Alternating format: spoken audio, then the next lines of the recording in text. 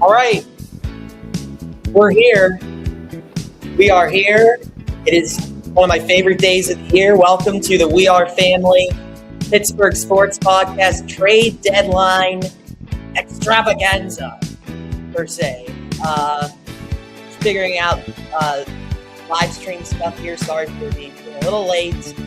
I see some people trickling in here. Comments, concerns, questions, please join. And here he is. I was hoping we would join together, but I was concerned that that he didn't have the right, or I didn't send the right link. But here he is, Jake Bell. Yep. Can everyone hear me okay? I can hear you, Peyton. I cannot see you, though. You can't see me? I cannot. You hear the music, right? Yep, I hear the All right, We Are good. Family jingle, so. If anyone can't hear anything in the comments, please let me know. Why can't you see me? Interesting. I mean, I'm on Safari. I don't know if I should be using Google Chrome. I mean, I could try.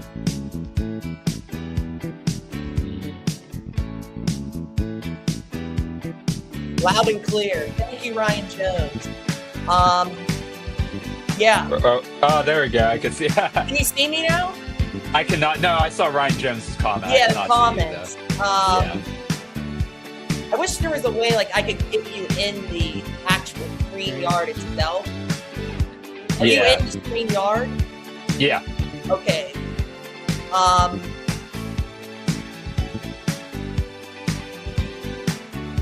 don't know. I don't want to add anything. Right. Layout. The layouts. I mean, you should see. Are you on the? You see the You see the screen that we're on. Yeah. Yep. Okay, and you don't see me though. I do not. What do you see? You see yourself? I see a blank white screen. I do see myself, but for you, I just see a blank white screen that says San Diego acquires Robbie Ray. I mean, I have that up.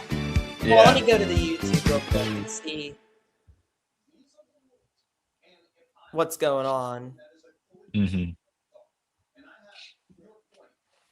Great news is we have a lot of time. Yeah, that's true. Yeah, so we're both on the stream. See you on YouTube. That's weird. I mean, I could try Google Chrome because on Safari there were a lot of features I couldn't access, so I could try that. All right, I'll be back. Okay, Jake Bell's coming back. So do I remove you or did he leave?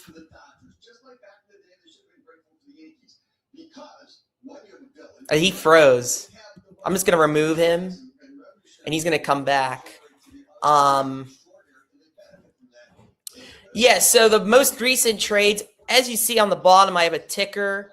I wish I could just put every single trade on that ticker, but it only allows me so much room because we're not spending money to get advanced features for StreamYard. So these are the trades over the last couple of days.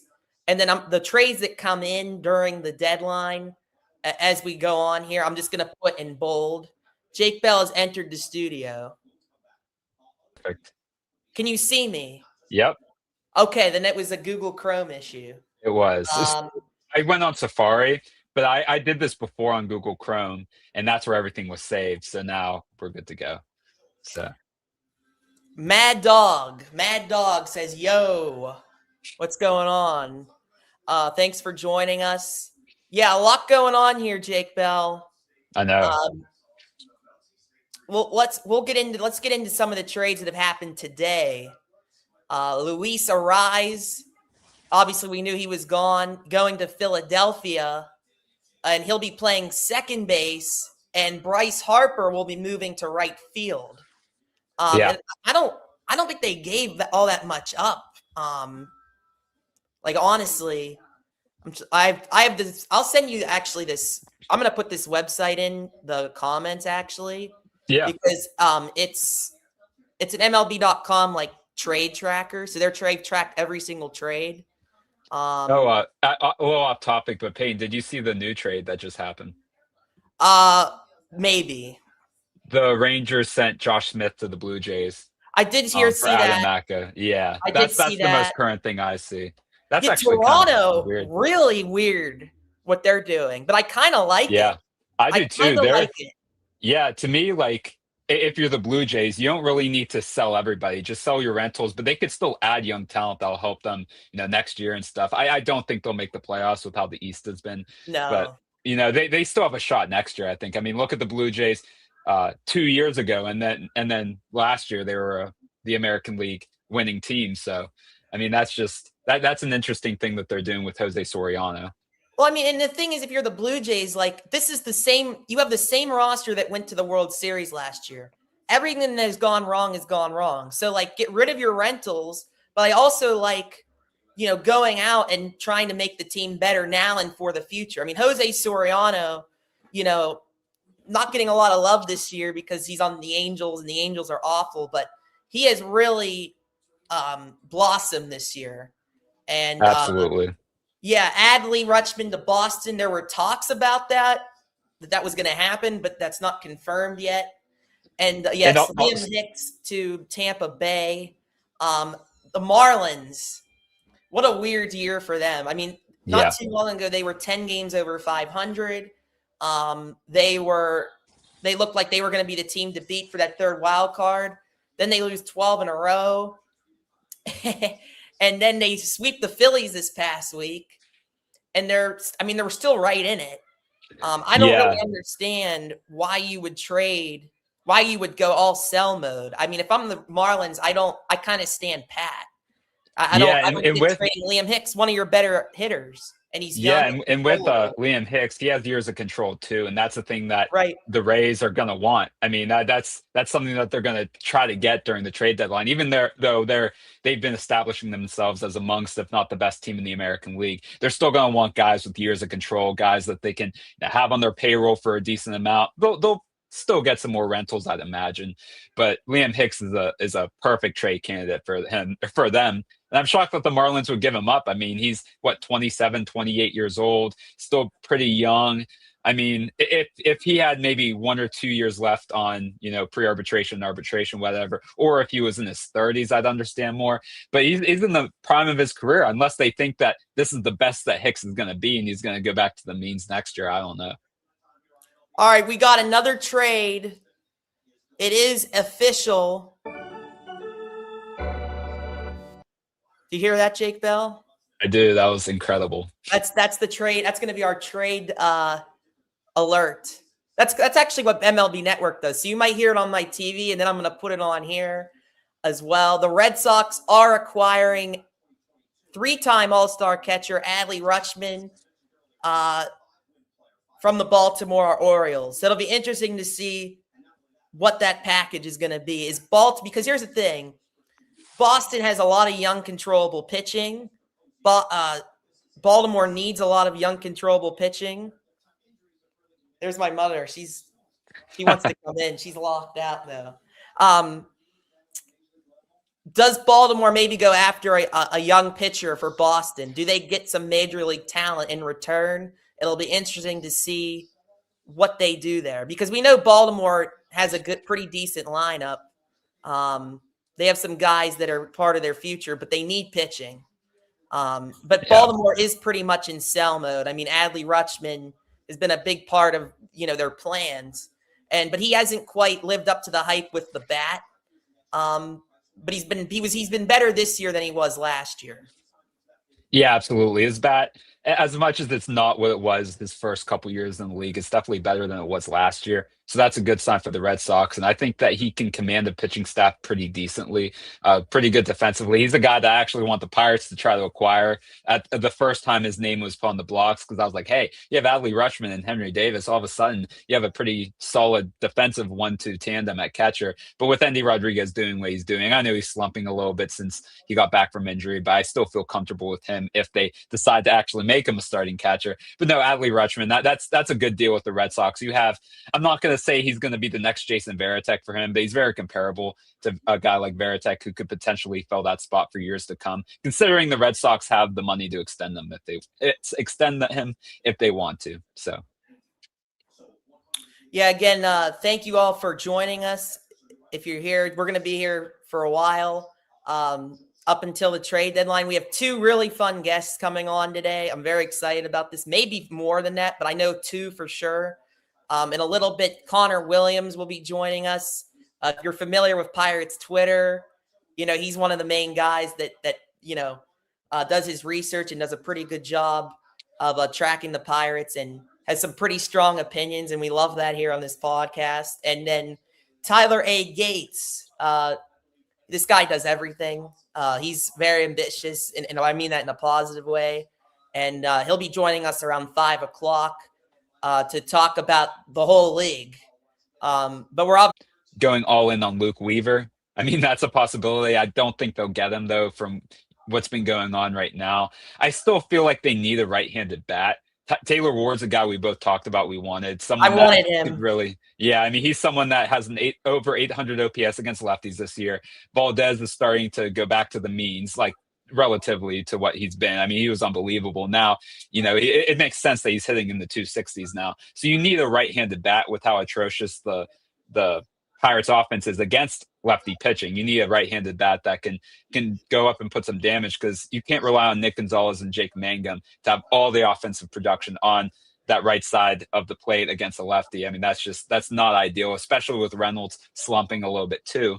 So you want to add another righty. I don't know if there's any available. I wanted Taylor Ward more than I wanted Joe Adell. Yeah, I'm not a Joe Adell fan, really. Yeah, I mean, he hits for the occasional power, but doesn't do much else. Now the thing with Taylor Ward, and this is what I think, where I think the Pirates are at this point, I think technically they are buyers, but I don't think they're going to trade for any rentals at this point.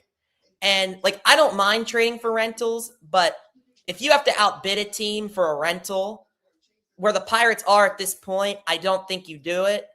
I think you go out for guys that have control into next year. And Luke Weaver makes a lot of sense, because now the thing is, you're going to have to pay him $11.5 million this year. So first of all, how much are they willing to spend? We never know that. And are they going to be able to clear enough money today? I mean, can they somehow dump Marcell Ozuna somewhere? Can they? I don't know.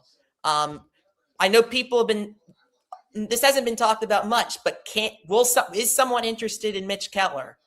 Now, you're not going to get much value for him, but if you can dump that salary, I think that would be a win at this point, because Mitch has shown a couple. The beginning after the All-Star break, he had a couple good starts, but then yesterday completely bombed.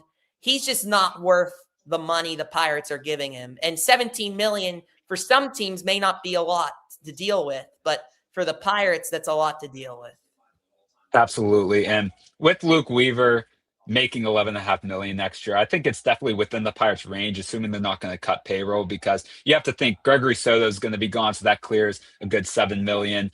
Brandon Lau most likely is going to walk, if I had to guess. I don't think they're going to re-sign him, so that clears up some money. And then you think about Ozuna, especially, who's making $12 million. That's going to be off your payroll, and depending on what they do with Keller. So you can bring in Luke Weaver, and you're just going to have to eat up a little bit more money the rest of the year. But next year, you'll have a lot more financial flexibility to keep him, and not only keep him, but add to the free agency as well, or through the trade market, depending on who you get. So I think it's a perfect fit. Again, I have no idea who the Pirates are going to be willing to give up. I mean, they weren't willing to outbid the Mariners for Taylor Ward, it seems like. So I don't know. I don't know what prospects they're willing to give up. They didn't give up much. Exactly. So I don't know. It's interesting. I really hope they get a controllable reliever at least till next year, like you mentioned. I don't know if a Reynolds going to do much this year. I mean, it would be nice if you can get him for cheap, but I guess we'll see. Yeah, but crickets from the Pirates. Yeah, we'll get more into them. Nothing new here since Adley Rutschman. What has caught your eye so far around the league, Jake Bell, that we haven't talked about yet? I know it was a trade that recently happened, but with the Padres kind of going in on buying with this team, I mean, with all the injuries they have, the lackluster offense, and the problems in the pitching staff, it doesn't look like they're going to trade Mason Miller if they acquire Robbie Ray. So that's going to be an interesting thing to mention, because I feel like Mason Miller could still garner a bigger package than what they had to trade for last year. I mean, I know they gave up Leo DeVries and everything, but Mason Miller has been much better this year than last year statistically. I mean, he's probably been the same pitcher, but still, I mean, this year it seems like he's on a whole nother level. So the fact that he's most likely going to remain put after that market could probably be incredible with how many years of control he has, and the Padres making sure they're buying. That's kind of crazy to me, but I don't put anything past their GM. I mean, he's the most aggressive GM in baseball, and somehow, even with depleting his farm system, it seems like they have a guy that just rises to the top 5 overall rankings, and you're like, who is this guy? So that's kind of crazy to me.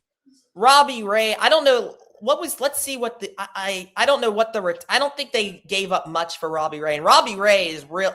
I would have loved the Pirates seeing it go out and get Robbie Ray. Me too. Because they don't have a left-handed starter. And let's be honest, we complain about the bullpen, but the starting pitching outside of Braxton Ashcraft and Jared Jones the last month has been very disappointing. And if you're going to do anything this year, they need to get a starting pitcher today as well. But I just don't know how much they really believe in this team. But again, whose fault is that? You know what I mean? You had the talent on the roster to do it this year. It just wasn't constructed right at all.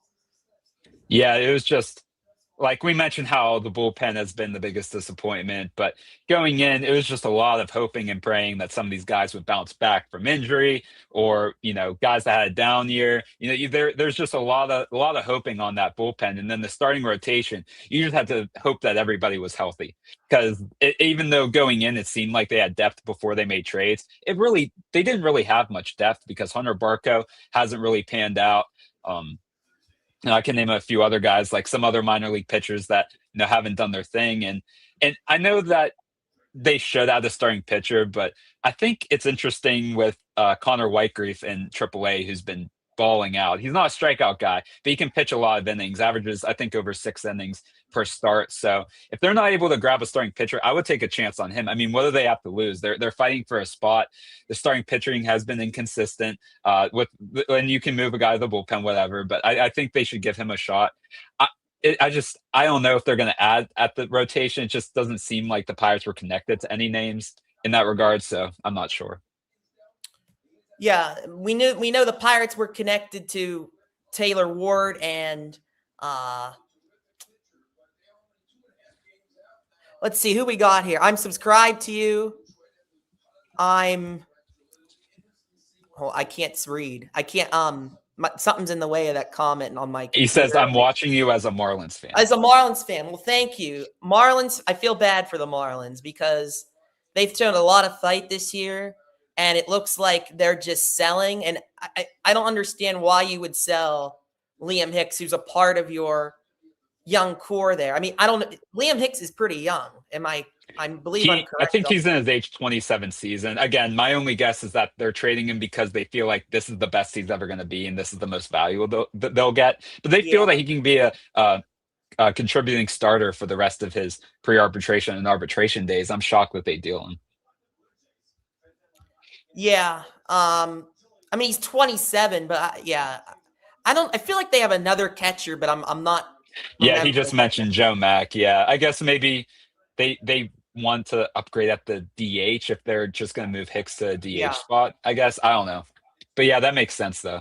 So, all right, well, we have our first guest here to talk Pirates with us. I've never actually met him before, but I've interacted with him on Twitter, and we've always been big fans of his on this podcast, and I'm glad he's on today. Please welcome Connor Williams at Wins Williams. How you doing today, Connor? This is an insane deadline. Yeah.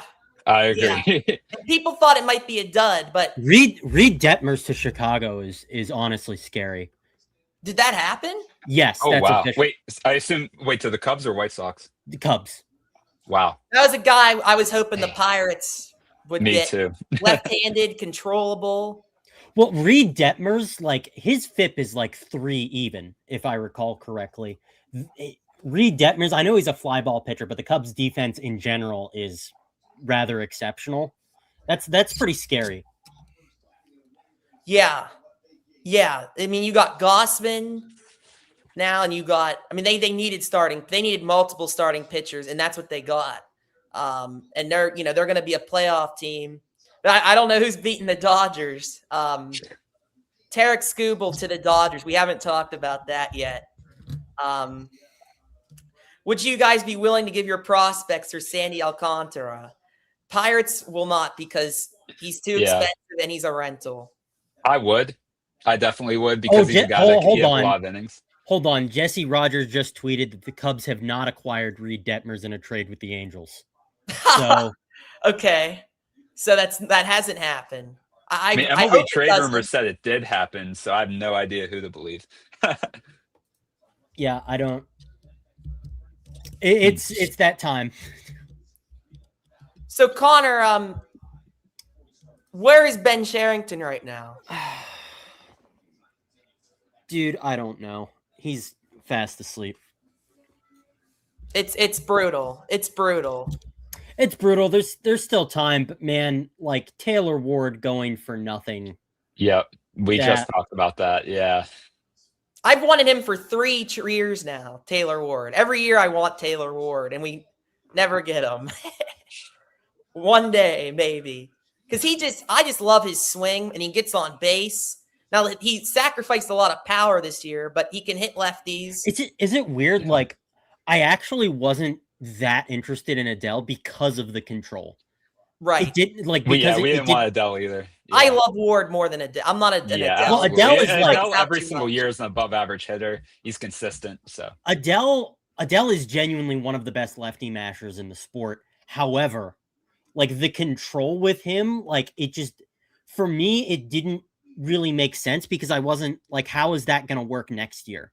Like short side platoon DH, as much as Sherrington wants to make that work for some reason, is not a real thing.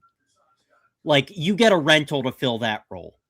Like you don't get somebody with control that you're going to be paying like $8 million in ARB next year. So I'm fine with not getting Adele, but I mean, dude, Ward going for like nothing. That's rough, man. Now, to a team with a worse record than the Pirates too. Yeah. Yeah, I thought the Mariners would sell a lot more because they made it clear, like, hey, we're willing to trade the Rosarena, one of their starting pitchers, other than Castillo. They said could be traded. That Castillo deal was weird. I don't understand that Castillo deal because I know the Mariners got a lot, and they dumped his contract. Well, I don't think the odds and ends that the White Sox added were like any good. But it is weird to me that what's weird to me is that the White Sox were the ones who needed to add extra odds and ends onto a deal where they were taking the most money. That makes no sense to me. No. I don't understand. Maybe they're just insanely high on Luis Castillo bouncing back. I don't know. Yeah. Yeah, and Seattle always develops good starting pitching, and he's just declined. So that was a salary dump. Yeah. Yeah, that was weird. And the White Sox, they got Huascar Brazaban, another guy that we thought the Pirates might ground ball guy without splits issues. I really wanted him because I mean when you look at this bullpen, like I think a major part of it is just there are really basic roles out there that aren't filled. They need another leverage arm. Johan's been absolutely phenomenal the past 2 months, but really like they still have not let him face that top of the lineup lefty yet in this stretch. And they really need a ground ball guy who doesn't have splits issues that can just come in whenever. And Brazoban is that ground ball guy without splits issues that can just come in whenever. So there are a lot of really basic roles out there. And And that's part of the issue. Like everybody in the bullpen this year has crazy splits issues. Pretty much everybody. With Montgomery, it's been a lot better recently, but I mean, we've seen for stretches this year, like the, oh God, who was the sub 700 OPS hitter that he couldn't get out in Colorado? I cannot remember his name for the life. Oh yeah, he hit that game-winning double. Yeah. But I mean, he was a very forgetful name. That's for sure. Yeah, I mean, I could look him up. I could look up the. I don't want to. I don't want to know his name. I don't want to know his name. Well, the thing with basically, the thing that haunts me about Mason Montgomery, one of the many games that haunts me this year is the game we were up, 9-4 in Houston, and we were about to be on a 6-game winning streak if we won that game. Because we won the next day. We were up 9-4. He comes in. Oh God, that was the Skeen start where Gonzalez made 3 errors, right? Yes. Yeah. Yes. Yes. Gonzalez. I know you're not a fan of Nick Gonzalez right now. Most part of it is a bit. I will say part of it's a bit, but I don't. Okay, he's very one-dimensional. Right.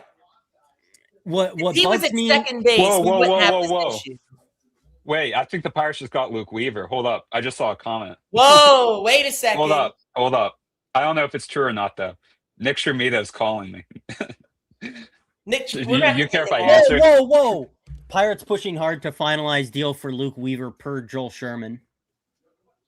Hooray! Nick, the Pirates got Luke Weaver, right? Is that what you're calling me? Joel Sherman, the Pirates are pushing hard. I think so. I thought that's why you were calling me.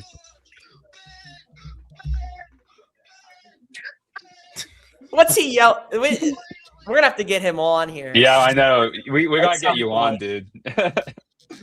We were talking about that. What's he saying? He's excited about Luke Weaver. I need to make sure this is real, though. Well, I don't see anything that's official yet. Pirates are pushing. Well, if it's pushing hard to finalize, that means the deal is probably going to happen. I have a prediction. They're actively pushing to finalize. I think Carmen Majinski goes back to the Mets.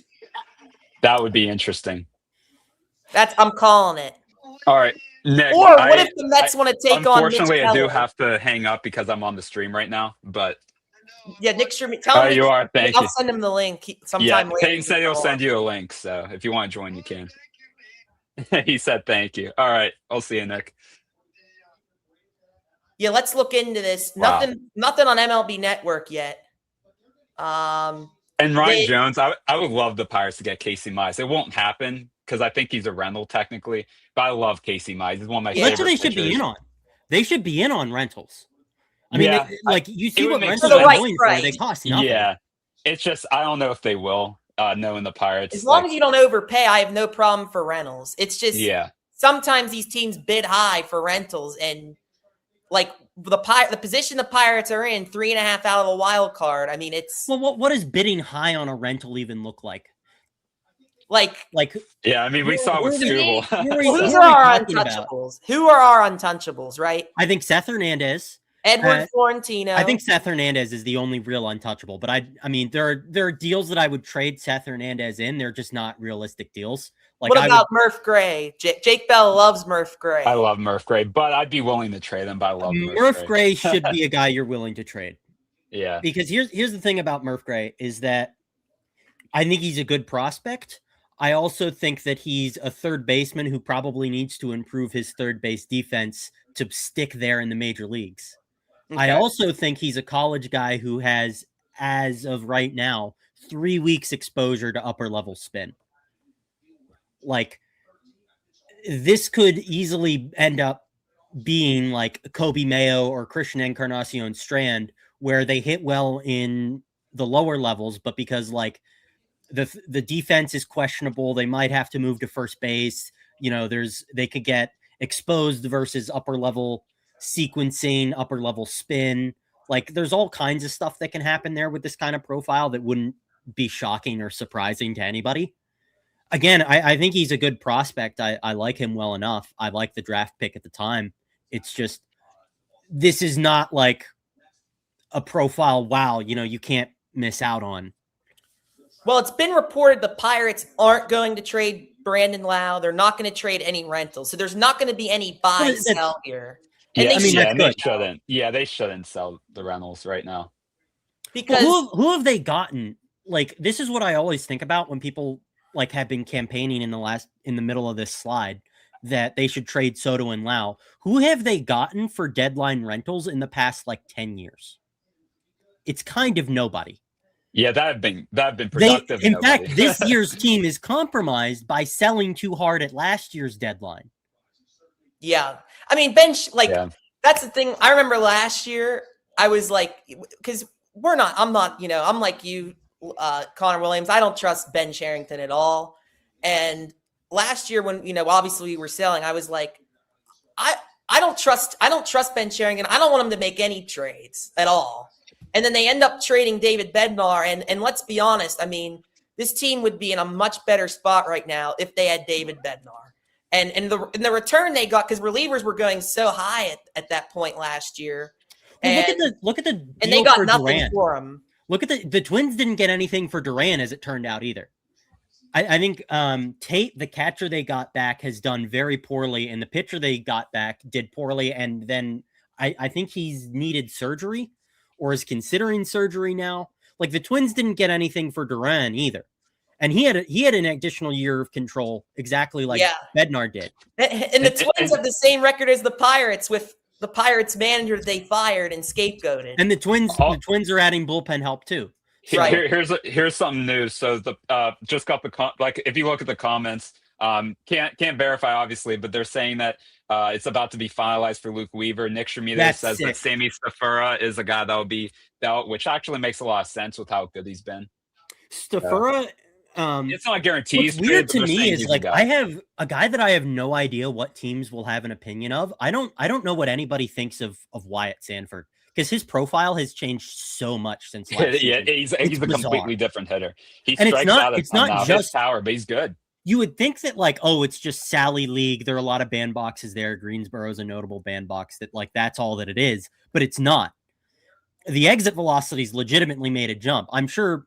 Now, part of that is like exit velocity across minor league baseball this year is up, and there's been speculation, is the ball different, that sort of stuff. But I mean, it's legitimately an entirely different profile this year, and I have no idea what I would imagine opinions might vary on him dramatically. Yeah, so Sanford's a guy I like. Like going in, like I thought he'd be more of like I'm not gonna say like a straight up contact hitter, but he's a guy that is profiling that. I'm not going to say he's going to hit 20 home runs in the major leagues, but he's profiling to that type of guy, which is kind of crazy. But he strikes out a ton, which is weird because I didn't think that going in. It's official. He still is a consistent hitter. Nick Shermita says it's official. Let me check. Nick Shermita on the ball today. He is. Wow.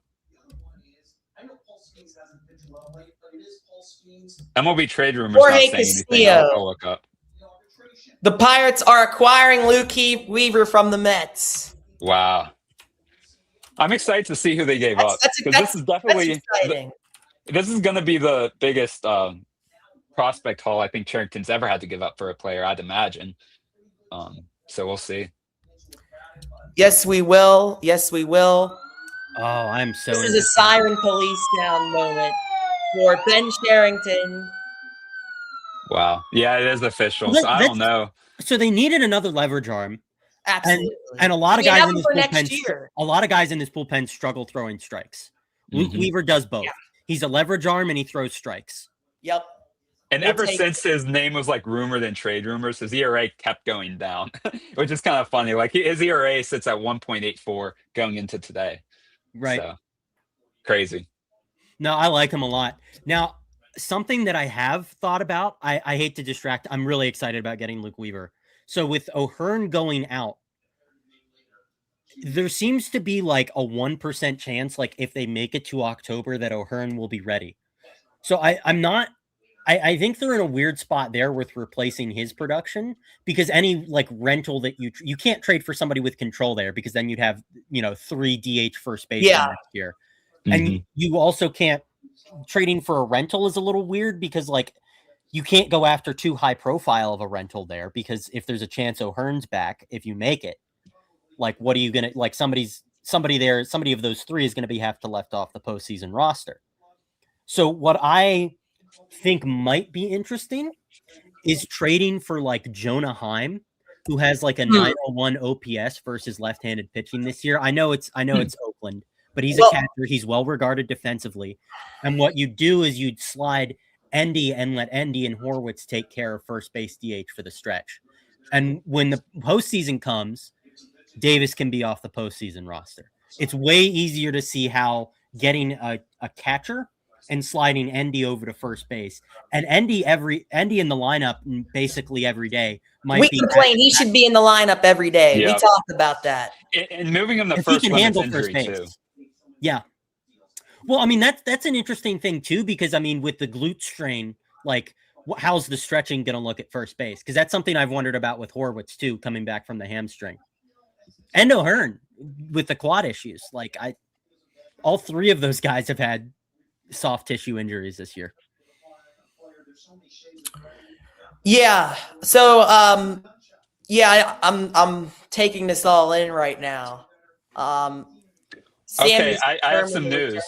I don't know if this is official, but my friend who does a lot of like reporting and stuff like that, he said apparently it's just Sammy Stafura for Luke Weaver straight up. Really? I can't guarantee it. I can't guarantee it. This isn't like official. That's just what he's telling me. He's not like a Pirates professional beat writer, but if that's the case, they basically just traded Key Brian Hayes for Luke Weaver. Yes, they just traded Key Brian Hayes for Luke Weaver. That's crazy. Yeah. That's stunning. Is it actually Stafura 1-for-1? I'm gonna look it up. He said apparently it's just Stafura. But I'd imagine if it's someone, I hope it's like just some nobody. I don't know though. But yeah. I'm gonna still do some research on that. So the Pittsburgh Pirates may have just really cooked here. Yeah. Which we don't say often. So we will take it. Let's just see. Let's see what information comes in here. Yeah. Again, thank you all so much for watching. Nick Shermito's fired up. Yeah. We're all fired Again, up. I don't want to get anyone's hopes up about it just being Stafura, but if my friend's right, and a lot of the times he is, that's insane. So in some other news, the Adley Rutschman deal, Baltimore is getting 4 prospects in return. One of them is right-hander Anthony Ianson. Is this the Rutschman trade? I think he's a top 100 prospect. He's the centerpiece of the deal, according to Jeff Passan. You know, my weird prediction for this deadline was that I think I don't know if it's going to happen, but I have like a feeling that Duran is going to get moved for like a bag of wet socks. I don't want him. He's a head case. No, like that has like Duran, Phillies. Yeah. That has Phillies written all over it. Well, the Phillies certainly have already made some moves. You get the Brewers got Luis Dustin Ariz. May and left-handed reliever JoJo Romero from the Cardinals. Dustin May has been better this year. He has been. He's like been bad a reliable recently, guy. though. Interesting. He's fine. That's an interesting. They need a legit ace like Dustin May to go along with Mizorowski. That like Dustin May. That can't. If anybody has a right to be like genuinely upset, I think it's right now. It's probably Brewers fans. Oh yeah, because I feel like they have the best system in baseball. Right. And they're not going after Skubal. They're not. And they're picking up Dustin May. At what point do you go all in? That's my thing. They could easily give up a better prospect to haul for Reynolds. Like I know that's a lot of teams didn't want to do that, but at the same time, you're acquiring arguably the best pitcher in baseball the last handful of years. Like I don't know why, especially with the Brewers. What do they have to lose if we go in the lockout? Like some of these prospects might not even get a minor league season. Who knows? Like, yeah, I don't know. The Cubs. So it looks like the Cubs have pivoted. Is Braxton Garrett, is he a reliever or he's a starter, right? Or is he a reliever? Because I know that name, but it's not. I think he's a starter. So Marlins, right? Yeah. The Cubs. Braxton Garrett's a Marlin. Yeah. Yeah. So is he? Oh wait, is Braxton Garrett headed to the Cubs? Yes. I mean, he was real good in 2023. I remember during that playoff year. This Okay, deadline so is crazy. I he can must have come barely off keep up. injury because he only has. started 2 games this year, and the last time he pitched was 2024. So it's weird. I was thinking pitcher. about this a couple weeks ago that like I think the Marlins and the Padres might be like I don't really want to do this, but if they were to trade Majinski, the Marlins and Padres might be good destinations for it, but the rotations are messed up for like entirely different reasons. The Marlins, it's just nobody can stay healthy. Right. Like Max Meyer like is shut down from throwing. I think I saw that like a week ago.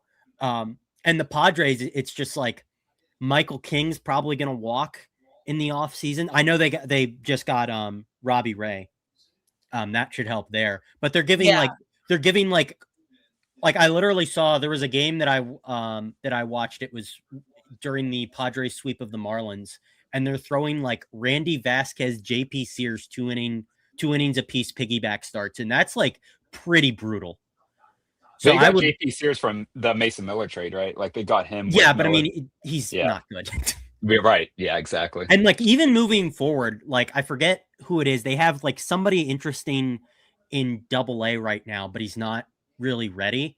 I cannot remember for the life of me what his name is. I apologize. But I mean, other than that, like they don't have a lot of starting pitching help coming through the system, to my knowledge. And Michael King's talking about the Pirates, right? Yeah. No, the Padres. Yeah. The Padres. The Pirates don't either. That's why I think they need to be aggressive and get a starting pitcher. Outside of Seth Fernandez, who in the system is going to be coming up as a starter? Because all these young starters that we had are now. I don't think Curtis, and I don't think Curtis. I don't think Curtis is a bad prospect. I think they have. I like Connor Whitegrief a lot too. The guy they drafted from Minnesota. I have not looked into him. He's not a strikeout guy, but he's a big control guy. I watched him in Altoona. He commands the strike zone incredibly, and he's been really good in AAA. ERA under 3. A guy that I'm probably more down on is probably Antoine Kelly. I don't know. He's interesting. Like he has starter stamina and the velocity is there, but the pitch shape on the fastball is real bad. Mm-hmm. It's like this is a completely different build, completely different arm slot, completely different role, but it almost has that Camilo Duvall cutter quality to it, where it doesn't really matter that it's hard. It's still getting hit. Like the fastball, despite like topping out at like 100, is not missing bats in AAA at all. I wonder if like that's another guy that they could dangle out there, like because teams may be interested because it's like, hey, if you can tweak this fastball shape and get it to a little more playable of a place. At the moment, though, I think he's most likely going to be single inning relief where he can live at like the top of his velocity range all the time. I don't know. I'm rambling. I'm excited. There's a lot going on. Great insight.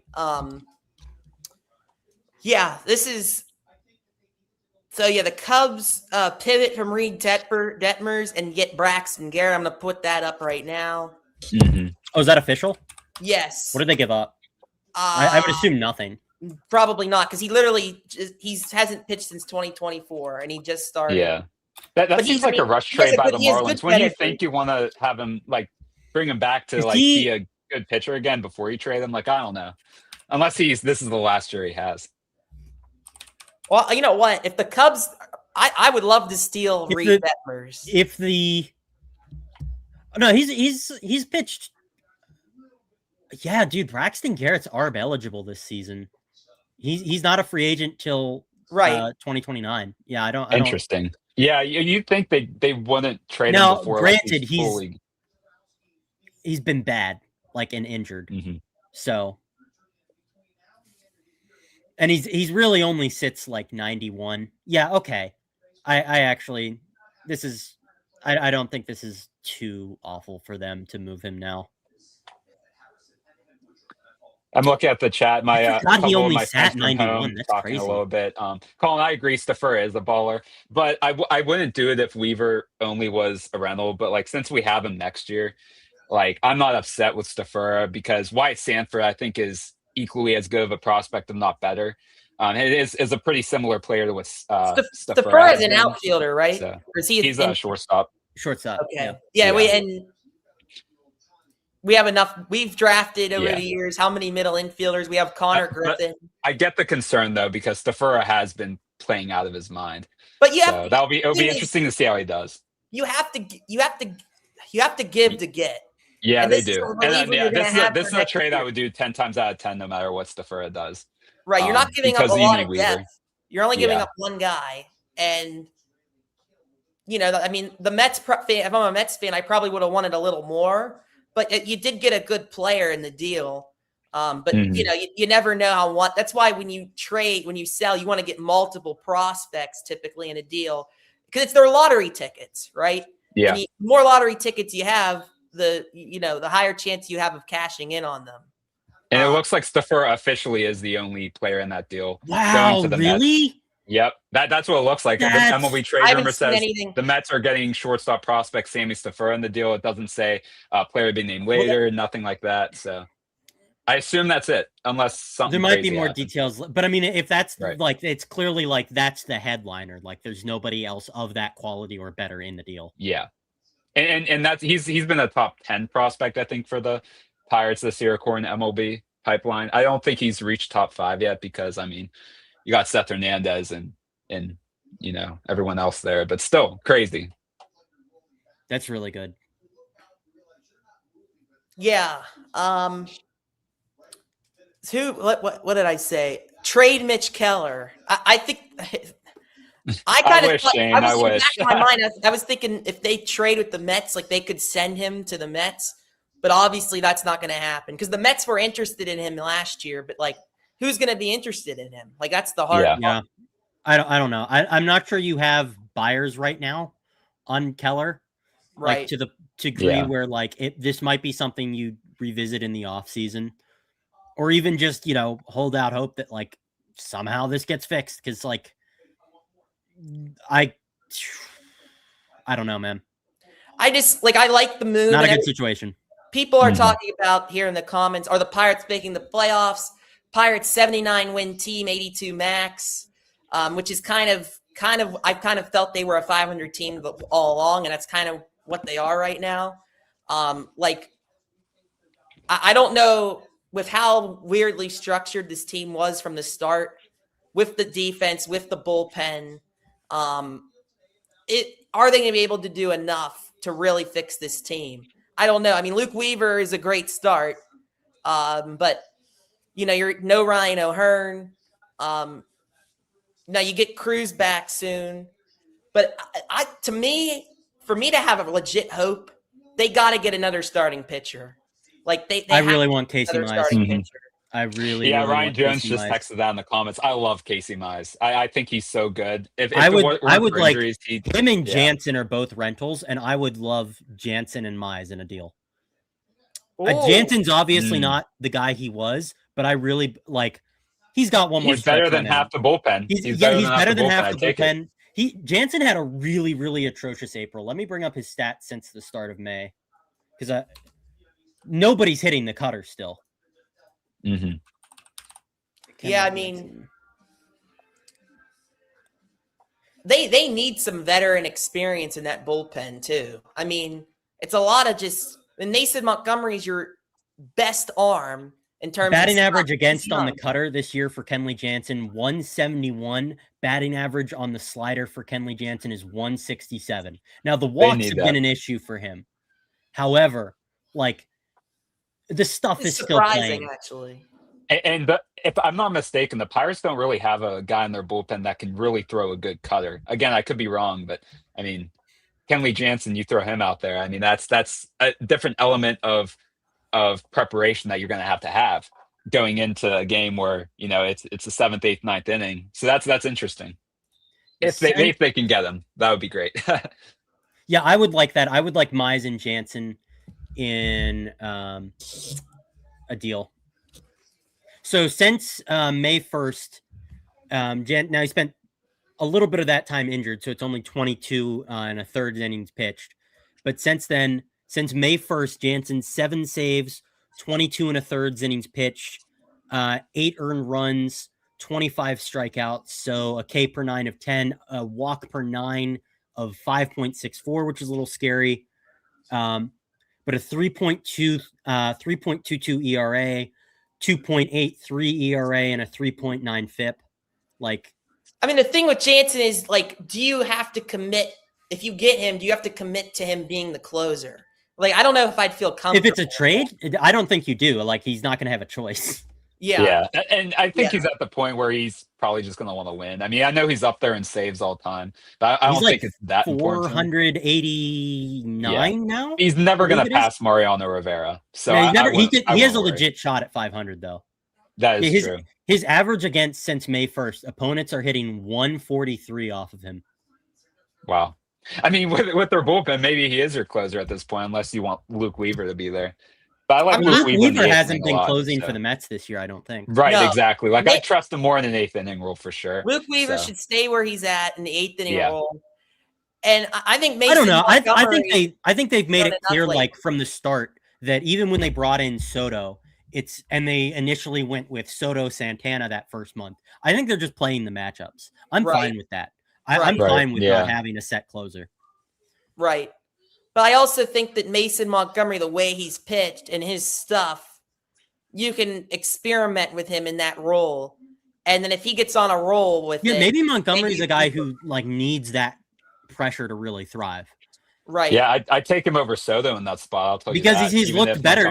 He's well. Looked a heck of a lot better since they started giving him 9th inning opportunities. Right. Right. But that was also around the same time they started having him throw a 2-seamer.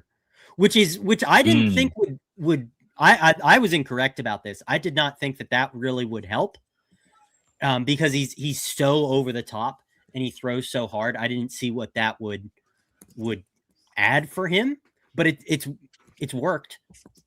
Yeah, it's kind of funny because, like, I know why you'd be concerned with that, because we probably all had flashbacks of Ray Searage trying to implement a 2-seam on a pitcher that doesn't need one, Chris Archer, and it doesn't work very well. So Luke, as of right now, it looks like it is Luke Weaver for Sammy Stafura. For some reason, crazy. MLB Network has not, like, announced it yet. I don't know why, but again, they're probably it's because the teams haven't. I don't know. So who would get optioned here? It's got to be Noah Murdoch at this point for this, right? Yeah, definitely. Because they already optioned Matson, right? So kudos to Noah Murdoch, and he threw, how many pitches did he throw in game 2? Was that like 47 pitches? Something like that. Yeah. Yeah, they can't view that guy. Well, I was so mad at like in his last game that he pitched, I was so mad at Mitch Keller that I was like, Noah Murdoch, if you give up all 3 runs that you're inheriting from Keller and then get out of it without giving up an earned run yourself, I'll be very happy, because I knew the Pirates were going to lose at that point once they were down 4-0, bases loaded, 0 outs.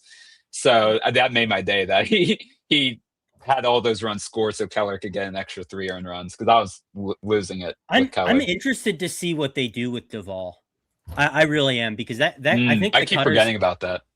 The cutter is, like, really horrific, and he throws it like 30% of the time. But the issue is, like, I don't think the sinker's particularly good either, and the cutter might be keeping people off of it. I think what they should do is, if Duvall has any feel for locating the slider for strikes, he should just be a slider spam guy. Like, I don't know if he has feel for locating that pitch at all, but, like, we saw, like, even, I know it was like mop up work in a spot where I don't think they really wanted to use him. However, like, we saw why I think that was a microcosm of why Duvall has struggled this year. Like, it was a 3-1 count and he threw a cutter out over the heart of the plate and it got crushed for a home run. That would have been a home. It was like a home run in 15 of 30 parks, but it probably would have been a double at like 14 of those other places. So that was kind of a microcosm of why he struggled this year, is that he's falling behind and then he has to get in the zone with these pitches that don't have good shapes, and he's getting hit.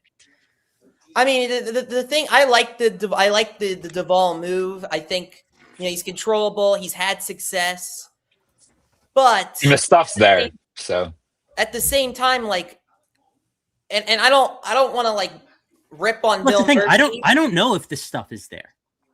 He just throws hard. I guess that is throws true. hard. Yeah, but like if you're throwing past. hard, it's just like what we were talking about with the Antoine Kelly thing. It doesn't matter that he's throwing 98. The shape is subpar to a point where it's not missing bats in AAA. And it's the same kind of issue for Doval with his cutter and sinker. Like, these pitches are thrown hard, but the shape is, he's falling behind in counts, and he's having to come in a lot of our counts, and he's having to come out and leave pitches out in the heart of the plate with bad shapes, and it doesn't matter that they're getting hit. It doesn't the velocity doesn't matter. Yeah. And they don't, according to, I think I was looking at like Fangraphs model for them. Fangraphs pitch model, I think it's like the FG Stuff Plus does not like either pitch. It has like a 93 and 90 on the cutter and sinker respectively. So I don't know if the stuff is actually there. It could be there if you have some tweaks. Now the slider grades out much better. I think the slider was something like 122. But it's interesting. That makes sense. Yeah. I like the upside play there. I think it's totally fine if this is like a tertiary move, which it appears to be. Yeah, and my point with Doval, I'm just saying he's shown that he can be elite in the past, and he's obviously not too old. But the problem I have with it is like, and I don't want to rip Bill Murphy because he's only been here for 5 months or whatever. But like, who on this pitching staff has improved under Bill Murphy? Like, how am I supposed to believe that we get this Camilo Doval? Playing devil's advocate here, Johan is pitching the best he ever has in his life. That is true. This is the most innings Ashcraft's ever tackled. Jones is pitching exceptionally well.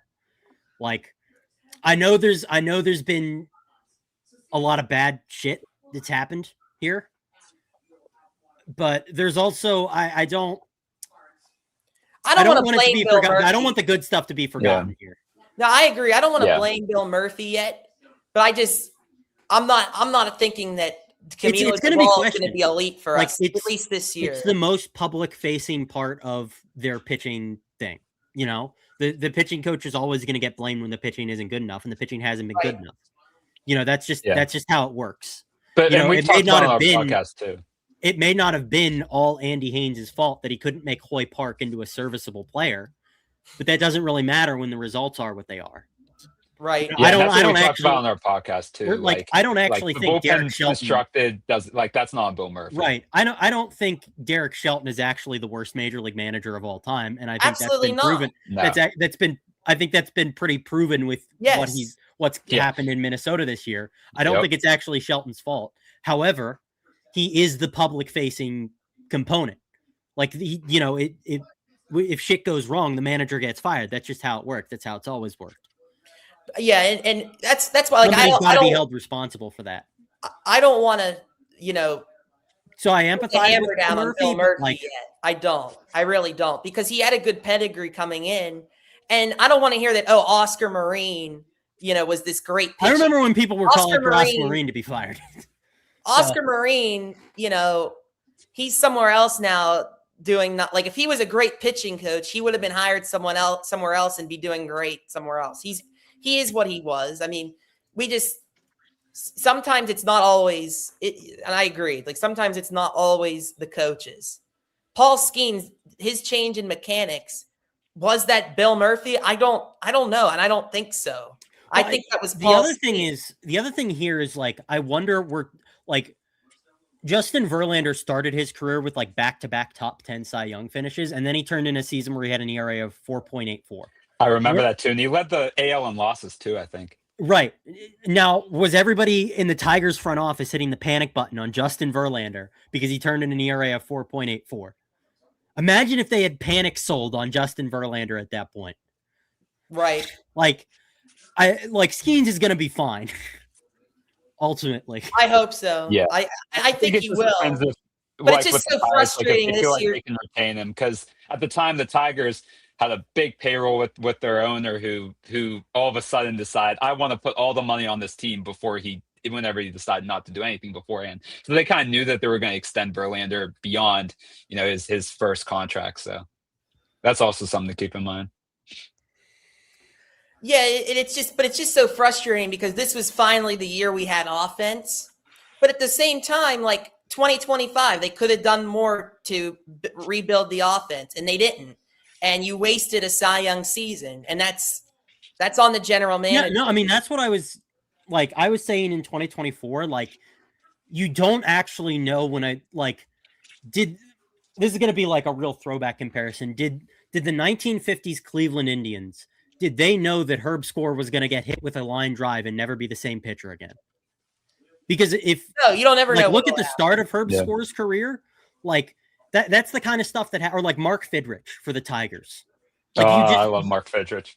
Like, you just never know when like these guys are going to flame out. Now, am I saying that Skeens is going to flame out? Of course I'm not.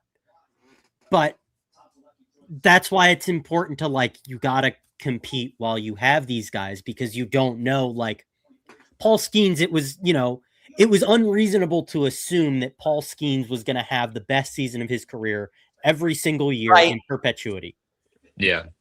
Like, that's just not going to happen. That's not how careers go. And that's why it sucks it got wasted last year, Like, I'm sure, like, I'm 100% confident that Skeens is going to be fine long term. But it sucks that they couldn't put their best team on the field 4 seasons where he pitched as well as he did. Right.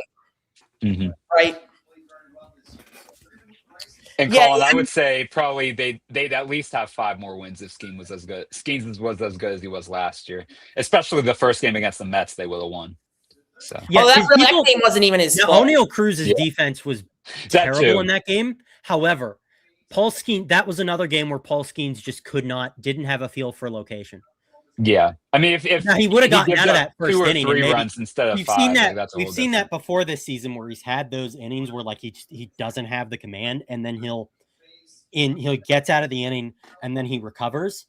Maybe he would have recovered there, but he did not have the command in that first start. That was also, like, on him. Now, obviously, those fly balls should have been caught. Like, it's not worth it blaming him for that. But and you look at it this way: say he only gives up 2 or 3 runs, like, even if that Cruz thing still happens and he has more command, you don't have to dip into the bullpen as early as you do. Yeah. Maybe you don't give up 11 runs. They almost came back in that 6. game. Yeah, they scored like 7 runs. Brandon Lau hit 2 home runs. Yeah, I mean, I think the final score was like 5-8. I swear, Brandon Lau's hit so many 11-7 or something. I could be wrong. I thought the Mets scored more because Brandon Lau's had 3-run multiple 2-homer games, and it feels like every time he has a 2-homer game, we'd lost. Yeah. Yeah. It's a waste because, like, Lau, like, he's been better recently, but he can be streaky at times. So, like, you want to win whenever he's just balling out. So the bullpen right now is, what is it? Who's the first guy out of the pen? The long relief is Dotel, Majinski, and Ronnie. How do you pronounce that guy's last name? I don't know. Marinaccio. Okay. He shouldn't be a long reliever, but they're probably. I thought that's what it was. I just didn't want to butcher it and make an ass of myself. So those are your long relief guys. Well, has it Marinaccio? He's only done like 1 inning appearance. He pitched multiple against the Reds whenever they were getting blown out. Yeah, whenever they're getting blown out. And he did. And he also pitched multiple innings against the Diamondbacks. He hasn't been bad. I don't think he's. I know he had 1 bad outing where he gave up like a homer and garbage innings. Yeah, it's a small sample size, but you gave up international bonus money, like you get. Yeah, like, and you got rid of Santana to get him too. So. I forgot. I think Marinaccio is probably the next guy out of the bullpen if they acquire anybody else. I forgot to mention this guy, this trade. You know what? Actually, they'd probably option Dotel first. Oh well. I hope not, but they just to keep the arm. I mean, outside of like 3 appearances, I mean, he's shown a lot, but he looks like a rookie. Right. Yeah. Like, there's potential there. Like, they got to keep working with him. I forgot to mention another trade that happened. a little while ago, but I didn't mention it. The Dodgers, they acquired Chris Bubic. Yeah, the I did Royals. see that. He's hurt. He's Isn't like on he? the 60-day IL. Yeah, he is. Well, see, that's the thing. That's why it doesn't matter. Like the contract extension that they gave to Glass now is objectively nuts. It's objectively negative value because he only pitches like 80 But it doesn't innings a matter. year. It doesn't matter because they're making the postseason anyway, and that's the only time they really like need that guy to be available. And it's probably the same logic here, where I'm sure the Dodgers, like, they know they're running away with the division. They know they're going to get the they know they're going to get the first or second seed. Like, all they need is for Chris Bubic to be available in October. Right. And he was good last year, too. I mean, this year he's been solid until injury, but last year he really became one of the better American League pitchers. So if you can get him healthy by the postseason, that's a whole different arm. And they could probably put him in the bullpen, assuming everyone gets healthy, because they basically have 2 rotations worth of quality starting pitching on that team. I saw a tweet from Nick Gonzalez's mustache. What a funny account. He put a picture of Hunter Goodman. If the Pirates do this, we forgive Ben Sherrington of everything. How would we feel? I highly doubt it would happen. No, it's not happening. I mean, I wouldn't hate adding a catcher, but they have so many catchers in their system. To me, it's just I'm fed up with Henry Davis for various reasons. Yeah. But you're not going to be able to trade Henry Davis. At least he provides good defense. But he just plays too much, in my opinion. He should be strictly a backup catcher. And this idea that he has to catch Paul Skeens, I always think is absurd. I have relatively little beef with the deployment because Endy has been so injury prone, and also that it's a catcher situation. Like look at the catchers that nobody's catching 120 games anymore. However, I do have one issue with the deployment, and it's that they won't let Endy face left-handed pitching. And I know that Endy's line versus left-handed pitching so far has not been good at all. It's been rather dreadful. However, in the past 3 years, the guy can only does Endy Rodriguez even have 60 plate appearances versus left-handed pitching across all levels over the last 3 years? I'm not sure that he does. Yeah, he only learned by getting experience, right? That will only come with more reps. And Henry Davis's line versus left-handed pitching the past 2 seasons has been, this year it's been I'm sure it's lower now, but it was 24 WRC plus heading into the Andrew Abbott game, and it was 38 WRC plus last year. You're not missing out anything by trying something else there. Yeah.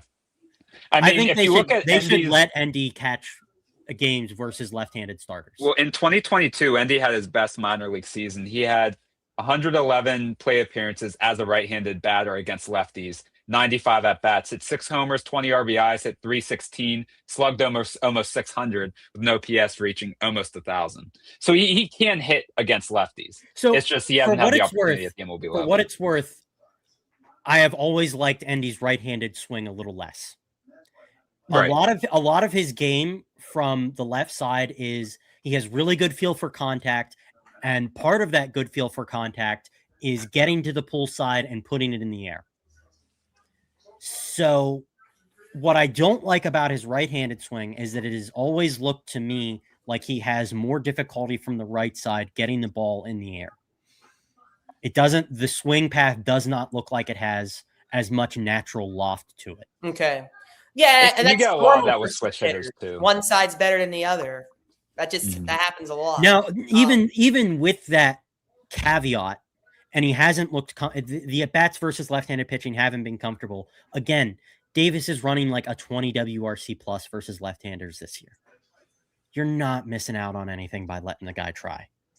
Mm-hmm. That's the only issue I have with deployment, and I know it's not always possible to get Endy in there versus a left-handed pitcher because of the way that catching deployments work. However, I would like to see them try it a little more. Yeah, because Horwitz, we know, can't hit lefties all that well, right? Yeah. And that's the only reason why Flores is on the roster. But and that's a theme across Major League Baseball. Like, would you believe that the Pirates are like top 10 in runs scored versus left-handed pitching? That's insane, right? But they are. Wow. They are. Let me fact check myself there. I was looking at this believe the you other just day. because like of how weird it's been, but that's crazy. I mean, but so about Endy, that's why we like you don't need to trade for a first baseman, because just let Endy play first when we want to sit Horwitz. And that gives I'm not saying I would do it. It really depends on what's available out there. But it's hard for me to imagine that like if there's a real possibility that O'Hearn is back at some point this season, especially if the season gets extended by playoffs, like how much sense would it make to trade for a rental of the quality that would actually help you? Yeah, and O'Hearn mainly, when Horwitz is healthy, O'Hearn mainly played the outfield. Yeah, so the Pirates versus left-handed pitching are 6th in runs scored. That's insane. Yeah, we're what, 5 and 100 against left-handed starters. Now, granted, they are 26th in WRC plus versus left-handed pitching. Okay. So they may have either gotten lucky or just walked a ton. I don't know. But yeah, weird. But it points out that like across Major League Baseball, this is an issue for teams. Like there are so few right-handed hitters available, and not all right-handed hitters can hit left-handed pitching. Like Nick Gonzalez has a dreadful line versus left-handed pitching. You know, not every righty can do it. Like on this team so far, it's been Brian Reynolds and it's been Esmeralyn Valdez that have hit left-handed pitching, and that's pretty much it. Yeah. Marcell Ozuna hasn't done it. Nick Gonzalez hasn't done it. Jake Mangum has done it a little bit, but you know, I think any offensive contribution you get from Jake Mangum when you're coming into the year expecting him to be more of a 4th outfielder has been a bonus. So, you know, he's not slugging versus lefties. You know, that's not his game. And so it's just an issue across Major League Baseball. It's why I wanted Ward so badly. Even though like Ward this year is not really. An outfielder does make more sense as far as a rental, but it seems like, I mean, I don't know who they're going to get now. Like Ward, Tyrone Taylor, maybe. Yeah. How's he been doing this year? I know he's hit lefties. A decent bat. He's more of a gadget player, but he's hit lefties. I mean, he has 10 homers batting in the 240s. So that's not the worst. Let me see his splits against lefties. I think it's something like 130 WRC plus. I'd take that for sure. Let me see. Yeah, it's a 301 against lefties. He doesn't walk to begin with, but especially not against lefties. But he's up there to attack, which I like. Slugs almost 600 against lefties this year. Yeah, base percentage as a unit, genuinely, it's not awful. Like they're like it's like 312 on base percentage versus lefties or something like that. Yeah, but their slugging is 382. Yeah, I would take that. I would take him in a heartbeat. So they aren't not getting on base versus left-handed pitching. I would like to see. I think part of the solution there is going to be like who can like really like come through with a hit or an extra base hit versus left-handed pitching. Yeah. Yeah, I would do that. Definitely. Yeah, a little silent here on the trade front right now, but good news, we have 2 hours left. So a lot, it'll heat, especially towards the last hour, it'll really heat up. Cubs acquire Ryan Zephyrjan from Angels. Who does? Reliever. Who did? The Cubs. He's a reliever. Okay. He's been solid. I heard him mentioned. He's really wild. I've watched him pitch a couple times this year. Yep. The stuff is really, really good, but I mean, there's not his walk per 9 is there's not a whole lot of feel for the zone. Yeah. His walk per 9 is about 5.5 per 9. Strikes out a ton though. He has 75 strikeouts in 51 2/3 innings. He does have 4 saves. So maybe some of the Cubs can work with. All right, guys, I'm going to take a quick break. I'll be back. You guys can continue the conversation. I'll be right back. Okay? Sounds good. Yeah, that's the only recent one. I'm getting like I guess Jake Rogers is going to the Red Sox too, along with Rutschman, which is kind of weird. But Jake Rogers, the catcher that they just picked up, right? They just claimed Jake Rogers. I don't know if they claimed him or if they like signed him after like an outright release, but I know Jake Rogers. Jake Rogers was Scooble's personal catcher, right? Probably, because he hasn't like caught that many games, but he's still, caught enough to where that would make sense. So that's kind of weird though. Like you figure the Orioles grabbing Jake Rogers, that would make it more certain that Rutschman would be traded, because then you just get another catcher that you have, but they're trading him too. So situation is not good. Yeah, I mean, you'd have to move Basalo from DH back to catching potentially. I mean, maybe they want to do that. Maybe like if they're giving up on their season, like you've signed this guy to an extension, like he really hits, but he's also been dealing with a shoulder thing, so I don't know. Right. But I would imagine like it's not the worst idea in the world to like, if these games don't matter to you and you're just getting on them, if you want Basayo to get more major league experience at catcher and try to improve his game and maybe head into next year with him as your primary catcher, because he'd be a lot more valuable as a primary catcher than a DH. Oh, absolutely. And you kind of look at, like, I'll compare it to the Pirates, where they brought Henry Davis in, put him in right field instead of just solely trying to work on him as a catcher. Well, his defense was truly horrendous at that point. Yeah. Like he genuinely could not catch. No. And what they should have done was do what they did with Basayo and have him DH. Just move Kutch to right field. 2023, they weren't make the playoffs. Like, what do you lose with having Kutch in right field and just having Davis DH, to where you could just focus on him catching without having to go in an MLB game yet? And then he had to really overcompensate on his defensive catching, and he doesn't really care about his offensive game anymore. Yeah, I don't know. I think the swing with him is a little fucked. Can I say that? Can I curse on this? Can I curse on this podcast? You wouldn't be the first out of our guys. So, but no, yeah, his swing is really messed up. Like I don't know if it's mechanically. I don't know if this is like recoverable. It changes every year. It seems, whether his stance is different, whether his swing, and it's the same result. It's always he's always getting under the ball. He's always getting out ahead of it. Mm-hmm. Absolutely.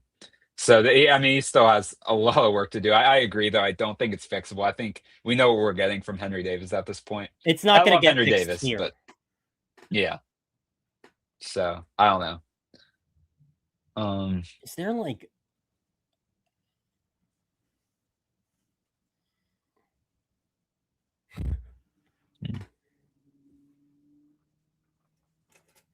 Is there like a place that I can just look at like a list of trades, because like I'm having trouble like keeping up? I mean, maybe MLB.com has like a transaction thing. I can try to find that too. But I've been on MLB Trade Rumors pretty much just refreshing for the last hour and a half or so.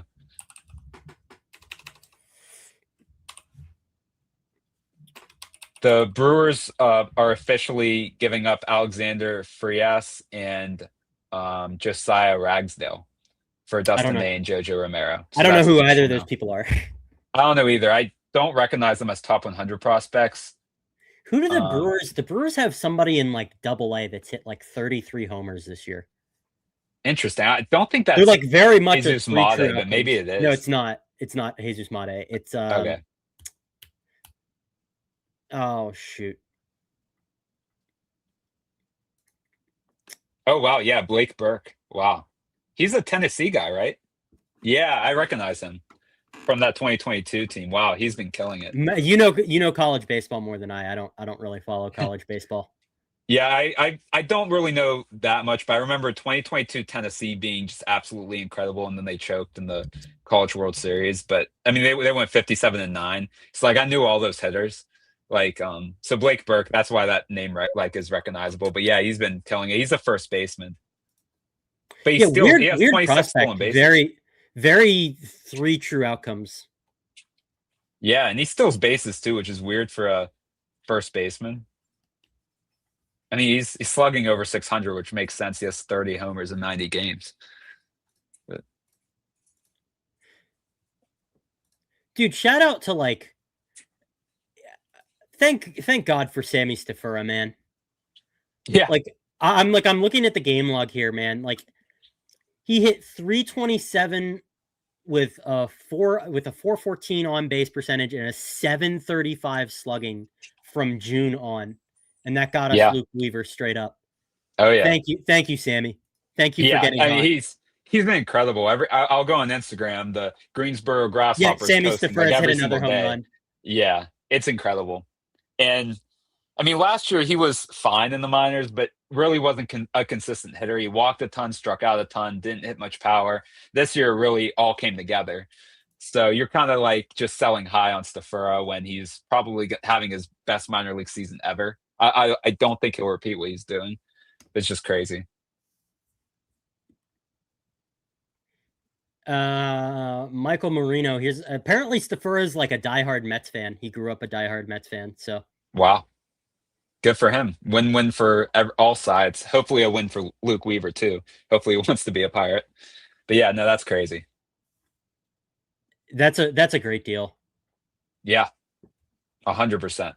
Because I thought they would have to give up Stafura alongside maybe a couple other top 30 prospects, which would be an overpay, but you still would have taken it depending on who they were. But just Stafura straight up, I mean, I can't believe that no teams were willing to outbid that, but maybe they just didn't feel the need to go really deep into their farm system. But the Pirates probably have a better farm system than anyone that was truly in on Luke Weaver, except maybe the Brewers. So. Oh yeah, I mean the Brewers have the best farm system in baseball by far. Yeah. So that's really their only competition. So I mean, crazy. Yeah, they're really saying that the Pirates have not, or the Cubs have not acquired Reed Detmers. So that's definitely officially that he's not a Cub. The other like weird fake report that's out there was like the Bob Nightingale saying that Will Warren was offered to the Padres for Adrian Morjon and that the Padres said no. And then like a bunch of other people came out and said like, no, that didn't really happen. Yeah. I mean, that would be weird though. Cause like Warren hasn't been great. Luis Garcia is a great get for them, the Yankees. Oh yeah. But like what Luis Garcia also tells me is that like there is like one way or another, Giancarlo Stanton's not going to be on that team next year. Yeah. Yeah. Because like, I mean, first base and DH is held down by Ben Rice and Luis Garcia. Garcia's not moving back to second base. And they still have Goldschmidt too. But they don't have to play. Well, I mean, Goldschmidt's going to be like older than dirt next year. Yeah. But like my general point there is like, you're kind of running out of playing time there for Stanton. And I saw something that like, this may be misinformation. I should probably check it, but his contract was apparently front loaded and he's only owed like 15 million next year. Who's Stanton? Yeah. Let me check that. That I read it. Somebody said that in a tweet, and I'm not sure if that's true. I can look it up too. That's if so. Yeah, he's owed $15 million next year, and has a club option for $15 million for 2028. That's. I mean, there's a team that's going to be willing to do that next year for a year. A year for Stanton, $15 million. Like you'll take that, yeah, because the Marlins are paying $10 million of Stanton's $25 million next year. So, yeah, that's crazy. Yeah, so whatever team gets Stanton, unless the Yankees give them some money, it might be because he's just been so hurt and he hasn't been that great when he's been on the field this year. Like it may be a Nick Castellanos situation where they just can't find a suitor. And you know what? Screw it. We're the Yankees. We can afford to eat $10 or $15 million for a guy that we didn't have room for anyways. Yeah, and there's going to be a team that's like, especially a big market team, that'll be willing, like if they need a DH, that would be willing to do that because, I mean, you basically only get Stanton for 1 year because you don't have to do the team option if you don't want to. If it was a player option, that's different. But who wants to commit that kind of money to a guy who's never on the field? Right. Yeah, that's true. But I mean, that's what the Luis Garcia to the New York thing told me was that like, well, and there's also been like weird back and forth comments between like Cashman and Stanton and his agent in the past, like weird public comments. Yeah. So I think that situation is probably like, that's what that tells me, is that situation's kind of cooked. Yeah, and I think Luis Garcia profiles better as a DH because you can't play him anywhere on the field. He's not good defensively. I mean, you can't move him back to fine. second I think base. he's fine at first base, but like you definitely can't move him back to second base. Yeah. So that's, I mean, that's where I like not confused about it, but I was like, wow, the Yankees, they're getting another big bat. I'm like, where are they going to play him? But that, if they can get Stanton off the roster at some point, that makes it worth it, really. And it's worth it either way, but that makes it even better because you don't lose anything defensively. And like if they keep Jazz Chisholm, like I don't know if they will because he hasn't been that great, but that you can still keep him in the field if you want to. So did you see DeGrom blocked a trade? I didn't know that. I know the Braves were like reaching out to the Rangers about him. So the Rangers went to apparently the reporting from Rosenthal, I think it was Rosenthal, was that the Rangers approached DeGrom about waiving his no trade clause, and he told them he'd rather remain with the Rangers. Wow. Yeah, I mean, there's only a handful of teams that would be able to trade for him because he's still under contract, if I imagine, like for a decent amount of money.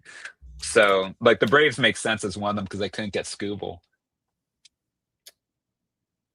But I don't know. If I were him, like if you got traded to the Braves, I would have done it. But maybe it wasn't. Maybe there's a team up north that you didn't want to go to. I don't know. Yeah, DeGrom, AAV $37 million, 2028 club option through 2027. Yeah, through 2027 with the 2028 club option.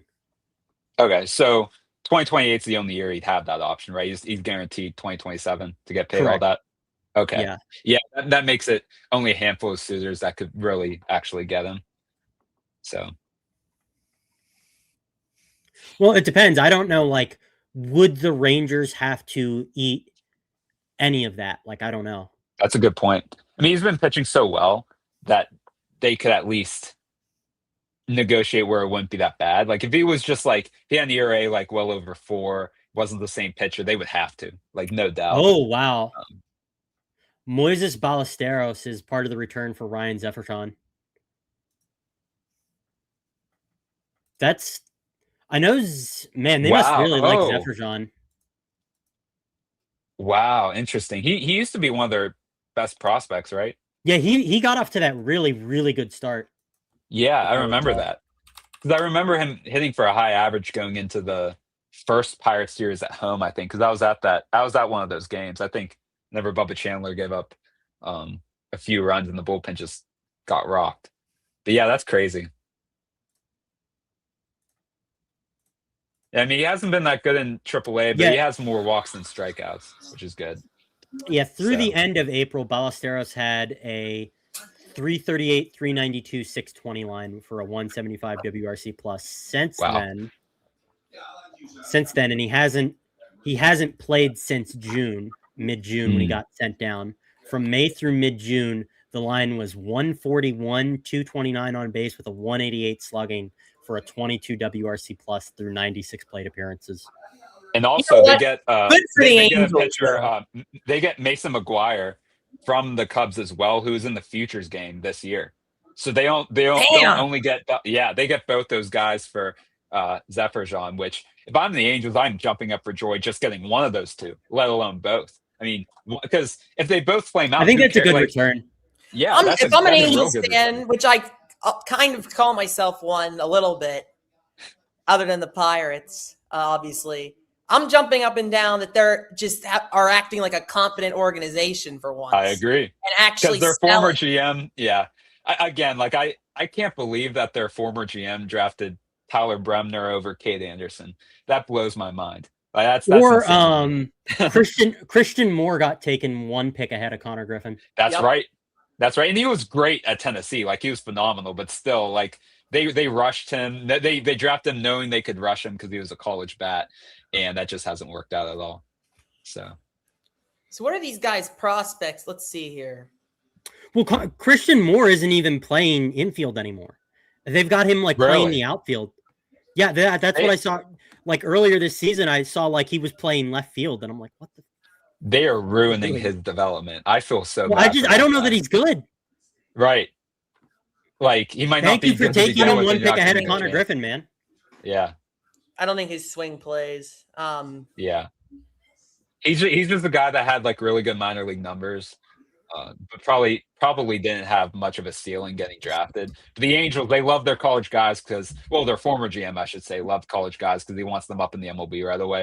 I mean, Nolan Schanuel was the big one, but he's been okay, but he hasn't been that great of a major league player. So Shanwell, I like Shanwell, but I do too. It's not like he's lighting the world on fire. No, yeah, like he's a big leaguer, but like right, he could have used a little bit of time in in the minors. Yeah, other than like 15 games, and then gets called up the same year he got drafted.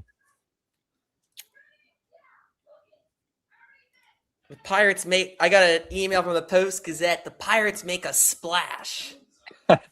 Hopefully it's not the only move they make, but probably will be. I'm really interested in Jansen and Mize. I really want that. Yeah, I agree. I'm a huge Mize fan. I think they're done with bullpen. Like, I don't think Jansen's going to cost nothing. Arm. What's that? Jansen's going to cost nothing. Yeah, that's true. I would take that. I would definitely grab Mize and Jansen if I had the chance to, for sure. I think the bat is where like it gets murky. Like I don't know like what they're gonna do for that, if anything. They may just not add a bat at all.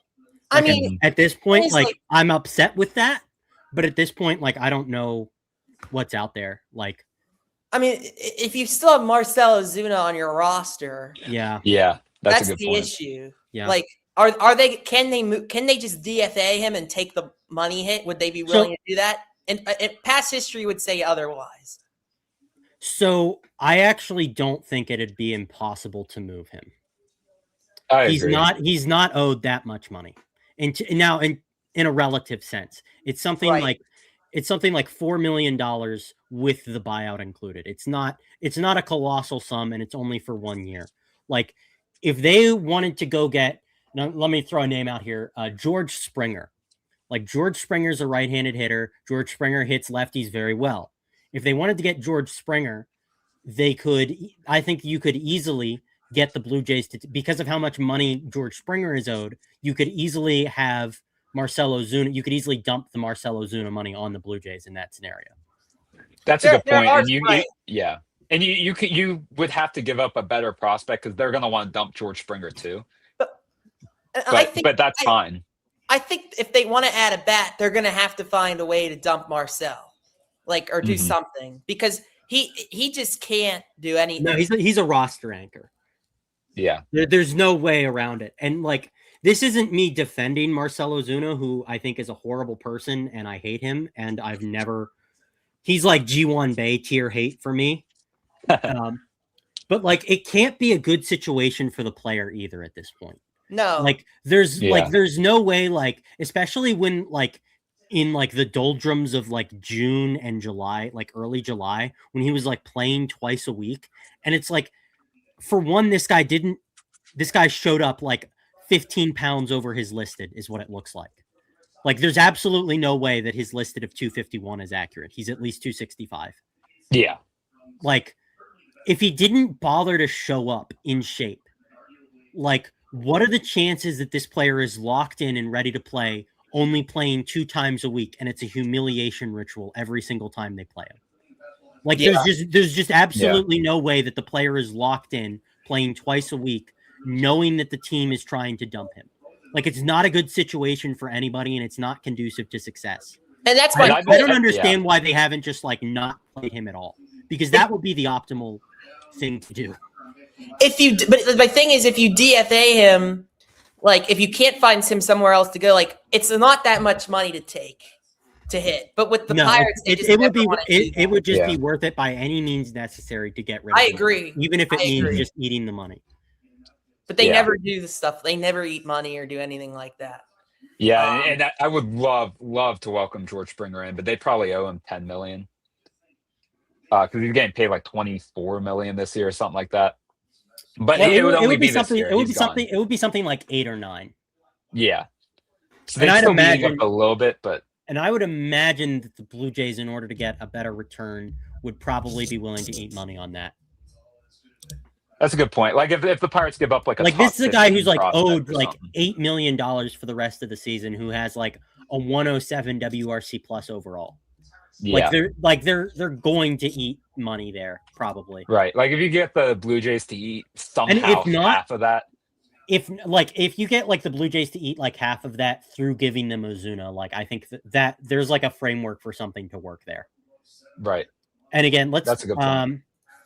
His line versus lefties this season. I think his OPS is approaching 800 against lefties. Yeah, I want to say 264 average, 356 on base percentage, 425 slugging versus left-handed pitching. So 782 OPS, 122 WRC plus, and he's not on 100 WRC plus versus right-handers, 122 versus lefties. Like, and it comes with a lot of playoff experience too. Like a ton of playoff experience. Mm-hmm. Like I think George may have played like a full season worth of games in the playoffs at this point in his career. Yeah, with the Astros especially, and obviously the Blue Jays World Series run last year. I would do that 100%, and you would have to give up maybe a top 15 prospect because you're giving them Ozuna. That's what would be my guess, but. I'd be willing to do that to get a better DH. You don't have to pay him after this year. I'm not even sure that that's true because look what Taylor went for. That's true. But I guess what I'm thinking more is that you're giving them Ozuna, and that's not really enticing. You're giving them Ozuna, but you're also taking on more money than you're giving them. That is so. True. Like if you're taking all of George Spencer's salary, he's a rental. Even if you're giving Ozuna, you're not going to have to give him much more. Yeah, I guess that's true. That's a good point. So, I don't think it'll happen. Maybe here's something. Blue Jays, Astros nearing swap of Dalton Varsho and Spencer Arrighetti. I don't know if that's a one-on-one. The Blue Jays are having fun this deadline. I'll tell you what. I like Soriano for them. I really do. That's great. Yeah. That's what we're talking about. Forward. Like, you know what I would like? I know you got to add to your outfield, but they have no starting pitching outside of Hunter Brown. And you got rid of probably your second or third best arm, and that's not saying much. But Dalton Varsho that's a guy you want on your team. But me and Jake and I were on this last podcast episode, but now things have changed. Like, we are big believers and I still am kind of, but it's not going to happen, obviously, in Houston selling because they're an old declining roster with no farm depth to speak of, I'm pretty sure.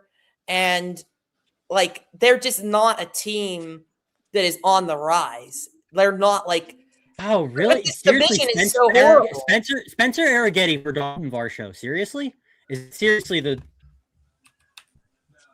I don't know if it's one-on-one, but they're saying there's no way.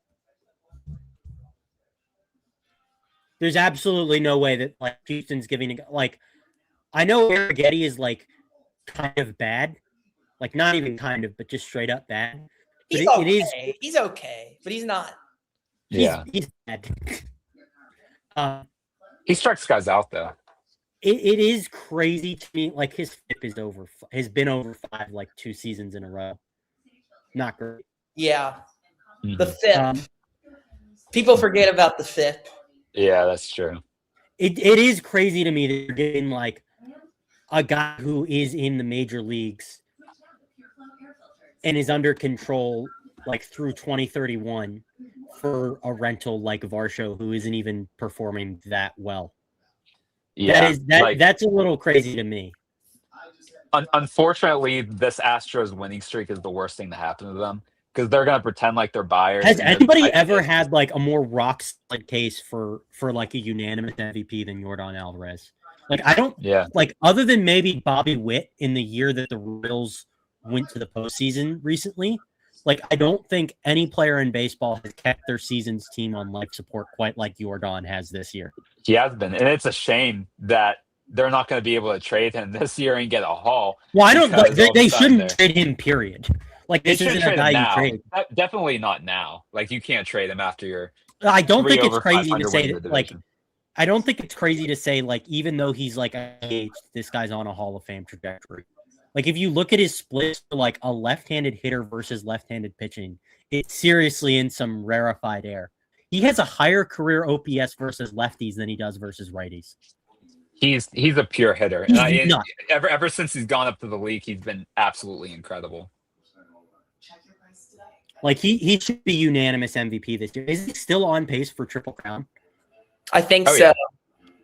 He's on if pace it weren't for him, Houston would be big sellers. Right now, he leads the MLB in home runs, batting average, on base, slugging, OPS. Leads the AL in runs scored, hits, RBIs. In the 162-game average across his career, he did 42 homers and 119 RBIs. He's never reached either of those marks because he's never played that many games in the season. But still crazy. Again, to all those who are watching, thank you. We're having some really in-depth conversation here with our guy, Connor Williams. Go follow him on X, @WinsWilliams. I'm not a good follow. I'm a terrible follow. Well, some people like terrible.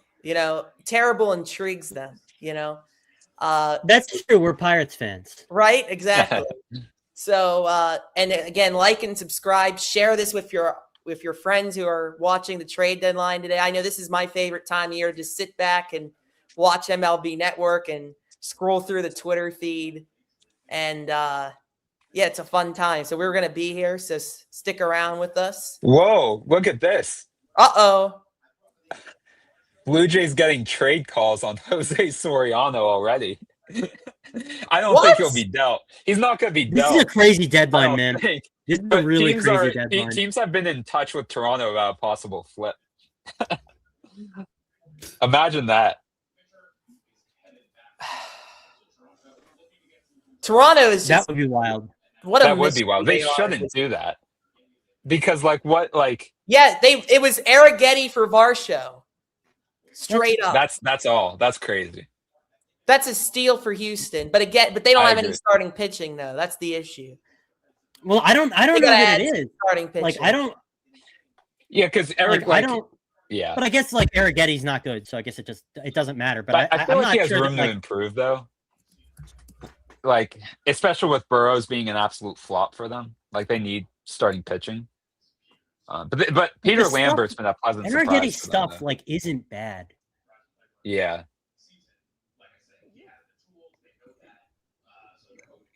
I just I know the results have been questionable. It's just I don't, and a lot of the underlying stuff isn't good. I just it's crazy to me that you're giving up a guy who can at least eat 100 innings a year, who's under control through 2030. Yeah, it makes sense for the Blue Jays because they're getting a major league arm that has years of control. Right, they're getting they're getting a major league arm that has years of controls for a guy who isn't going to be around next year anyway. And how much were they going to get for Varsho anyway? Probably an 18-year-old that's years away from making the MLB. Right. And right. Blue Jays need someone that's more MLB ready because they could bounce back next year. And it makes sense and I think it makes sense for Houston from the perspective of I'm sure they had you have the farm to trade for rentals, but in general, they're probably more hesitant to trade from their farm because it's just so bad. It's so exhausted at this point. Yeah, and Houston, especially, even though I think he's overrated, giving up Jacob Melton, that's a big one. That depletes them a little bit. And then that other pitcher in the Burrows deal that they gave up for the Rays was supposed to be good too. So, yeah, that makes sense.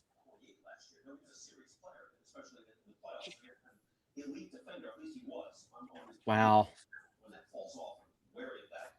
That's funny. I mean, I don't think the Blue Jays will trade Soriano, but it's funny that teams are calling the Blue Jays saying, hey, would you possibly flip him?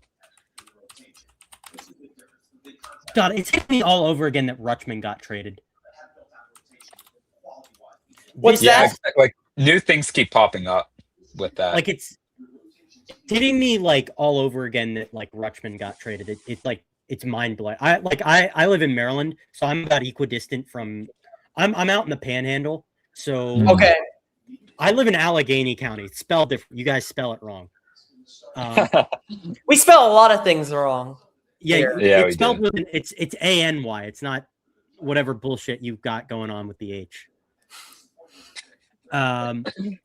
So I'm about equidistant from Baltimore and Pittsburgh. So I'm in market for the Orioles. So we get the Orioles games on TV. So I watch a lot of Orioles games. So it's like it's even more nuts to me that Rutschman's gotten traded.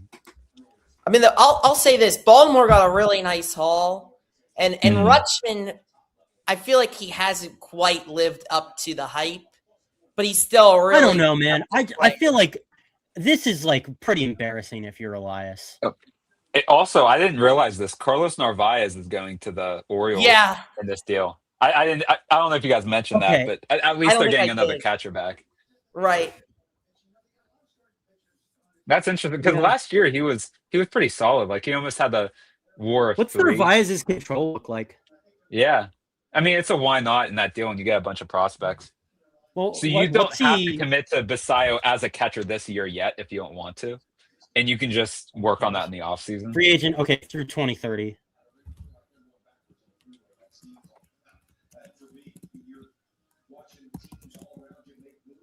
Yeah, that line looks ugly this year, though. Yeah, it does. He hasn't been a good hitter. At least he's a good defender.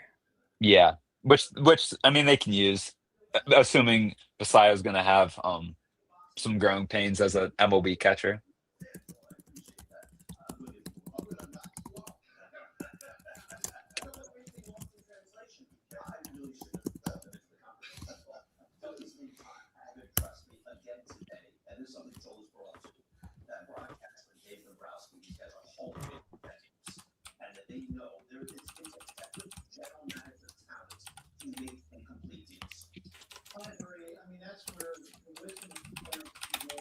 So I want to go back to a conversation we were kind of having, and I wanted to ask this, but I had to take a break. And so, like, in your opinion, Connor, like, how much do you think Ben Cherington has control over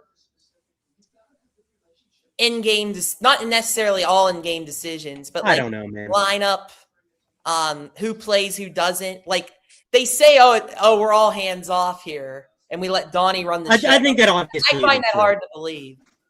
I think that obviously isn't true, but I think it's like not some conspiratorial thing either.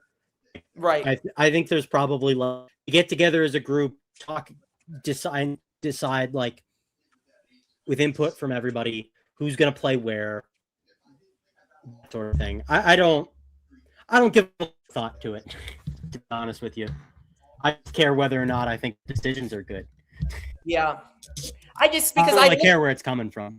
I look at what Derek Shelton's, doing in Minnesota with a much less talented roster. Obviously, the American League is weaker, and the AL Central is pretty weak. But I mean, we thought Minnesota would be a bottom tier team this year. At least I thought. And look, they're a buyer. They're buying. They probably shouldn't be buying because their roster isn't. I'll be right back. But they're buying. I gotta take a quick break. Okay, no problem. You're all good. As I said, I was looking at Derek Shelton, and you see what he's doing, and it makes me wonder, like, how much is the manager being held back in Pittsburgh? And that's what I wonder. Yeah, because like I feel like I'm seeing a whole like different manager, and it's like within game stuff with Kelly, and Kelly still has his strengths where players respect him and he fights for his guys, but the in-game stuff just it hasn't been the same as last year. Oh, it's weird. So, and again, that's the difference between being interim and then being, hooked into the organization. Yeah. Right. No, absolutely. Yeah, we're kind of getting to the point where we're like reading about rumors than actual trades going through, except the Varsho thing. Right. But still, we'll see what happens. Thank you all again for joining us. Like, subscribe, share.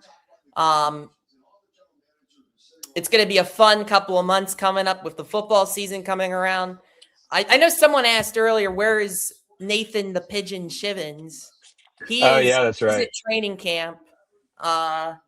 He'll be on later, hopefully, from his car probably. Yeah. So, but yeah, he'll have a lot to catch up on. I'm actually going down to Latrobe tomorrow to see Steelers training camp. So I'm ready to get into that football mindset and to really talk some football soon on the podcast. So I'm really looking forward to that. Crazy that's happening so soon. I think just because the Pirates have been competitive this year. Right. We haven't been in full football mode yet, like we would have been last year. Right. So. Right. Yeah, last year was rough. Mm-hmm. Yeah, we knew it whenever Nick Fortes did his thing against the Pirates last year. You know what? I saw him get a hit the other day, and I was like, "Got to tip your cap to Nick Fortes." It'll be like 5 years down the line, and we'll still be saying that. Yeah. Yeah. Oh. I'm watching MLB Network, and they have Brian Kenny, and I like Brian Kenny, but I need Harold and I need Harold Reynolds and Greg Amsinger. I those are the guys I want to see. I think they're coming on at 5, but normally they're on like the whole day. And then in the comments, Watt Prods says, "Who else should the Bucks trade for?" This person likes the Weaver trade. We were talking about how we would love Casey Mize. I know Connor was talking about getting him and Kenley Jansen. That would be great. We threw out Tyrone Taylor Reed a little bit too. Reed Detmers we wanted. Yeah, it was looking I like forget he's still going to the available. Cubs, and then the Cubs pivoted. Yeah, Reed Detmers would be my number one option because he's controllable. He's a lefty. That would be great. That would be my number one option for sure if they can manage that. I don't think they'll trade for him.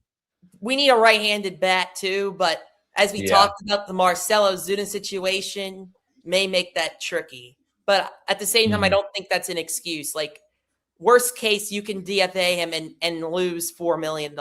But this is the Pittsburgh Pirates we're talking about. So, and to be fair, the Pirates have acquired a handful of cash considerations. So hopefully that actually matters. Thank you again for watching. Trade Marcel, I know.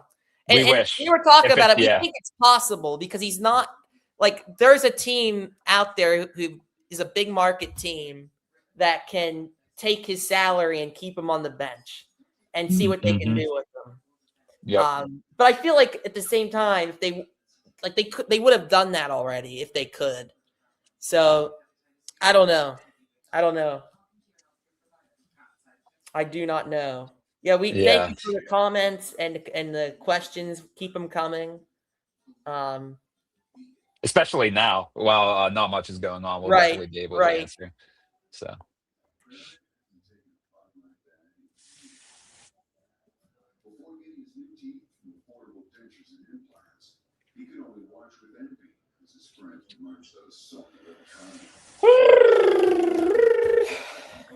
A bat that I would like the Pirates. I would have liked the Pirates to get if they needed a lefty is Alec Burleson, but there's 2 reasons why they're not going to get him. One, because he's a lefty, they don't need another lefty bat. He can't play the Cardinals, right? And 2, the Cardinals aren't going to trade with the Pirates. Well, they traded in the Brewers. I mean, yeah, but the Brewers, they're farther ahead in the standings. Yeah, but the Cardinals, if we look at the NL wildcard race, the Cardinals, are selling. Nationals selling. Miami selling. Yeah. Ryan Jeffers. Yeah, I don't think they're going to go after a catcher, but I wouldn't hate it. But to me, you'd have to move Henry Davis, and they refuse to do that.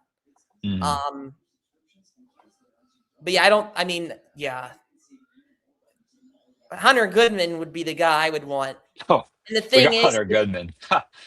He's not great defensively, But that's why it would make sense to pair him with Endy, because Endy gives you the defense and the bat, and he can play first.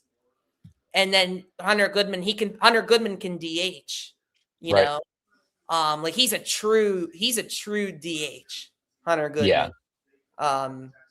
And he's going to be around a long time. I mean, if you get him, he's very controllable. And if I'm the Rockies, they made a few small moves. You want to keep stacking your farm system, but they've improved this year overall. Like, do you want to keep him as, the future of your franchise? And that's kind of what you have to debate. If you're and a lot of their contributors have been younger with years of control. They haven't had like a bunch of rentals or like 30-some-year-olds. You like maybe Sensatella they can move. You're not going to get Hall from him. Speaking of the Rockies, another this would be such a Pirates move if they went out and got Kyle Freeland for cash considerations.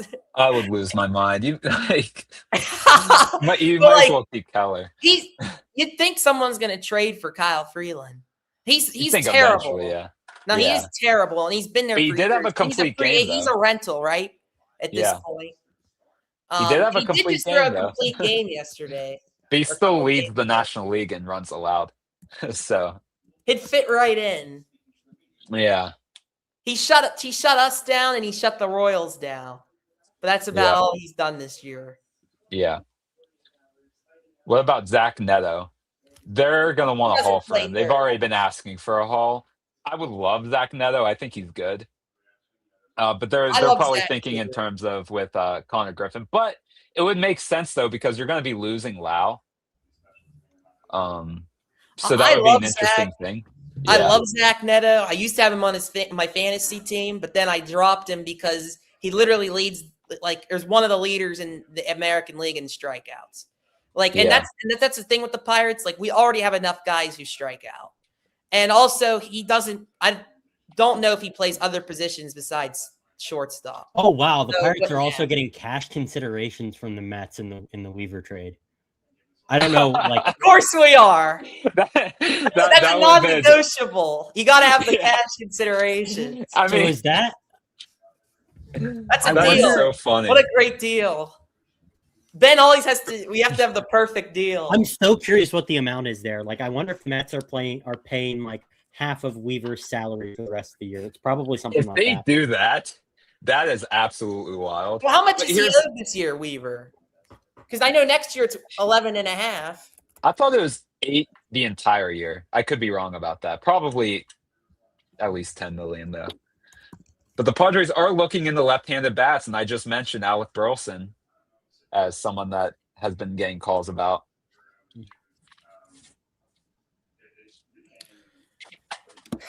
Yeah. Yep. Nick Tremio texted in the fantasy baseball group chat. Can we just get a starter in the bat? Oh no! Yeah, I would like that, Nick. So it was 2 years, 22 million. So that means he was getting 11 million this year and 11 million next year. Luke Weaver, I would assume. Wow! To complete the deal, the Mets are taking on. Whoa! The Mets are taking on $2 million of Weaver's contract this year and $6 million next year. What the fuck? Holy fleas! There is no way. They want to get rid of him that badly. That's from Joel Sherman. That's from Joel Sherman. But maybe they wanted Stafura so bad that they were willing to do that. Because maybe Stafura was by far the best prospect that they were going to get. That's my only guess. Money isn't an issue for the Mets.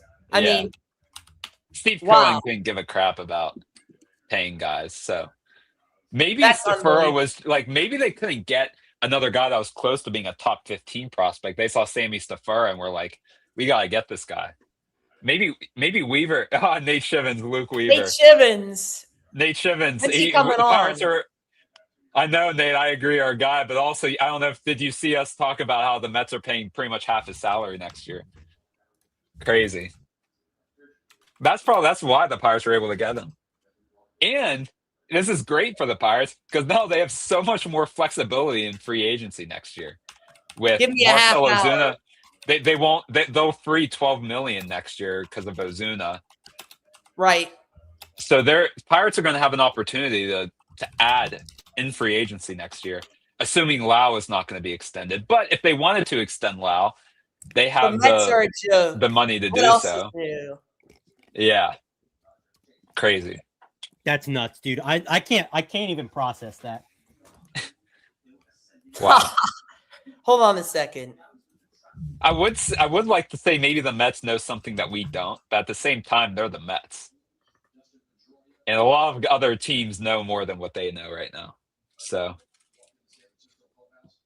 yeah, we need to see. Yeah, I agree. Frank Fleming's live reaction. I would love to see that. Sammy maybe he doesn't know Missouri is a about bum. He's a bum. And the Mets are paying all of this money. They're paying Yeah, I his could see entire that. salary. That's incredible. I can't believe that. Welcome to the podcast now, Frank Fleming. If you joined the podcast, I wouldn't even know what to say. Pittsburgh Pirates officially posted on Instagram, welcome, Luke Weaver. Welcome to the Berg, Luke Weaver. Crazy.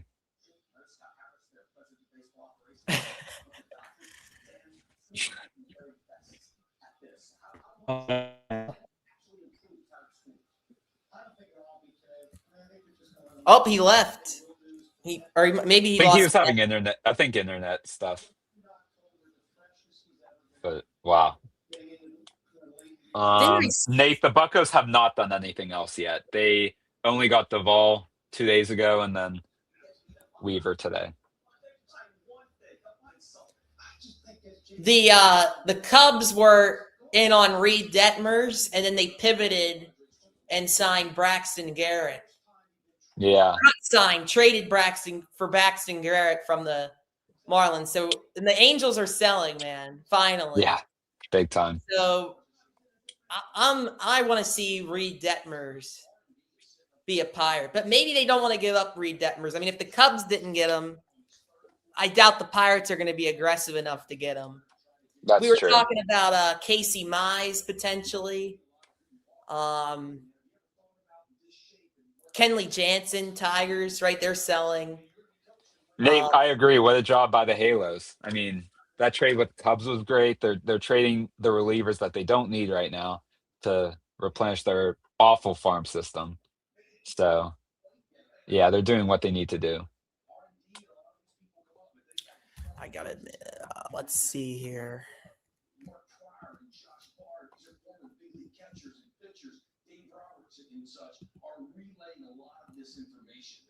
Okay, not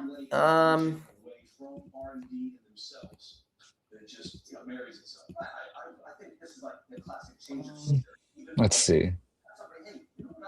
I keep getting new notifications about Ali Rutschman getting traded, but nothing has been added to the deal on MLB trade rumors. Yeah, it's those 4 guys. So that the top pitching prospect, and 2 other prospects and Narvaez. Yeah, Cashman, I think, was trying to outbid the Red Sox, but the Red Sox. The Yankees need a catcher. They do. That's where Ryan Jeffers fits. Yankees need a catcher. Yeah. Ryan Jeffers. So, and they're saying Tyler Stevenson. But here's the thing: the Twins are buyers. I mean, are they going to trade Jeffers? Yeah, because like Jeffers was like the guy everyone's been saying for like the past month, but now they probably won't. I saw something about like teams are looking in on him, but I don't know. Yeah. Oh, I'm seeing the Luke Weaver in a Pirates uniform. Yeah. Like the Joel Sherman. Look at North Shore 9's most recent post. It was Bob Nutting next to some guy, some random guy that like with like cash on it saying trade cash considerations. That's crazy. $6 million. That's more than half of what Weaver's making, I think, next year. Yeah, Pirates are in a great spot with that.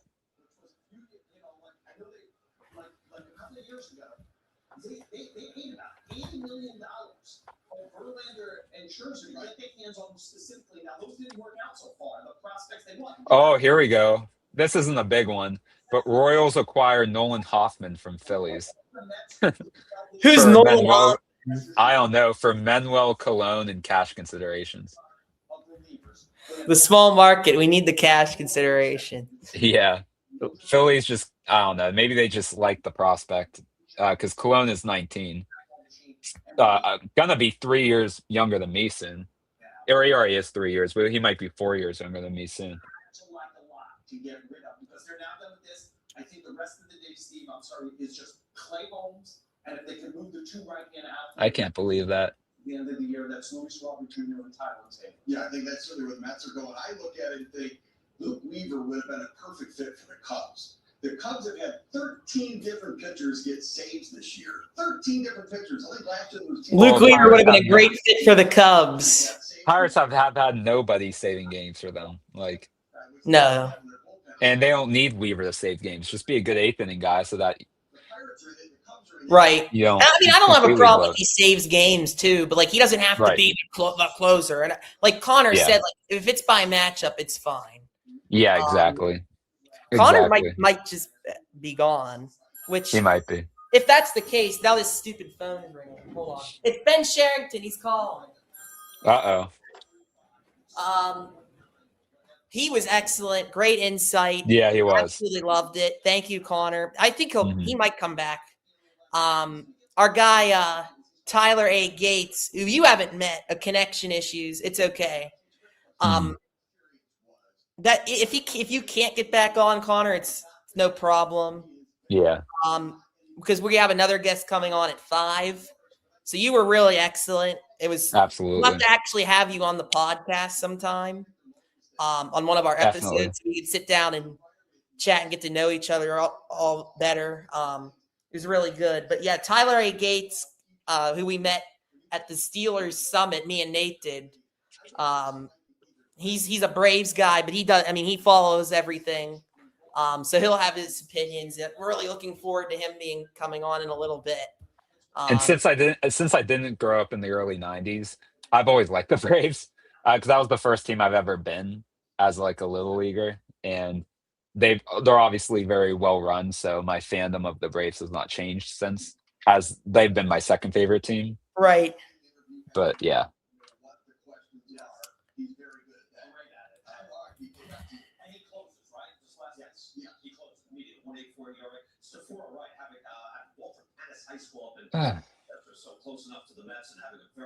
Yeah, I have no idea what to expect with the Pirates in the next hour and 15 minutes.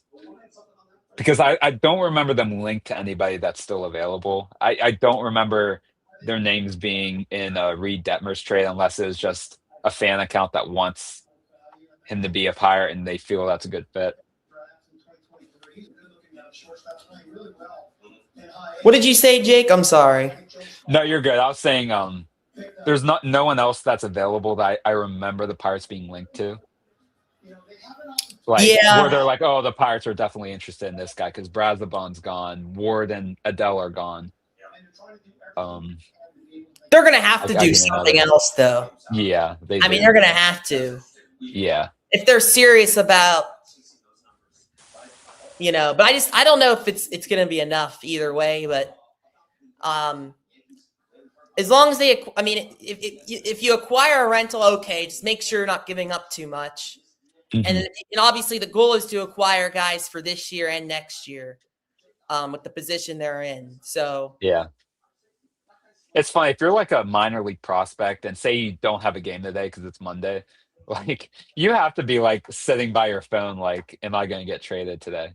That's such a weird feeling, especially if you're on a contender. Like Dodgers prospects have to be nervous all the time because that's just a whole life change. Yeah. Yeah. Like we think it's as fans, we think of these players as video game characters, Yeah. And it's fun, but we have to remember like these guys have lives and families and there's a lot going on in their minds, and that's why sometimes these trades don't work out. Like guys come to these other teams and, they just don't perform because they're just not comfortable. But then other times guys come to a new team and it's like a breath of fresh air for them and they do even better or improve from, if you're taking a chance on a Kevin Gausman, right? Like he hasn't had a good year at all. But we know he's had a lot of consistent success in the past. Maybe a change of scenery helps a guy like Kevin Gausman. Yeah. You know, so we're hoping that's the case with Doval this year. Yeah. Not a good start for him. I obviously didn't watch the game yesterday. To be fair, that pitch he gave up a homer to, it was just who was it, Trevino? I think he just got around. It was like a high outside. It was a strike, but it was like a high outside cutter that somehow he just drove to right field. But still, that's not a great sign though. That's a hittable pitch to a guy like Jose Trevino. So the Mets, I can't believe they took that. That was just, they were just out of that. Just feels like that was just out of the kindness of their hearts. Right. I mean, again, it would have to, like, that has to mean that Stafura they felt was by far the best prospect that they were going to get for Weaver. And maybe his market wasn't as crazy as we thought, because I'm sure the Brewers probably offered 3 prospects, but none of them were as good as Stafura. I mean, when we looked at Sammy Stafura last year, like in the Key Brian Hayes, I didn't think much of him at all. No, I didn't think he improved this much. But again, his numbers are really carried by a tremendous June. Trade alert. Uh-oh.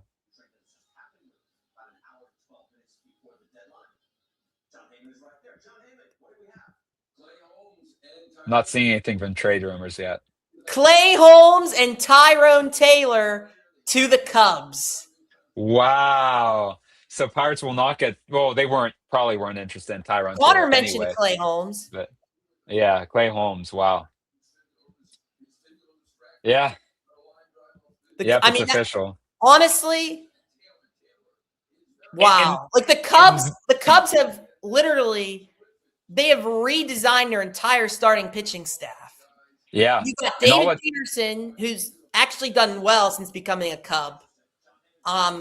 You get Clay Holmes, who we know is pretty good as a starter, right?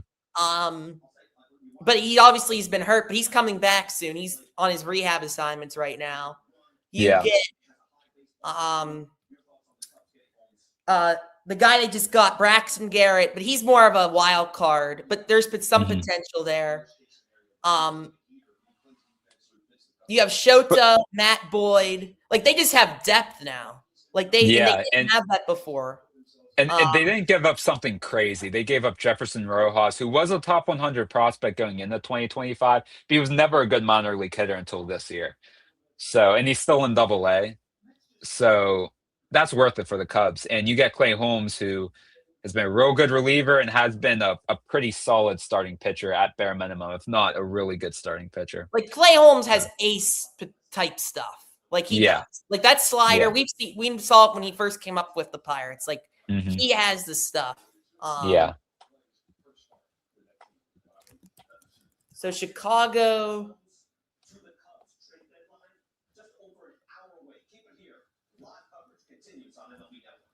I'm just going to get Jeff Passan up here.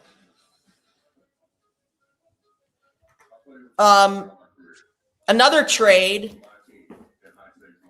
The Tampa Bay Rays are acquiring right-handed reliever Tyler Wells from the Baltimore Orioles. Wow. Okay. He used to be a starter, right? And then they converted him to a reliever. I think so. That rings a bell. Yeah. So the Rays are getting, that is a Rays type move. I'm thinking there's another starting pitcher the Cubs got recently, but I can't. Maybe not. Unless you're thinking of Reed Detmers, like because it was Garrett. They got Peterson. They got Gausman. And Gausman, right? So you get Gausman, Clay Holmes, Shota Imanaga. The rotation has been their weakness, really, because they haven't had anyone that stands out. An ace, but they have guys now. Like they have guys. Yeah. And Clay Holmes, I think if he's right, he's tough to hit. Like he's and Tyrone Taylor, Connor mentioned him as a potential guy who could hit lefties for the Pirates. Well, at least the Pirates don't have any lefty starting pitchers for Tyrone Taylor to mash. So not the end of the world for the Pirates.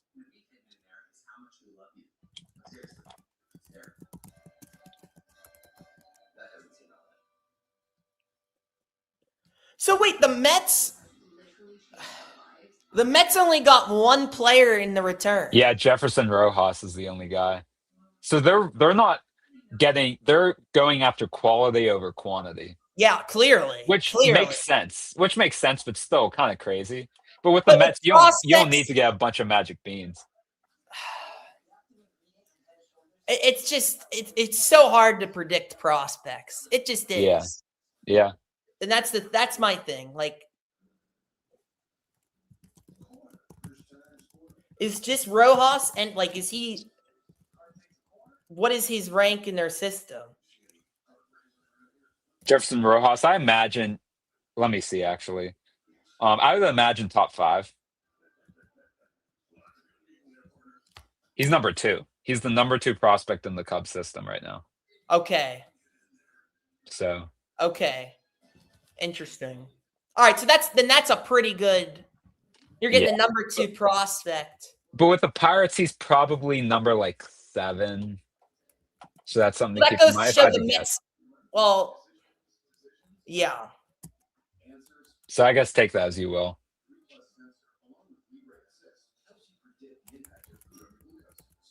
Oh wait, no, never mind. Jefferson Rojas rose through. Now he's the number 63 prospect in baseball, so he would be the Pirates' 3rd. Number 63 MLB.com prospect. Yep. Just because he's having a really good season, he was a top 100 prospect 2 years ago, going into last year, I should say.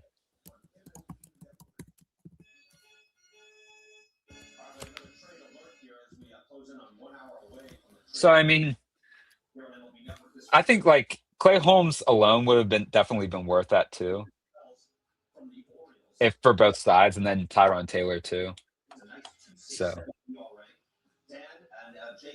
it's funny because these prospects are like third base shortstops, which I don't think they're going to trade Lindor this trade deadline. But I was just thinking about that.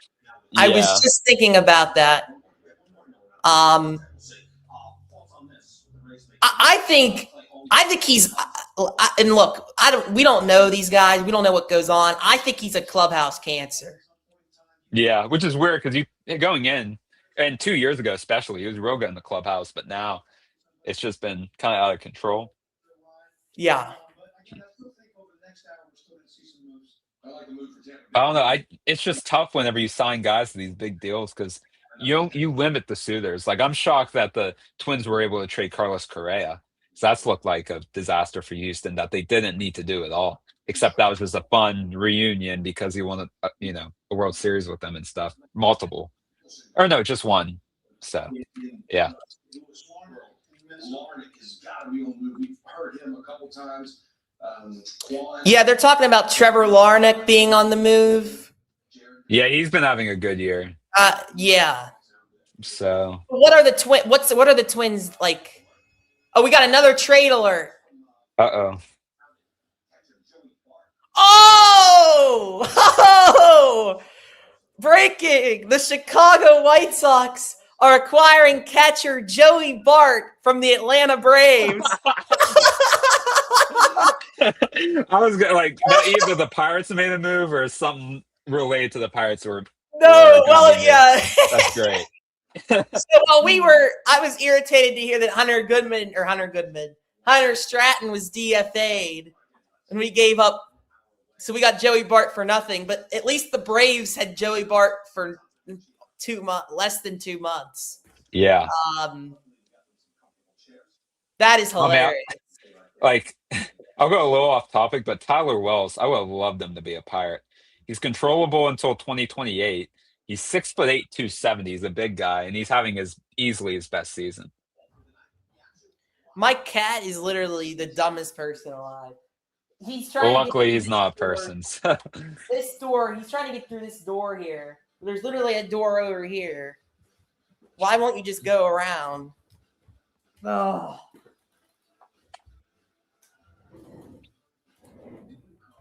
Wow, Joey Bart.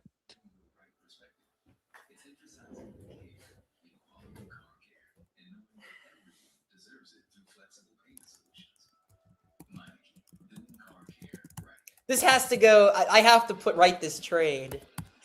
Yeah, I know. It's really a nothing burger. That is so incredible. Joey hasn't been good for Atlanta. Am I wrong? I mean, they clearly I haven't been paying attention. Yeah, I haven't been paying attention, so I don't know. What a year for Joey Bart. I know. Let's see what he actually has a positive WAR with Atlanta this year. Was like 0.1 or something. 0.4. 0.4, interesting. Which was like what it's been for the Pirates the last 2 years. Yeah. He's hit 188 with 2 homers for Atlanta this year. Does he have a good OPS? Or his OPS is 691. He only played 20 games. Maybe he has like a random 3 defensive runs saved or something with them. No, that's interesting. Like, so the break. So who do the break? Like, because they have Doug Baldwin. Yeah. Although isn't he hurt? I think so, and unless they're getting Sean Murphy back soon. No, Baldwin's healthy. It looks like, or at least healthy enough. Are they preparing to make a move at catcher? But I don't know. My guess is that Sean Murphy's coming back soon. Yeah, but Sean Murphy, I mean, as a backup, like, yeah, I guess. Oh, here's something interesting. Nothing anywhere near official, but the Astros have discussed getting Foster Griffin, which would help their rotation out tremendously. If you're Washington, though, like the one trade we didn't talk about today, this happened yesterday, was Luis Garcia to the Yankees. Yeah, I was talking about that with Connor Williams, and he made an interesting point. Because Stanton only has one more guaranteed year next year, maybe the Yankees just want to get rid of him because where are you going to put Garcia in the field? He's atrocious defensively. Okay. But I mean, he leads the National League, and like if I'm Washington, like I wouldn't have done anything this trade deadline. Yeah, I agree. As far as like giving up your best hitters. Yeah, like because no one's a rental on that team. You have your offense built. Mm-hmm. And it's like, now maybe they think Luke Garcia, which is a possibility, because Garcia was never really that good until this year. So maybe they think we're going to trade him at the high, and they do need pitching. So maybe that was a good move. But I would not trade Foster Griffin. Yeah, I wouldn't either. I heard they were trying to extend him because he's a free agent. agent. That's interesting. I mean, he's up there in age because he played baseball overseas. Like he's in his age 30 season now. He's 31. He just turned 31 a week ago. So you extend him, you're risking a sharp decline, but you have him next year. So if you're competitive next year, it is what it is, and you'll still have your best pitcher. So here's my guy, Greg Amsinger. Here we go. 1 hour. Oh boy. 1 hour left. I can't believe I've been on the stream for like almost 2.5 hours. It's gone. I mean, we've been having good conversations. We have been having a good conversation. It's been worth it for sure. At some point, I might need to take off the AirPods because even in my ears too long. Oh yeah, if you need to take a break or you need to go, it's okay. I should be. I will see. Hopefully not, because I know trades will be coming soon. But yeah.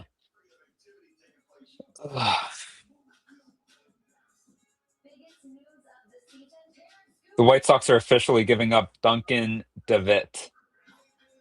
So pretty much the Braves traded Hunter Stratton for someone they probably feel is going to be better than Stratton. That sounds like a guy you would get for Joey Bart. Yeah. Duncan DeWitt. Yeah, so I guess maybe Joey Bart doesn't have the market like we thought.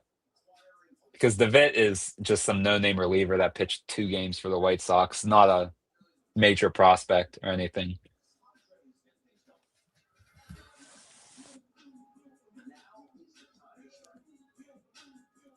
Oh, here we go.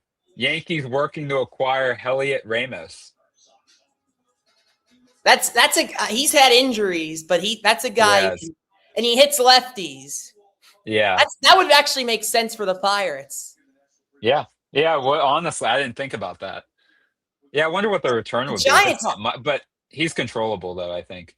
you feel like the Giants are going to do a lot more within the next hour. Like, yeah, would someone be interested in Matt Chapman? Someone would have to be, I feel, but the Mets being bad actually, like if the Mets were good, a lot of these teams would be able to move these contracts a lot easier. Right. So like whenever the big markets are bad, that makes it so much more difficult because you're only being able to trade with the Yankees, Red Sox.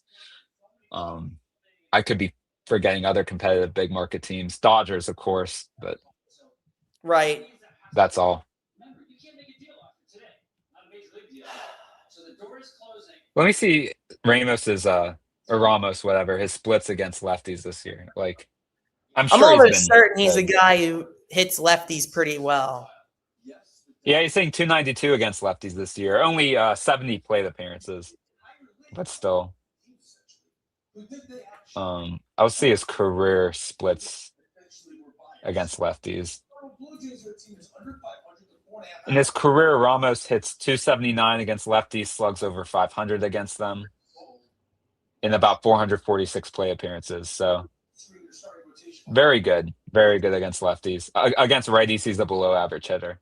So he's controllable through 2030, or at least until 2030. So the Yankees will have a corner outfielder that pretty much replaces what they were hoping to get from Jason Dominguez. So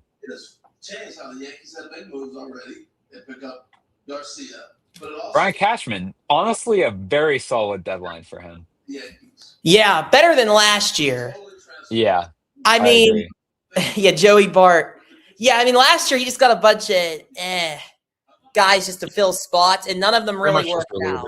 Yeah, no hitters that made an impact. I think they got Ahmed Rosario or something. I could be wrong about that, unless that's a different team. But a type of player like that, they really only got bullpen help last year.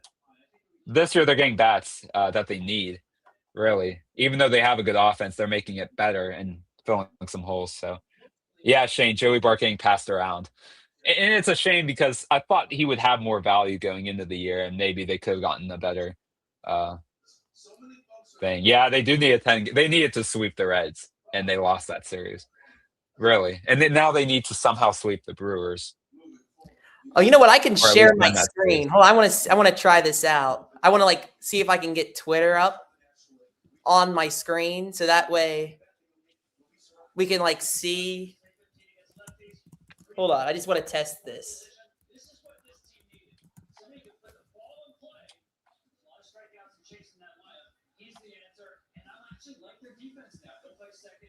Okay, if I share my screen. Sharing works best on a good. Okay, great. It's giving me all these directions. Okay, I know.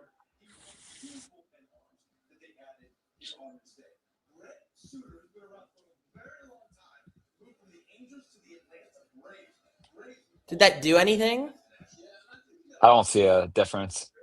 Oh yeah, add to stage. There we go. Wow. So I can. Okay, so you can pull up. So I can pull up stuff. Okay, cool.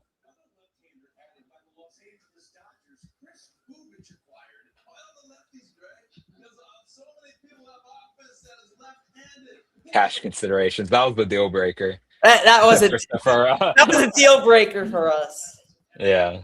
That's the thing. That's why I was. Oh, my computer. Jeez. That's why I was, kind of.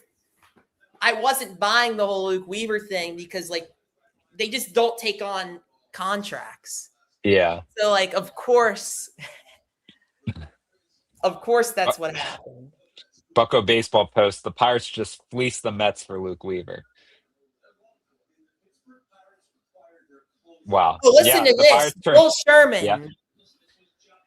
More and more, it is possible the Yankees do not get a catcher, which wouldn't be good. Jeffers and Goodman do not appear to be moving. Heard some talks with Pirates about Henry Davis, who is not the kind of bad hitter they need. Still an hour left. So imagine if we get rid of Henry Davis, I'm jumping for joy. I don't care. And I'm sorry, Jake Bell. Yeah. But I can't watch this guy play anymore. Yeah. But Shane, we did see Clay Holmes to the Cubs. Kind of crazy. But yeah, we did see that. Him and Tyrone Taylor. He looks Wow. good, man, in the black and gold. Let me tell He you. does. He looks does. good. I always Damn. liked Luke Weaver. Like he was a guy that was like a top prospect who, I'm a fantasy baseball guy. He was always someone that was like a sleeper in fantasy baseball, like early in his career, and it just never panned out as a starter. But the Yankees just once he went to the Yankees as a reliever, he became elite. And yeah, Clay Holmes, the Cubs, we did talk about that. There it is, the full trade. yeah. Yeah, Mets go, as Jake said, put it perfectly. Mets going for quality over quantity. So I don't know how that's going to work out, but and again, like with the Mets, I get what they're doing to a degree, because if they're not getting that one prospect, they're going to get 3 no-name prospects. So they're just betting on getting these top prospects, just getting one that and hope that they pan out, which I agree with, because what are they going to do with 18-year-old guys? Do you think Cherington saved his job, or is he done? I think the only reason that he would lose his job is if he did nothing. His job isn't in danger, and that's part of the issue, a big part of it. Like maybe if Cherington did absolutely nothing, or he traded Lau or something, maybe. But I think that as long as the Pirates added and didn't absolutely harm the payroll, I think he would be fine. I don't think the Luke Weaver trade made or break his deadline or his job. So Duncan Davitt. That's a wow. So the Braves New York basically Yankees, traded. Brian Cashman had some interest in Bart. It says the Yankees had some interest in Joey Bart. That's hilarious. Yeah. If the Pirates trade Henry Davis, that'll be the biggest, what's it called? Shock, I guess. The biggest shock, because unless they're getting like a top 5 Yankees prospect somehow for him. Like, I just don't see it. First year we actually bought since 2018. In actual impact players, yes. They technically bought in 2024, but they also sold. That was a fake buy. That was a fake buy. So in truly buying, yes, that's the first time they bought. I mean, Luke Weaver is the first legitimate player that is really good right now that the Pirates have got in a trade deadline that I can't remember the last time. He's definitely you're right, because even he's probably gonna have the most impact since J.A. Happ, but J.A. Happ wasn't good whenever the Pirates got him. So maybe Marlon Byrd in 2013, because he was having that really good season whenever the Pirates got him.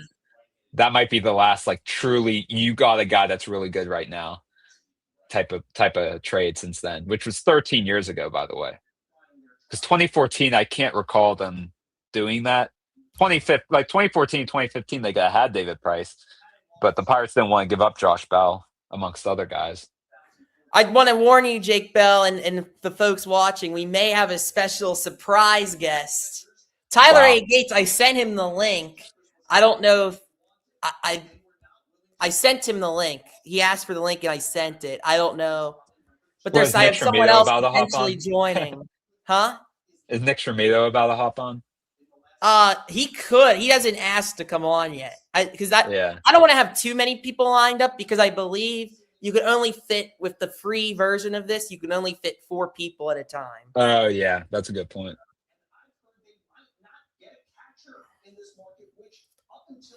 I'm excited about this guest. Do I know this person? Oh, absolutely. Oh, okay. Cool. Nate said he'd be coming on around 5:15, so we should be getting some action with some people here pretty soon. Oh, wow. Here's a random trade. The Braves and Red Sox are swapping Eli White and Tyler Uberstein. Never heard of All right, Tyler here he is, folks. We got him, ladies and gentlemen. Tyler Beck. Oh, let's go. Wait, we got it. Hold on. I have a thing for Tyler Beck. I can't see anything on here. Tyler Beck, I know I texted you this, but I want to say it while I'm talking to you face to face, but congratulations again. on your new job. Like you definitely deserve to be an SID somewhere. So tell the people about your new job, Tyler. Well, first of all, I can't see anything on the screen. I see a white screen, so I don't know what you guys are looking What at. did you join on? Because Jake had the same problem. Yeah. On Safari. Yeah, that's what I did. You have to go on Google Chrome. It works. All right, I'll be right back. Yeah. Well, Tyler Beck gets that situated. So yes, the Braves did trade Eli White, an outfielder, for Tyler Uberstein. I don't know. Wait, it's Uberstein. So they get a reliever who only pitched one game in the majors, but pitched 2 2/3 innings and gave up a run. I don't know what to make of it. This is just like a Red Sox wanted an outfielder, Braves wanted another bullpen type trade or another reliever type trade. Yeah, so. That yet seems like a nothing burger there. Yeah. Eli White is not good. No, he's not. But it feels like he's been a Brave for like 5 years. The Braves have made a lot of moves, and if we get Tyler A. Gates on, okay, Nate is going to be joining us shortly. Nice. Tyler A. Gates, they've just been kind of dinking and dunking the Braves. Like, yeah. They haven't gotten a splash player, but they've made some little moves. Like, so they got some pitch. Tyler Malley could help them, but like they haven't really made that move yet. They're like really. I was rooting for them to get Scooble because like Scooble and Chris Sale, like that's a nasty 1-2 punch. Like lefties out of your rotation. Yeah. Like there's a lot of teams that would have been awesome. Like even Phillies, you had Scooble and Christopher Sanchez. That's another 1-2 punch of nasty lefty starters. Yeah. Who is Tyler Uberstein? I don't know. I've never heard of him. That's who the Braves got. But he pitched only one game this year. He got a loss in that one game, but he only gave up 1 earned run in 2 2/3 of an inning.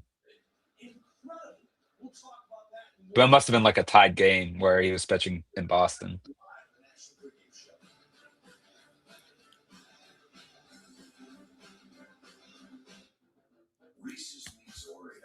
Now you meet our Reese's Oreo Cups. It's the collab everyone's been asking for. All right, so the players that the Cubs are trading for Braxton Garrett are official. Jonathan Long, a minor league infielder, and Jace Beck, who's a minor league righty. Beck. Tyler Beck.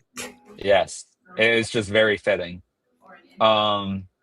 This guy, Jonathan Long's interesting. He's a first baseman, hits for some power. It would have made his debut if the Cubs weren't stacked at first base already with Michael Busch. He had 20 homers, batted .305 in AAA in 2025. This year in AAA, has 12 homers, batting .283. The strikeouts aren't as big of an issue as you would expect from a guy like him. Like he struck out 116 times in 606 plate appearances in AAA last year, which isn't bad at all. He played 140 games. Who is this, Long or the other guy? Long. Yeah, Long. Okay. Jonathan Long. So that's a good player that the Marlins are getting. And Jace here's Beck. Tyler. Here's Tyler Beck. Reliever. And Jace Beck, he's a strikeout guy. Oh. He pitched 25 games, 9 starts, 116 strikeouts in 74 innings. So the Marlins, I don't blame them for making this trade. The Marlins know how to make young prospects. They have an eye. I was going to say, wait to trade Braxton Garrett whenever he was healthy, but they got 2 interesting pieces. I would have made this trade whenever Garrett was healthy, let alone not into like what he is now. So good on the Marlins. Tyler Beck, how are things going? First day on the job at Midland University. Midway. Oh, I'm sorry, Midway. River State's conference, right? Yep. Now they're new to the River States. No, they're not new. They're not new? Okay, I see. I don't remember things. Hey, get your facts straight. I know. We lost them. There you go. No, they're not new. They were established in 1847. They've been in the league forever. That's smaller than that's good. They got someone familiar, obviously, with the River States Conference and Tyler Beck. So they're enrollment wise, we're about the same, about 4,000. Now the campus is, I assume, is more in like rural area. Yes. Is it or is it in the city? It's not in the city. It's called Midway because it's halfway between Frankfurt and Georgetown. So the campus itself is like tucked up in the back, but it's its own little campus. It's nice.